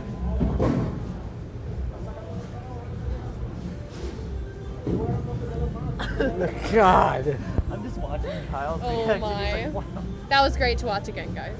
It was Instant replay, folks. Cale Rush, the technician. for us. What? You can. I just want to be in the vlog. We have the stream. 3 bowlers. Oh shoot, almost fell. I'm here. I'm back. I didn't even hear it. That looks better. Ball's not finishing. He's throwing it fast. So when we bowled the fantasy draft, Riley was first pick. Yes, he was. Riley He picked Gavin Supernan was- over Edgar Burgos. Yep. And just so you, like frame of reference, we aren't told names on when we're picking, but I'm pretty sure everyone knew who Edgar was because You see the number The of 300s. stats. You see 14 sanctioned 300s. Former junior gold champion. oh, there we go. See, just like that, guys. It's okay to reset.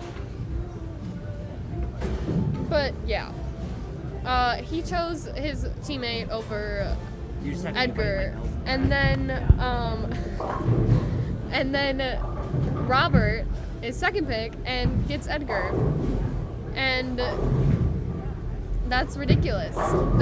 But you know, it's okay. I understand picking your teammate. It's good to have that person there with you all day to help cheer you on and know how to play the lanes together. And now look at this matchup: Ian Costa versus Robert Vader. For those that don't know, We all know who's it's a little rivalry that's going on recently. Started since SYC in Indianapolis. Ian decided to throw 299, and then the next game shot, or the 2 games later, shot 124. Yeah. Vader got a little bit annoyed by that, but in the Ian end, also shot a $180 and threw a fit, while like 3 people in our little group shot like a $130. So. Speaking of the devil, Ian Yeah. Costa's right here. We were a bit mad at him for a bit. Push. But you know, we still love him most times. You know, some people wish they could have shot 188, but you know, some people shoot 199. 299? 199 ride up to 299 Wait, what? with a right side 5 pin. Run it down. I would have been happy to shoot 5. No, that's what we were talking about. Okay, so what's the over/under on how many Brooklyns you're gonna throw this game? My guess I give it like 3. I give it 4. I'm saying at least 2. Edgar Burgos explodes. Okay. That's all I'm saying. We got 2. I mean, I can't keep 3, 4. I can't keep anything. Ian on thinks the he's right gonna throw side, 4. So Yeah, but I'm that's saying also at thinking least you're going to 2. get 4 strikes this game. I didn't know they were playing today. If anyone, if anyone heard that, I'm surprised I still have literally him. Yeah, me funniest too. thing I've ever said, by far. How much should I win? It's bold of Ian to assume he's going to get 4 strikes against Vader. 400. Okay. That ready. might pay for a No, book. my cares. That might- Oh my lord. Dad, so I don't need to text you back. Or the Western $400.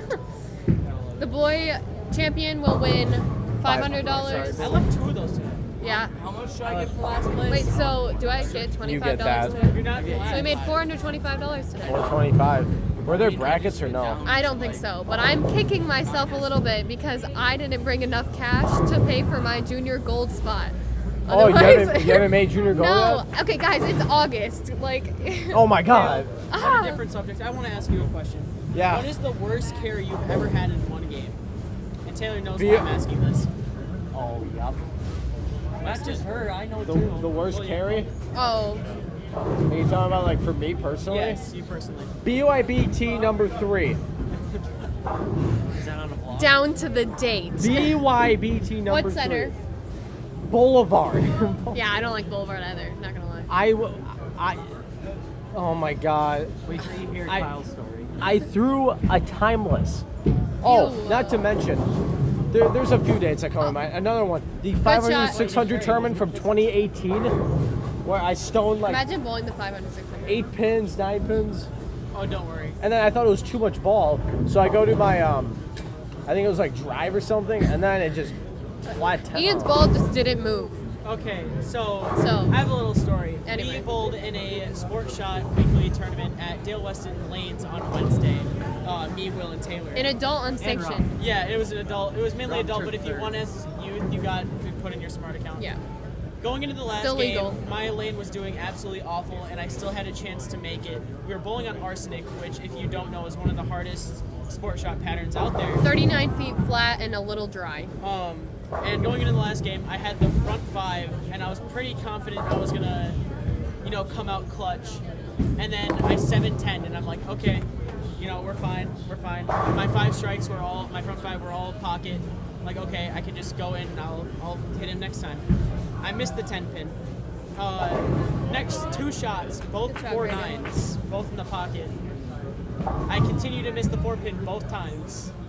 Then the next 2 shots in the 9th and 10th frame were both pocket 7-10s.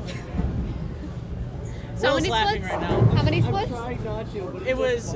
It went from front 5 to 710, 4949, 710, 710, and I ended up with a So 176. 5 strikes, 3 4-9s, and 2 7-10s. No, all the way around. 2 4-9s. 2 4-9s. And if one of those splits just carried, one of them, I can almost guarantee you I would have made cut. But you know what? I ended up missing it by like 18 pins, I think it was, or maybe a little bit less. Let me say I was something in the cut else. for about Yeah. 2 minutes, but then they made a Let me- scoring error, and Brad Sislevich called me out. Shout out to Brad. Because, yeah, shout out to Brad. Fuck you. Hey. F you. But But yeah, he was yeah. complaining that I was the top seed and he was a wild card. I'm like, just be happy we're both in, buddy. And then next thing I know, Matt Byer, shout out to Matt Byer. I hope Carlene is watching. And next thing I know, Brad's like, Matt, get your shoes on. You're bowling for Will. I'm like, oh, all right. Are you doing good? Another weird thing about that tournament is we did pods. Nice 4 count. Sorry. Okay.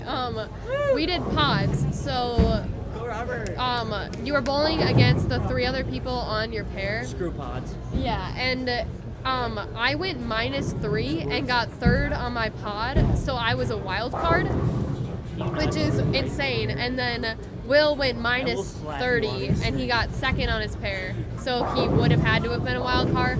And Vader was -30, but he was the pod winner, so he made cut. And then the person on Kyle's pair shot Blomqvist, the -70. state singles winner in 2018, shot -70 and ended up making it because he was the winner of my pod. Yeah. But So Will, who went -30, didn't make it because he missed a wild card cut and he was not the top person on his pod. So, Still mad. Scores after 6 in match play. Robert is leading by over 100. That 266 really did help Bobby. just a tiny bit. Well, yeah, then he gets 30 bonus spins, so it's a 296. Yeah, right here. Okay. I really should be losing. Yeah, this is 69. Yeah. Shout out to some Like, good right as spare well. shooting today. I've seen a lot of hard splits being picked up. Want to see you? 5. And Vader comes Wanna back have you with a home? nice strike. Never say never. Thumbs up. For like Scores are still close.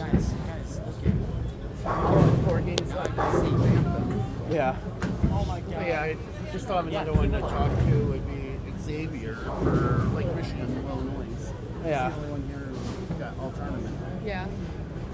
Yep. And then I'll talk Landon, about his rookie of the year as well Yeah. for JBST. What's it? Landon Landon Jordan. 13-year-old, amazing. Wins the whole thing. Yeah, wins the whole thing. For He's the insane. boys. Yeah. Being like Cameron Crowe. and- Yeah. Oh my god. It was so cool to see. Rory Clark on lane 15 and 16 has Erica's the at second. back 7 Girls. Erica- Yeah. Yeah. My teammate Erica won the girls' side of it. That was She took exciting. second. Or she took 2nd, sorry. Stan Yeah. only won. Yeah. So right now we have 2 state team winners on the stream. Taylor Jensen. Team state. Not, We're not that good. not me.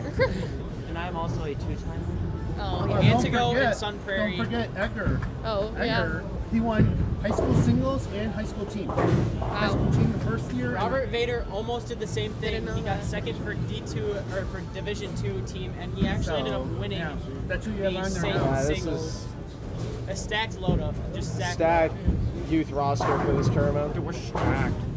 Sun Prairie has to be one of the best bowling schools I've seen. in the States. Consistent Yeah. by far. Consistently. Tremper too can be. Tremper, yeah, for sure. Sam Verdant, you have Justin Smith. Well, the Ethan. girls, Yeah. The girls, do good. They won 3 years in a row. and they won in 8th grade at middle school state. So they were on a 4-year winning streak, And then Sun Prairie ended their 4-year streak, absolutely dominating the finals. I thought there was one of them in the boys' side that did really well. Taylor went 4 for 4 no, in the for finals girls, with wait a minute, strikes. for girls, I think Weaver Dan's been up there too. yeah, for D2, yeah. And our Monona, D4 Monona Grove team, they are D2 and they've made it to state for the I past think 2 Amherst has been years. up there too for a couple of years. Yeah. For the, right? I They're think- way too loud. They are very loud. Well, I'm saying They're not as absolutely bad as I think they won like 3 or 4 years Cale, in a if you row. want What is to this? direct your attention to my guy Rory Clark over there. He has the back, what is that, back 9 for Rory. You can see him far. He's using a PBA skill ball from Teen Masters, and he's throwing it up the gutter. He's up right now. He's to the lane to the left of the 7-pin lane. And here's a shot. Well, let's try and get Dan in here. And he cleans it out. 279 for Rory Clark. 279 with the back 10 for Rory. With Who shot 284? Someone shot 284. Did they make cut? Probably not. Ian? They did. They were in the cut. Oh, okay. Who was it then? Because they're all still here. I don't know. Come on. Vader and Ian's match is gonna. They're Take barely forever. halfway. They're not even halfway. Rory was pretty far off of top 2, but I don't know. This game definitely. Yeah, we were done. He just shot 309. Technically, he just shot 309. So that's plus 109 right there. He went to his idle pearl. When? Just now. Just now? Oh, I thought I saw So it earlier. Rory went from plus 10 to what looks like plus 119 in one game, which is really impressive. Plus the 30. That is plus the 30. Oh, that is plus 30? Okay. Because he shot 309. Yeah, it was a bit weird on the girls' side of things, re-bowling on pairs, because we only had 4. We only had 4 pairs, but we had 6 games. So we only skipped 1 pair. And then for my match games, I bowled on the same pair 4 times in 6 games. Yeah. Yeah, a little Did lucky, you win all especially of the your TV match play pair, games? but like, no. Oh, you lost? That's my first one, but I'm proud of that 170. Did you just switch to your idle pearl? Okay. You're good. How did Gator finish? Just outside the cut. Oh my god.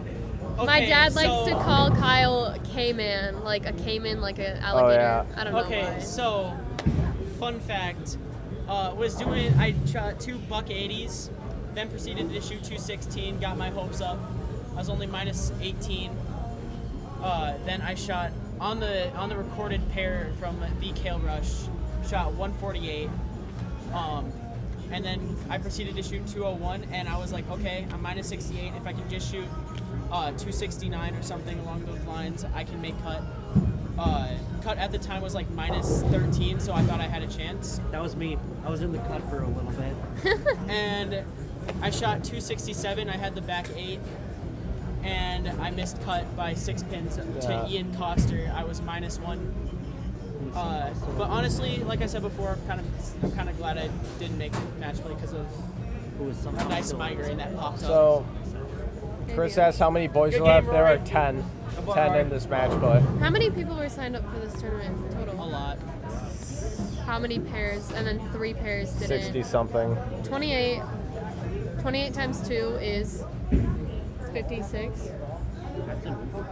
And then 3 pairs had 3 bowlers, so there were 55 people here. Yeah, look who's 55 right there. bowlers, I think, if my math is correct. Wouldn't count on it, but did we use 1 and 2? No. Oh, then less than that. 50. 51. That's weird. And if You gotta play the look middle, in the back, but like we the have boys Ian, were- Mr. Clark. Are we counting for, I'm assuming the 3rd time. For Ian, Brooklyn Strikes or just Brooklyn's in general? Oh, I meant Brooklyn Strikes, but On the right Okay, here, well, we have as of now, Rookie of the all Year of our- for JBST, Xavier all of our Gaudier predictions might be versus wrong. Rory Why? Clark, who just shot 279. Let's see He if he hasn't can had one strike yet. outscore Oh, the yeah. other. he can still do it. I'm just saying he doesn't have 1 strike yet.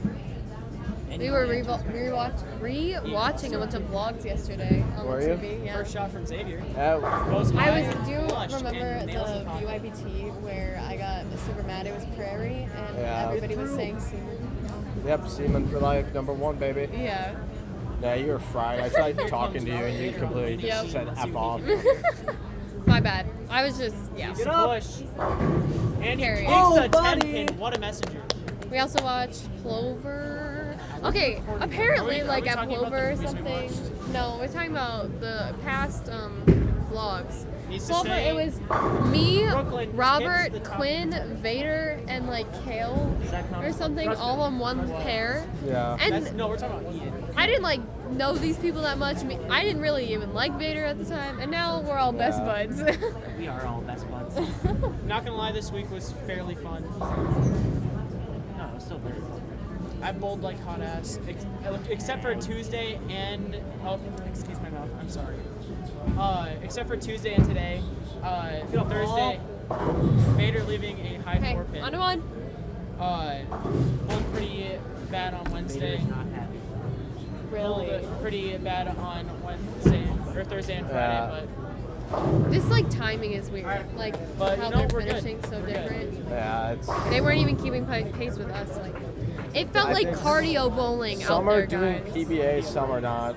Well, Yeah. plus Vader takes forever. Sorry, Vader. No, it's a fact. I think my game was like the last game to finish every Vader time. picks up the 4 pin. But Looks like he has a commanding lead over this game since Ian Coster has not struck at all. And he has some very Keep in mind, we tried to unusable opens. Yeah, we tried to make a bet on how many points he was going to make. I think we'll all be wrong. And he said himself that he was going to get 4. And he has yet to but strike I had a really smart comment that said I didn't think he was going to get that many strikes in the first place. Let's see what he shoots. Oh. And it was heading. Can we count that?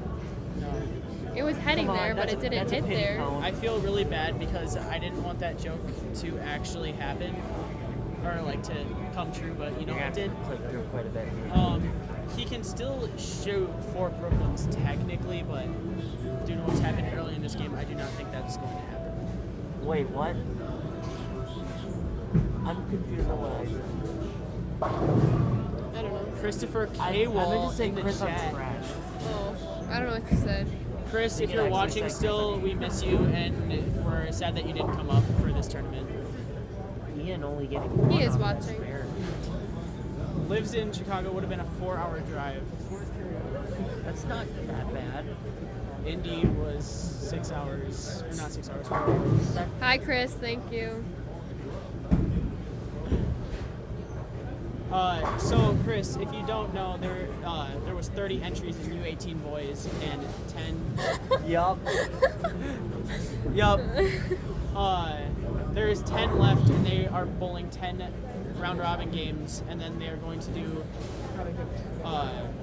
They're gonna do like a 1 versus 2, 3 versus 4, and that's basically how they're gonna end it after. Scores did reset, so there are 10 boys left. U15 has already been crowned One more champion, game? and we have the 2. U18 girls champion right here after absolutely destroying everyone. Hey. You had a more terrifying lead than Vader. Yeah, but it kept resetting. Yeah, but that's still a good terrifying lead. He did. Imagine leading second place by 147. So where are we eating dinner, boys? Huh? Where are we eating dinner? I'm leaving soon because I cannot drive. I have Where to. are we eating dinner? I have to go let Charlie out. Then we can decide. Okay. I don't know if I can stay. I have to go home. I guess Yeah, soon as probably this. not. It's 3:30. All I know is that Robert and I are. He's a push, and Not a he boy. kicks the 10 into the pit. Robert's my Ruby and driving buddy this week again. So that is definitely it. Vader has 1 against Ian, which puts him even further into the lead. How did that work? All you bowlers out there, Where is it? invest in super glue. New skin, not the move. Or you could just be like me and just let it turn into a callus. No, that doesn't work. Super glue saves lives. Can I? Okay. Hey, Cale. No, the top. Yeah, I know. I saw that. Okay. So. That's not good. 3-6, yeah. Okay, That what's the spare sucks. Well, look at what Robert did. Oh. Never mind. Well, get 2. There you go. Ian can strike out for what? 1, 2, 144. Yeah. Well, he's got. Well, Yeah. he's gonna get 205 technically. Vader. Xavier Gauthier with the light shaker kicks the 10 out.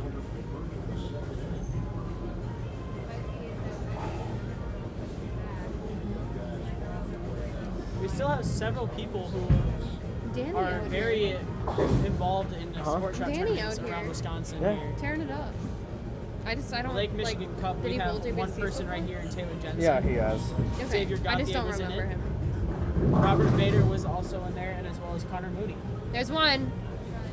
Brooklyn Strike brought to you by Ian Coster. Hey, one more time and my prediction's correct. Do it 2 more times and I'll be correct. No, just one. You love me more, don't you? Not after SYC. SYC was a lot of fun. You guys should definitely do it if you are listening and are able to. Yeah, still you have more. to be of age first. Yeah, I'm sorry, Cale. Imagine that. They should definitely do one at Did you ever do Bolero one? One more! in Yeah, I- Wauwatosa. What? Where? Yes, baby! Do it one more time, Minnesota. please! Minnesota. Minnesota, and I think like Do they do the same location? Okay, so And for those of Illinois. you who don't They know, just the do bet the- is coming just through. the big states. Ian has shot. So Ian- far, I'm correct. Ian has shot 2 Brooklyns in the 10th. If he shoots one more, I win. If he does not shoot It's a like Brooklyn his here, 300 game all Taylor over Yeah, again. for real. Wait, his Taylor and actual Will are 300 right. game? I just went. 11 'cause and she 12. said like 3. I said 2. Oh, I you said said we have 2? 2. I said He has 3. Oh. Here's a shot. Everything rides on this. Cross, baby! Yes, sir! Let's go! You have to wait till the 10th frame to do that. Ian, you're my boy. And let's go. I have the correct prediction. He went Let's get Dan in 9 frames without a single strike, and then went 3 Brooklyns for my prediction to be correct. Zoom. Ian. Chris with the insults. Okay. I want to get up here a little bit. We got to get Dan in here. That's fine. Alrighty, guys. I have a higher. We'll be back in a moment. I will hire. For those of you who don't know, Ian shot 299. I shot 299 left to light 5. He went way far right and set up and everything on there. Why am I not there? Because he turned the face off.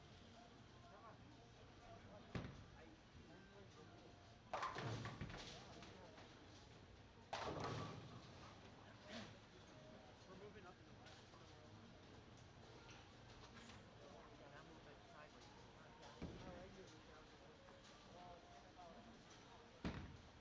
Oh, don't pull it.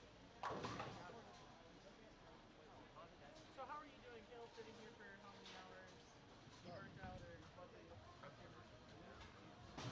Well, don't worry, because I'm going to be having to basically do this tomorrow. 2 hours of sleep. That's the issue with me. We had 5.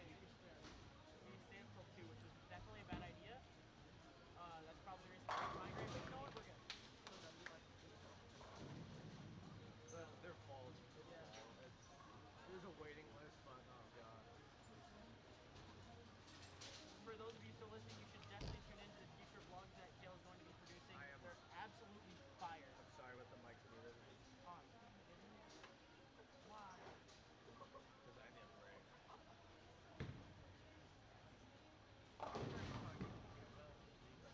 No. I'm just gonna lip sync. Oh my god.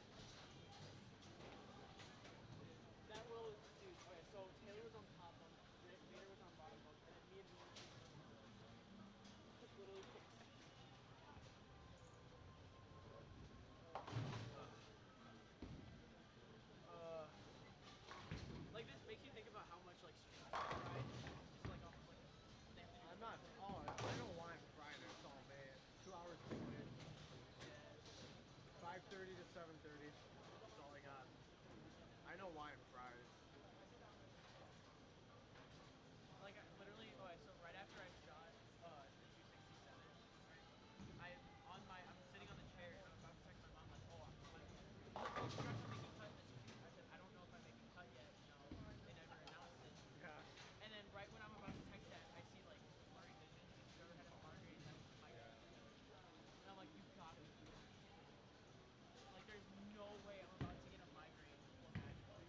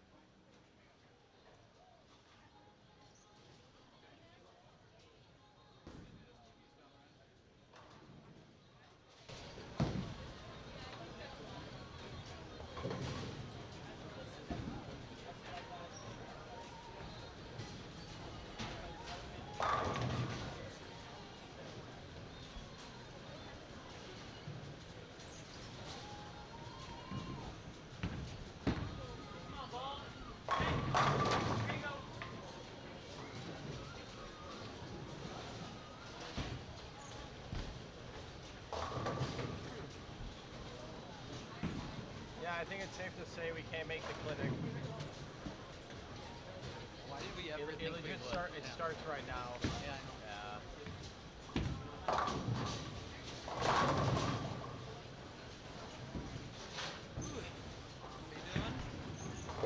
Fucking exhausted. Have you set up from your chair at all yet today? What's up? Have you gotten out of your chair all day? As much as I can, I try to walk. Yeah. So you're sleeping at the, so her house is super nice. Yeah. And so you're gonna sleep in the basement where there's a futon and there's a bathroom right there, so it's all ready for you. Great, awesome. Then I'm gonna sleep upstairs and I'll come down in the morning and do my shit in there as well. Okay. She can't wait to meet you. She's like, finally. Your sister? Yeah. Why? Am I a celebrity in the... Well, you're one of my best friends. I mean, yeah. Make sure to send him all the pictures that your mom took. Oh, yeah. You, like, record, like, a bunch of shots? Yeah. Kyle? Like, not, I mean, I guess not a bunch, just a few of them. Yeah, I got it. Nice sideways. Hey, no. You can use this. It's gonna be probably low quality if I pick it up. I want the, like... It's 720. Yeah. Well, I just want the clean one, and then I can also... You can take some from here. Yeah, That'd be cool. I will. Good. All right. And we're back. Just me in the booth this time. Currently to the right, we have the high school state champion Robert Vader against Connor Mooney. To the left, we have, without a doubt, the two best two-handers in the Greater Fox City / Oshkosh area. Luke Winter facing Xavier Garthier. Luke from Appleton North, Xavier from Oshkosh West. After 8, Robert is plus 359 by 140 pin lead. Xavier and Luke are plus 150-ish going into this game. So it's, I'm not going to say it. I don't want it to be too soon, but Robert's, as long as he stays behind the line, makes his makeables, he's going to be your unofficial Sabre Youth Open U18 Boys Champion. It's just a matter of the next scores with the money. Although it's very similar, hey, every dollar counts towards scholarship, man. I will be real with you on that one. And then Robert getting 3, he's starting to seal the deal up. That's for sure.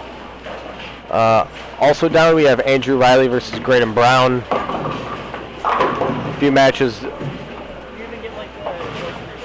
lower, it looks like it's Danny Jacobson versus Ian Coster. Rory Clark versus Edgar Burgos.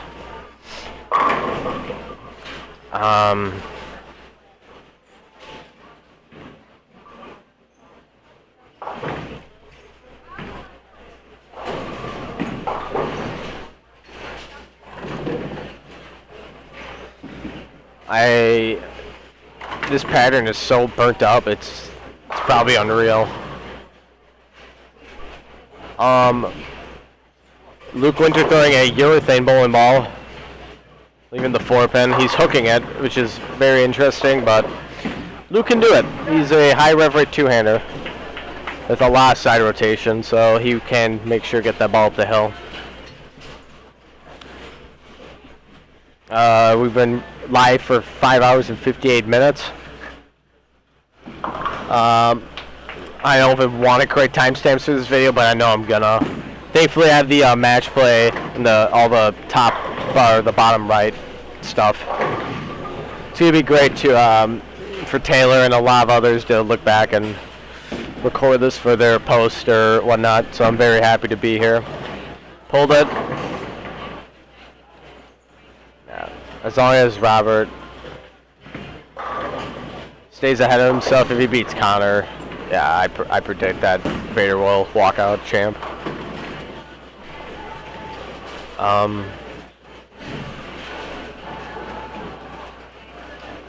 Long day for these bowlers, that's for sure. I'm struggling over here off of 2 hours of sleep and just talking about them. I can't believe actually physically doing this. Vader with the pickup.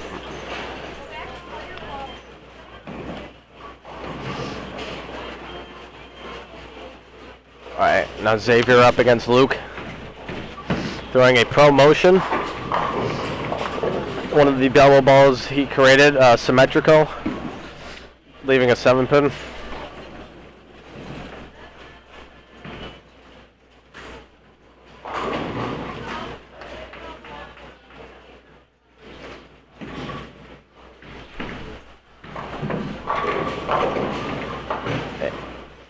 And you got a mouthful of that one at the bottom.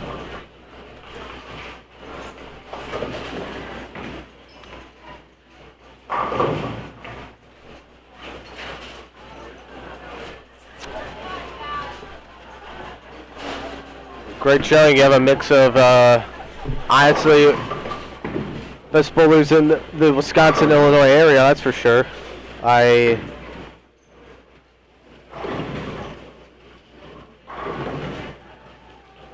You have the 4 locals that are really good within Ian Coster, Dane Jacobson, Graydon Brown, and Luke Winter. You have the state champ Robert Vader, the former junior gold champion and Illinois team and individual champion for state Edgar Burgos, Rory Clark, which is starting to bowl a lot more competitive tournaments on sport conditions. He's making a go at this. With his father Tom joining the booth as well, PBA commissioner. Andrew Riley, who had an amazing showing at the JBST in Racine a couple weeks back, taking tying for 3rd.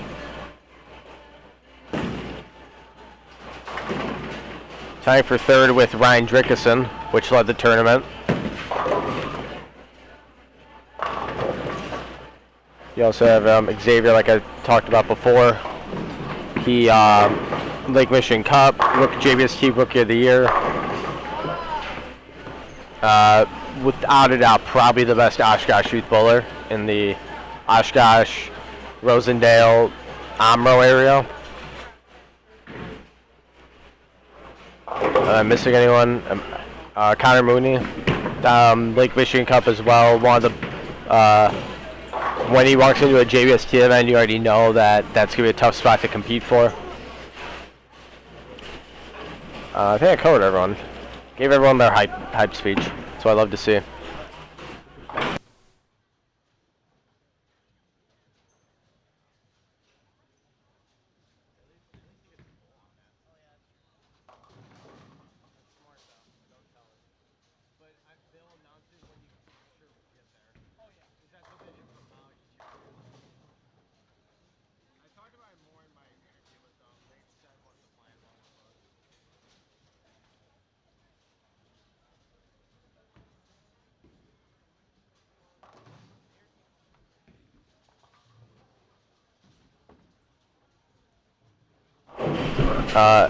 Robert Vader taking a re-rack.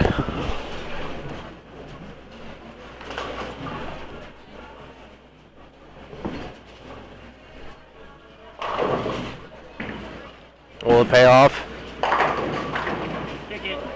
It won't. Xavier Garthier promotion. Back-to-back promotions on the lane. That's a close match between him and Luke Winter.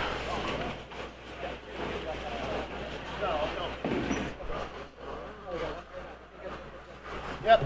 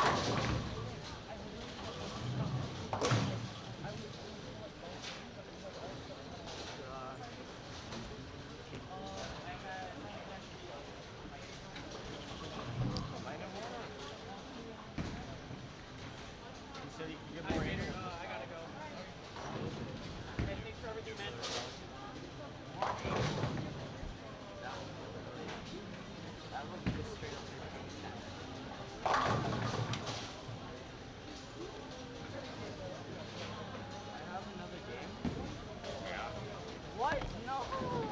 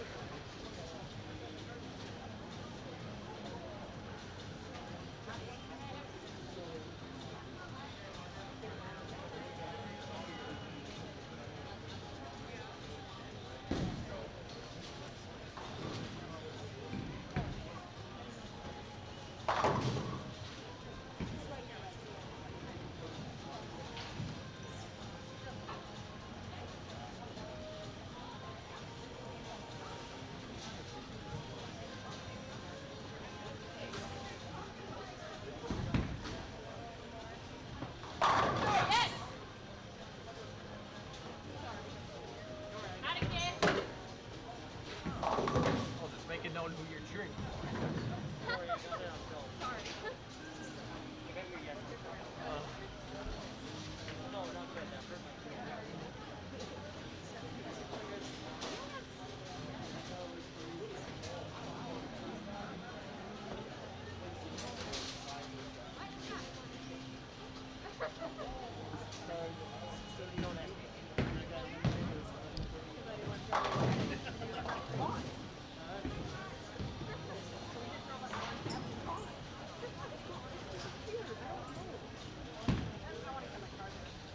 Oh,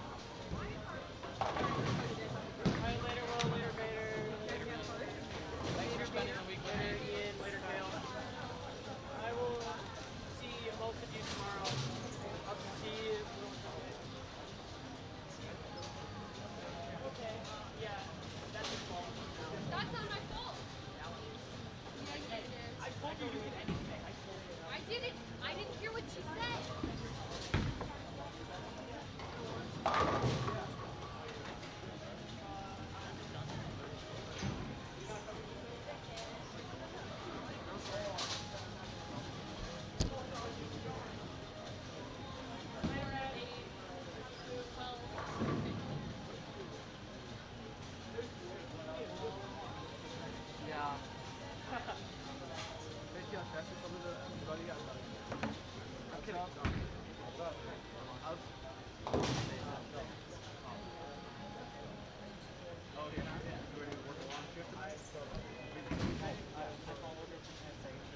look very ready.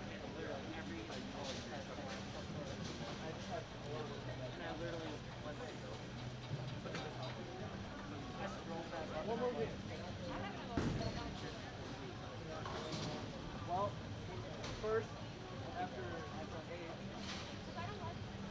it's 3:59, and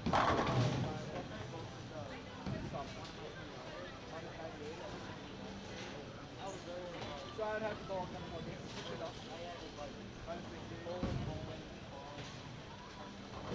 That's not even actually enough. It's not enough.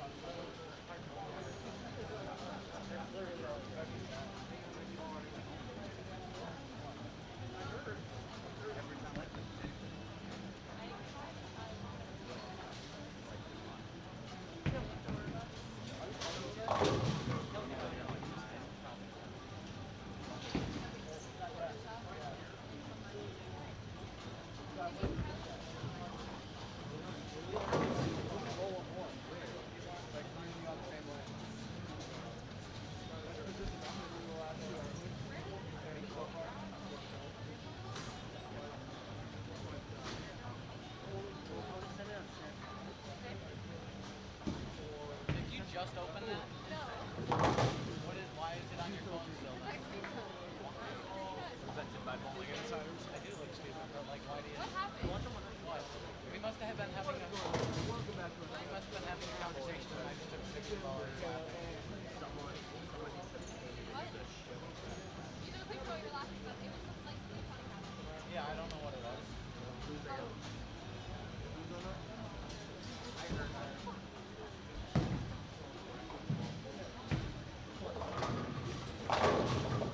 Were you like talking at all or not? Yeah, no, I've been on and off, yeah. By the way, do you have my sleeping pillow? Yes, I've been on and off, mainly talking. Wait, does it pile? If you good with oh my gosh. Oh yeah. Oh, I don't care if it's straight switch. Shit, my gosh. Oh, Charlie fell off the top.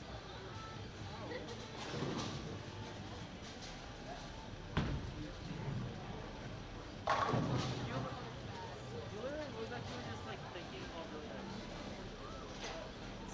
I didn't really acknowledge the camera.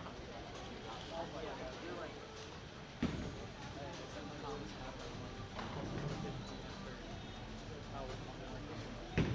What? I'm not 178, boy. I was in mine. Hey, Vader, me versus you. What? Me versus you. Really? Nope. I'm versus this kid. Losers.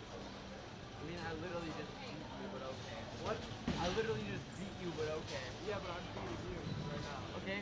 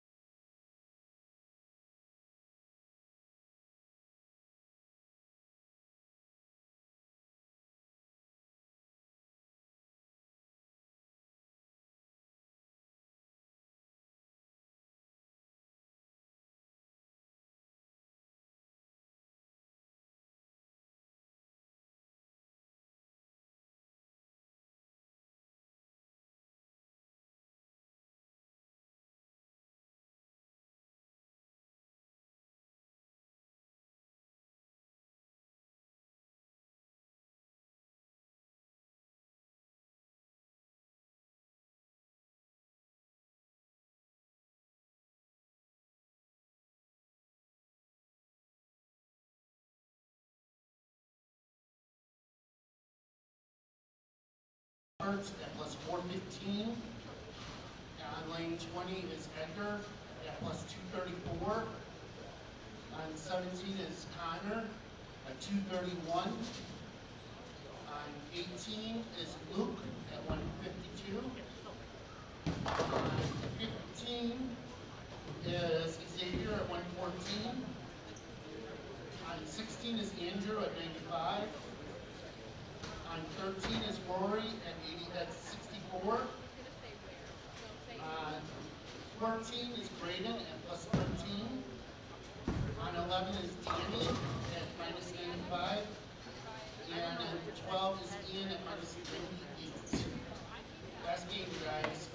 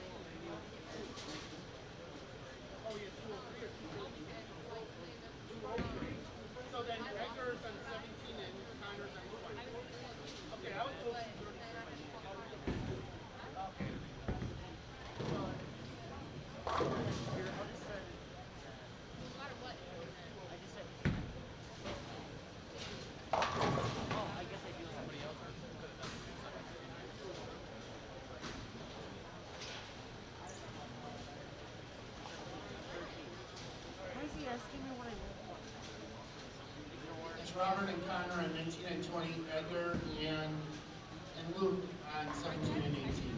So go ahead and do your last game, guys.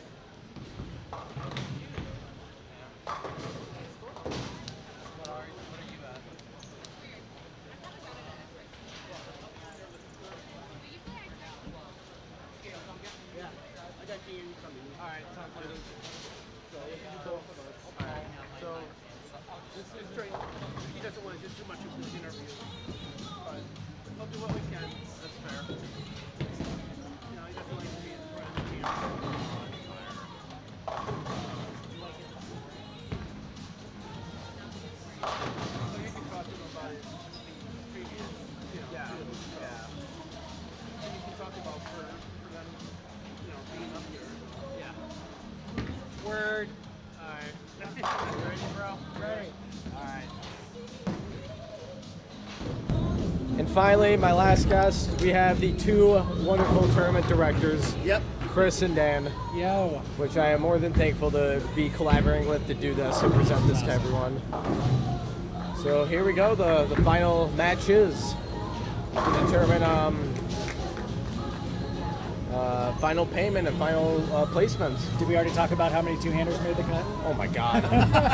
Trust me, that was the big thing going into it. Did all? I don't even know, but of the 30 qualifiers, did all 8 two-handers make it, or were there other two-handers that didn't? There might have been a few that just missed it. We weren't watching the kids as much because we were busy trying to get through scores and everything. That's amazing. Yeah. So I think there might have been a few for sure that just missed it. All right. How old is this Connor kid?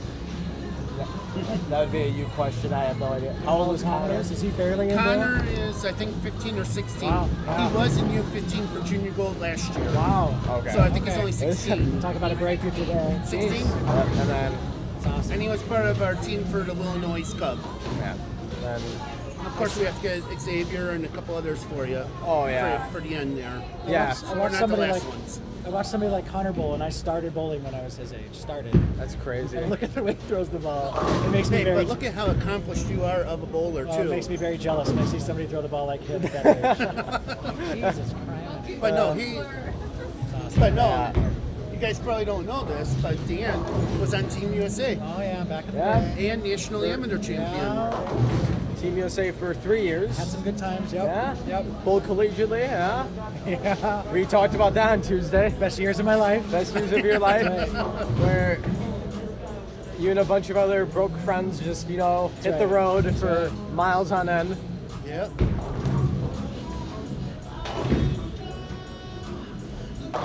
So yeah. And now him and Marcus own Sabre Lanes now. Which is awesome. So you've probably seen an improvement. Oh my God, yeah. I mean, it's nice to have local people own a bowling alley now. Since my parents own Rushes in Kimberly, it's nice to finally communicate and hopefully down the road collaborate, present, and advertise different tournaments for each other. Well, Chris was already setting up a plan next year for some kind of Triple Crown stuff with some centers all around the state, and I think we can do a lot of that locally too. Yeah, for sure. Yeah, we'll be coming here in December. Yeah. And then you, me, your tournament, Sabre Youth, JBST, and Bowl Waukesha are teaming up next year. Okay. So there will be more information to come on that. Yeah. And plus we're making a couple of changes to this tournament and the Bowl Waukesha. Sure. As you guys already know, we're doing some changes with JBST. We're trying to make it more competitive for the time and everything. So, whose idea was it to do this? I mean, obviously it was just a great collaboration with his marketing and advertising skills and your great tournament running skills. I mean, whose idea was it to connect you guys and do something like this? Well, I was fortunate when I was in Milwaukee managing Bolero that I had Chris come and run a couple tournaments, and then he ran our Junior Gold League for us on Tuesday nights there. Actually, it was Dan and another manager that approached me to help them with the youth program. Right. It never really took off, but we did have up to like 12, 15 kids at a couple of them, which was nice. Out of nowhere, and you did it all. And I've seen what you've done with the JBST, and we, of course, after this pandemic, knew we wanted some business, and the kids are always ready to bowl. Oh, they were hungry for competition. You tack it on to him, and all of a sudden you have a successful tournament out of nowhere. So it's kind of a no-brainer. Yeah, for sure. Yep. And this tournament is actually a revival of a tournament that used to be in Milwaukee every year. That's right. They used to have like 7 states that used to participate, and that one used to be on Friday night was practice for 2 hours. Saturday was 16 games of qualifying at the 48 lane house, and then Sunday was 16 games, the top 16 for all match play, round robin match play. So we were going to try and do it over a weekend, but we decided to just condense it down to one day. And that one actually used to be part of the EMF Corp. So when you worked for the Bolero, it was at West Dallas. Okay. Yeah, that's how it was in the late 90s and early 2000s. And then Junior Gold took off, and they basically ended it. Yeah. With Junior Gold being in the same month, it was just too hard to have it. Yeah, yeah, for sure. It dominates everything. But like I said, they have people from all states that came for the weekend. How many years did you bowl Junior Gold? I'm still eligible. I've been doing it since 14 or 15. Okay. That's a minute. So it's getting up there in age with us. Yeah, I feel old. It was actually hard to do this because I sat here. I'm like, man, I just want to go out there. I'm still fortunate enough to do a few other youth tournaments, such as the JBST, the Sabre Tuesday doubles you host. I mean, I'm thankful to be in this gray area where I could compete for cash as well as scholarship. Yeah, that's nice. That is. Take advantage of that while you can. Yeah. Yep, and I helped with Junior Gold for 5 years now. I was supposed to help in Vegas this year, and I will be helping in Indy next year. Yeah, you just travel there and actually work one of the centers, right? Help at one of the centers, That's nice. That's awesome. I help Gary Brown and Zach Barton with that. Plus we qualified quite a few kids too, like I said earlier.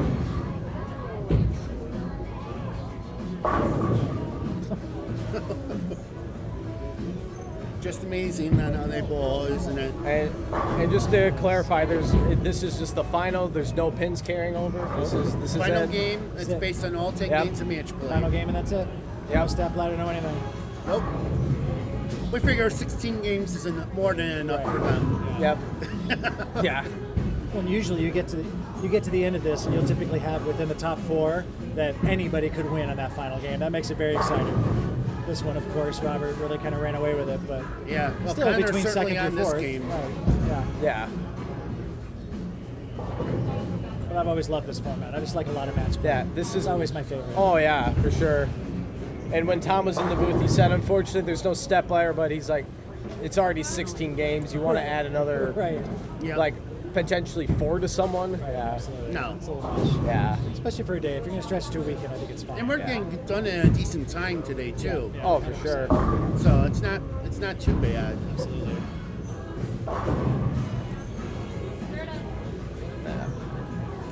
We'll have to see how my next one goes on the 13th with that new format. Oh, at I got Boulevard, still yeah. do a lot of work to prepare for that one. You can imagine. Boulevard. That's the one in Madison? Yeah. And then, Yeah, if that works out, then that's might be the format that I might use for most of them down the road. That's a good idea.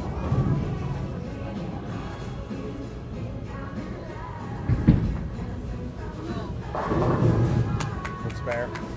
Robert's one of those two-handers that's nice and patient.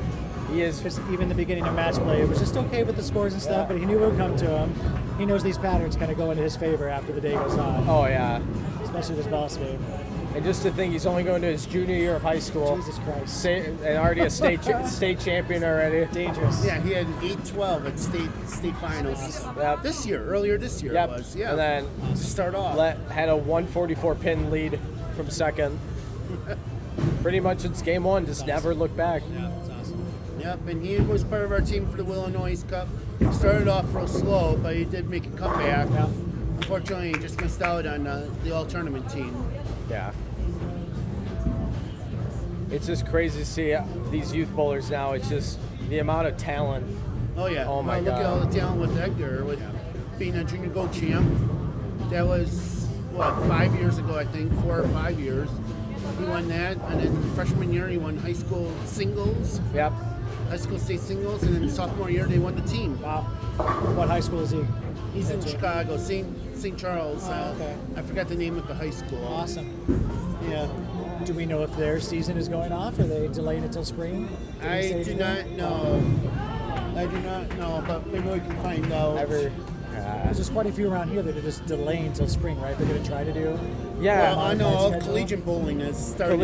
Yeah. Oh, okay. First semester's canceled, So that's only going to be like 2 months. And it has a lot of cons because second semester for me, every weekend's gonna be a tournament. Yeah, And I'm unfortunately gonna miss a lot of JBSTs, a lot of. Now that sucks. Yeah, because that's where the scholarship money is. College tournaments. You're right. No, as many pros as it has, there's no scholarship money to be earned besides maybe 1 or 2 tournaments. Right. Yep. But Vegas still gives some, right? yeah, I believe some of the tier ones, and of course the nationals. That's it. But that's like only like 10% of your season. That's why. I thought you got it. Oh, we made it! Oh, yeah. For those that didn't, I gotta go just change missed this. it, Edgar Burgos made the Greek Church the 4, 6, 7, 9, 10 on lane 17. And he has that forever. Thanks to the Bowling Insiders live stream. Yep. I'm here all day.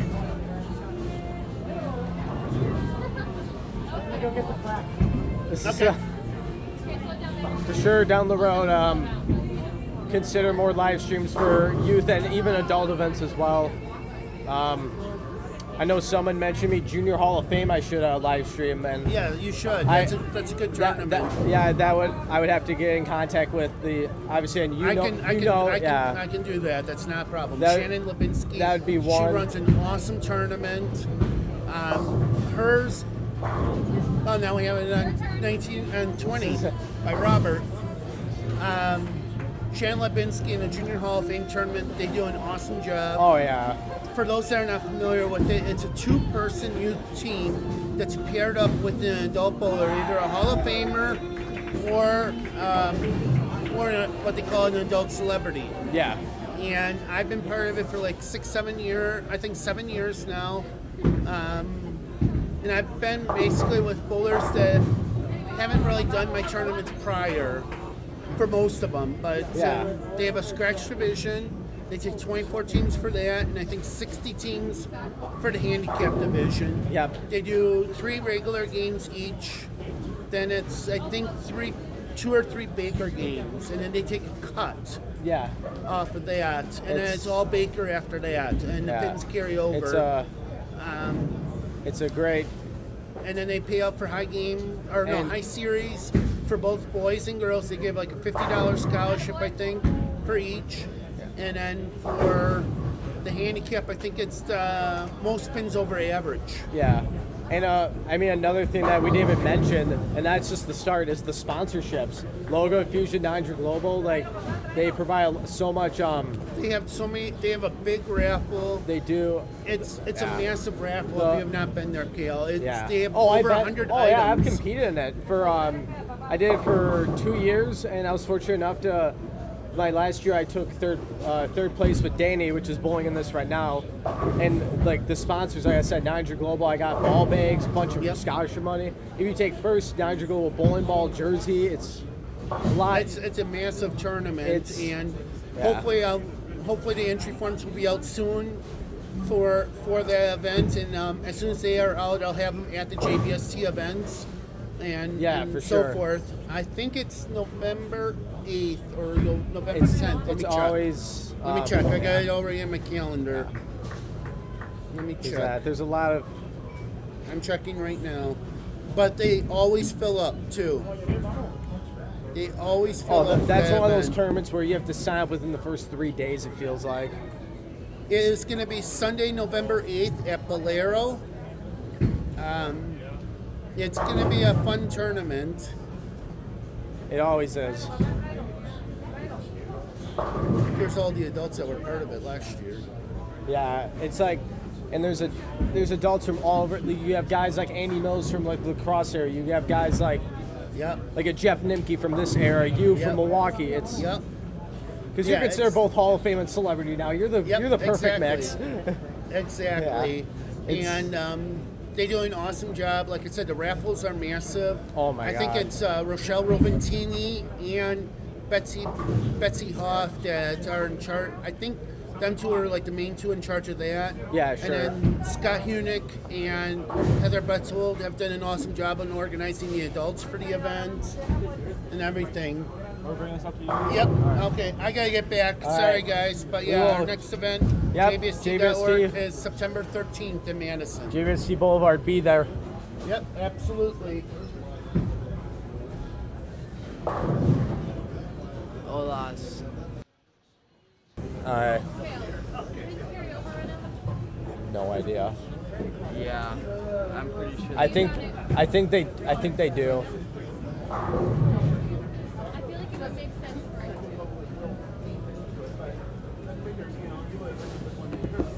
That's the one question I seriously don't know.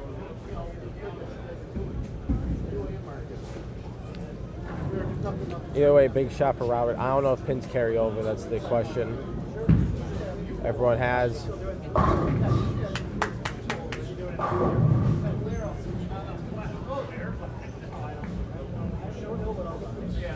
I believe they do. I am 95% sure they do. So I do also. I believe since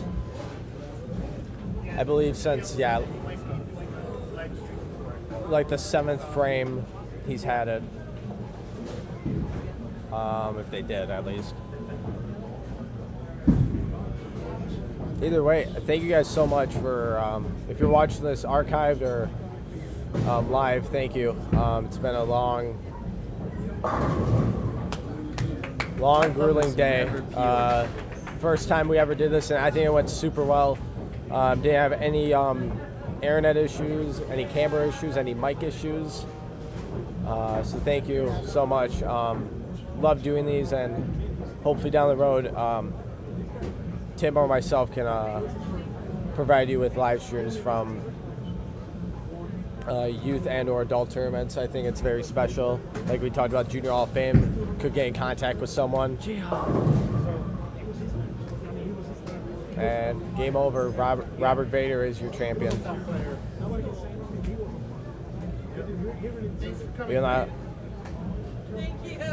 Thank you. I'm going to leave the camera on just in case for the awards presentation. All right. That might be it for me. Thank you guys. $85.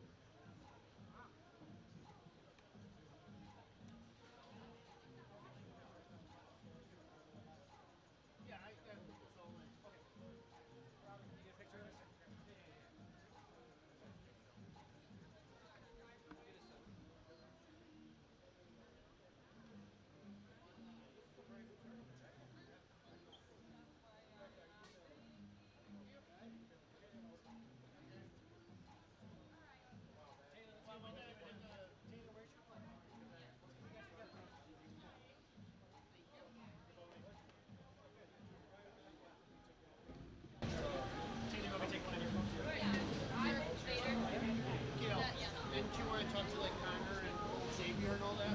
If they want to, if not, Okay, if they're, so Connor's right here. if they're exhausted, they. Oh, it's up to them.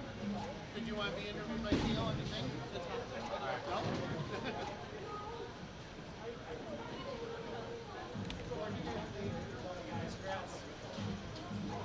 Chris, you have all the final scores? I'm trying to get them all. I think Connor's got a sheet right here for me. There's one right there. Just into his grand. Yeah. I don't know. I haven't seen people down there.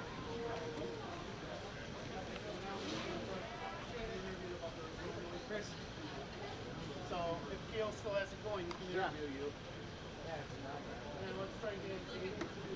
I don't know if you want Edgar too. You know, get a few people. I mean, whoever you want, honestly. Yeah. I'll get Xavier. You can just sit right here. It's fine.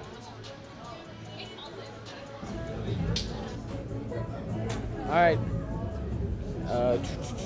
All right, and now we have the second place winner. Congrats, man. Nice finally meeting you. After all these JBSTs I've seen you, finally get to talk to you. So, good day. Not the outcome you expected, but good day. What was one thing that you learned overall from today that you could take for future events? Spares are definitely a big thing. Definitely, like when you don't strike, I mean, this house carries quite a bit, so you need spares. You'll leave splits, but you gotta get count too. For sure.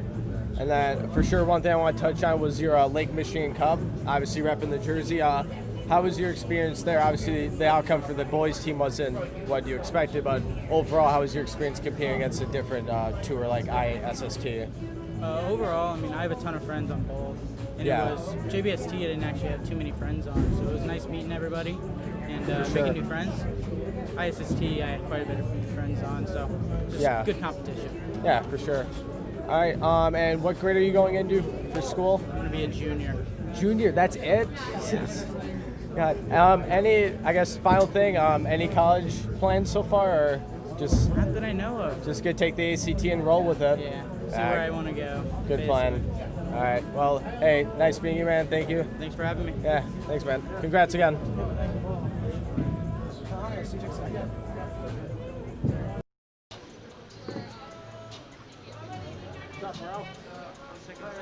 I know, but I'm not gonna make this long for you. Thank you. I'm surprised that you did. Oh, I'm here. So we're good. And now we have finally probably the best Oshkosh youth bowler, Xavier Gauthier. I know, I'm a flattering. So, so Xavier, so first thing I want to touch on was a month ago at the Lake Michigan Cup. Obviously, you got the JBST Rookie of the Year, so congrats. Thank you. So overall, what did you learn from the Lake Michigan Cup? Oh, it was just a bunch of like tough patterns, so I learned Yeah. pretty much play like off the gutter, which I normally don't do. Yeah. And it was just a lot of like fun experiences. Meeted a bunch of new bowlers. So. Oh yeah, for sure. And another thing, so you're going into your senior year or junior year? That's it. Jesus.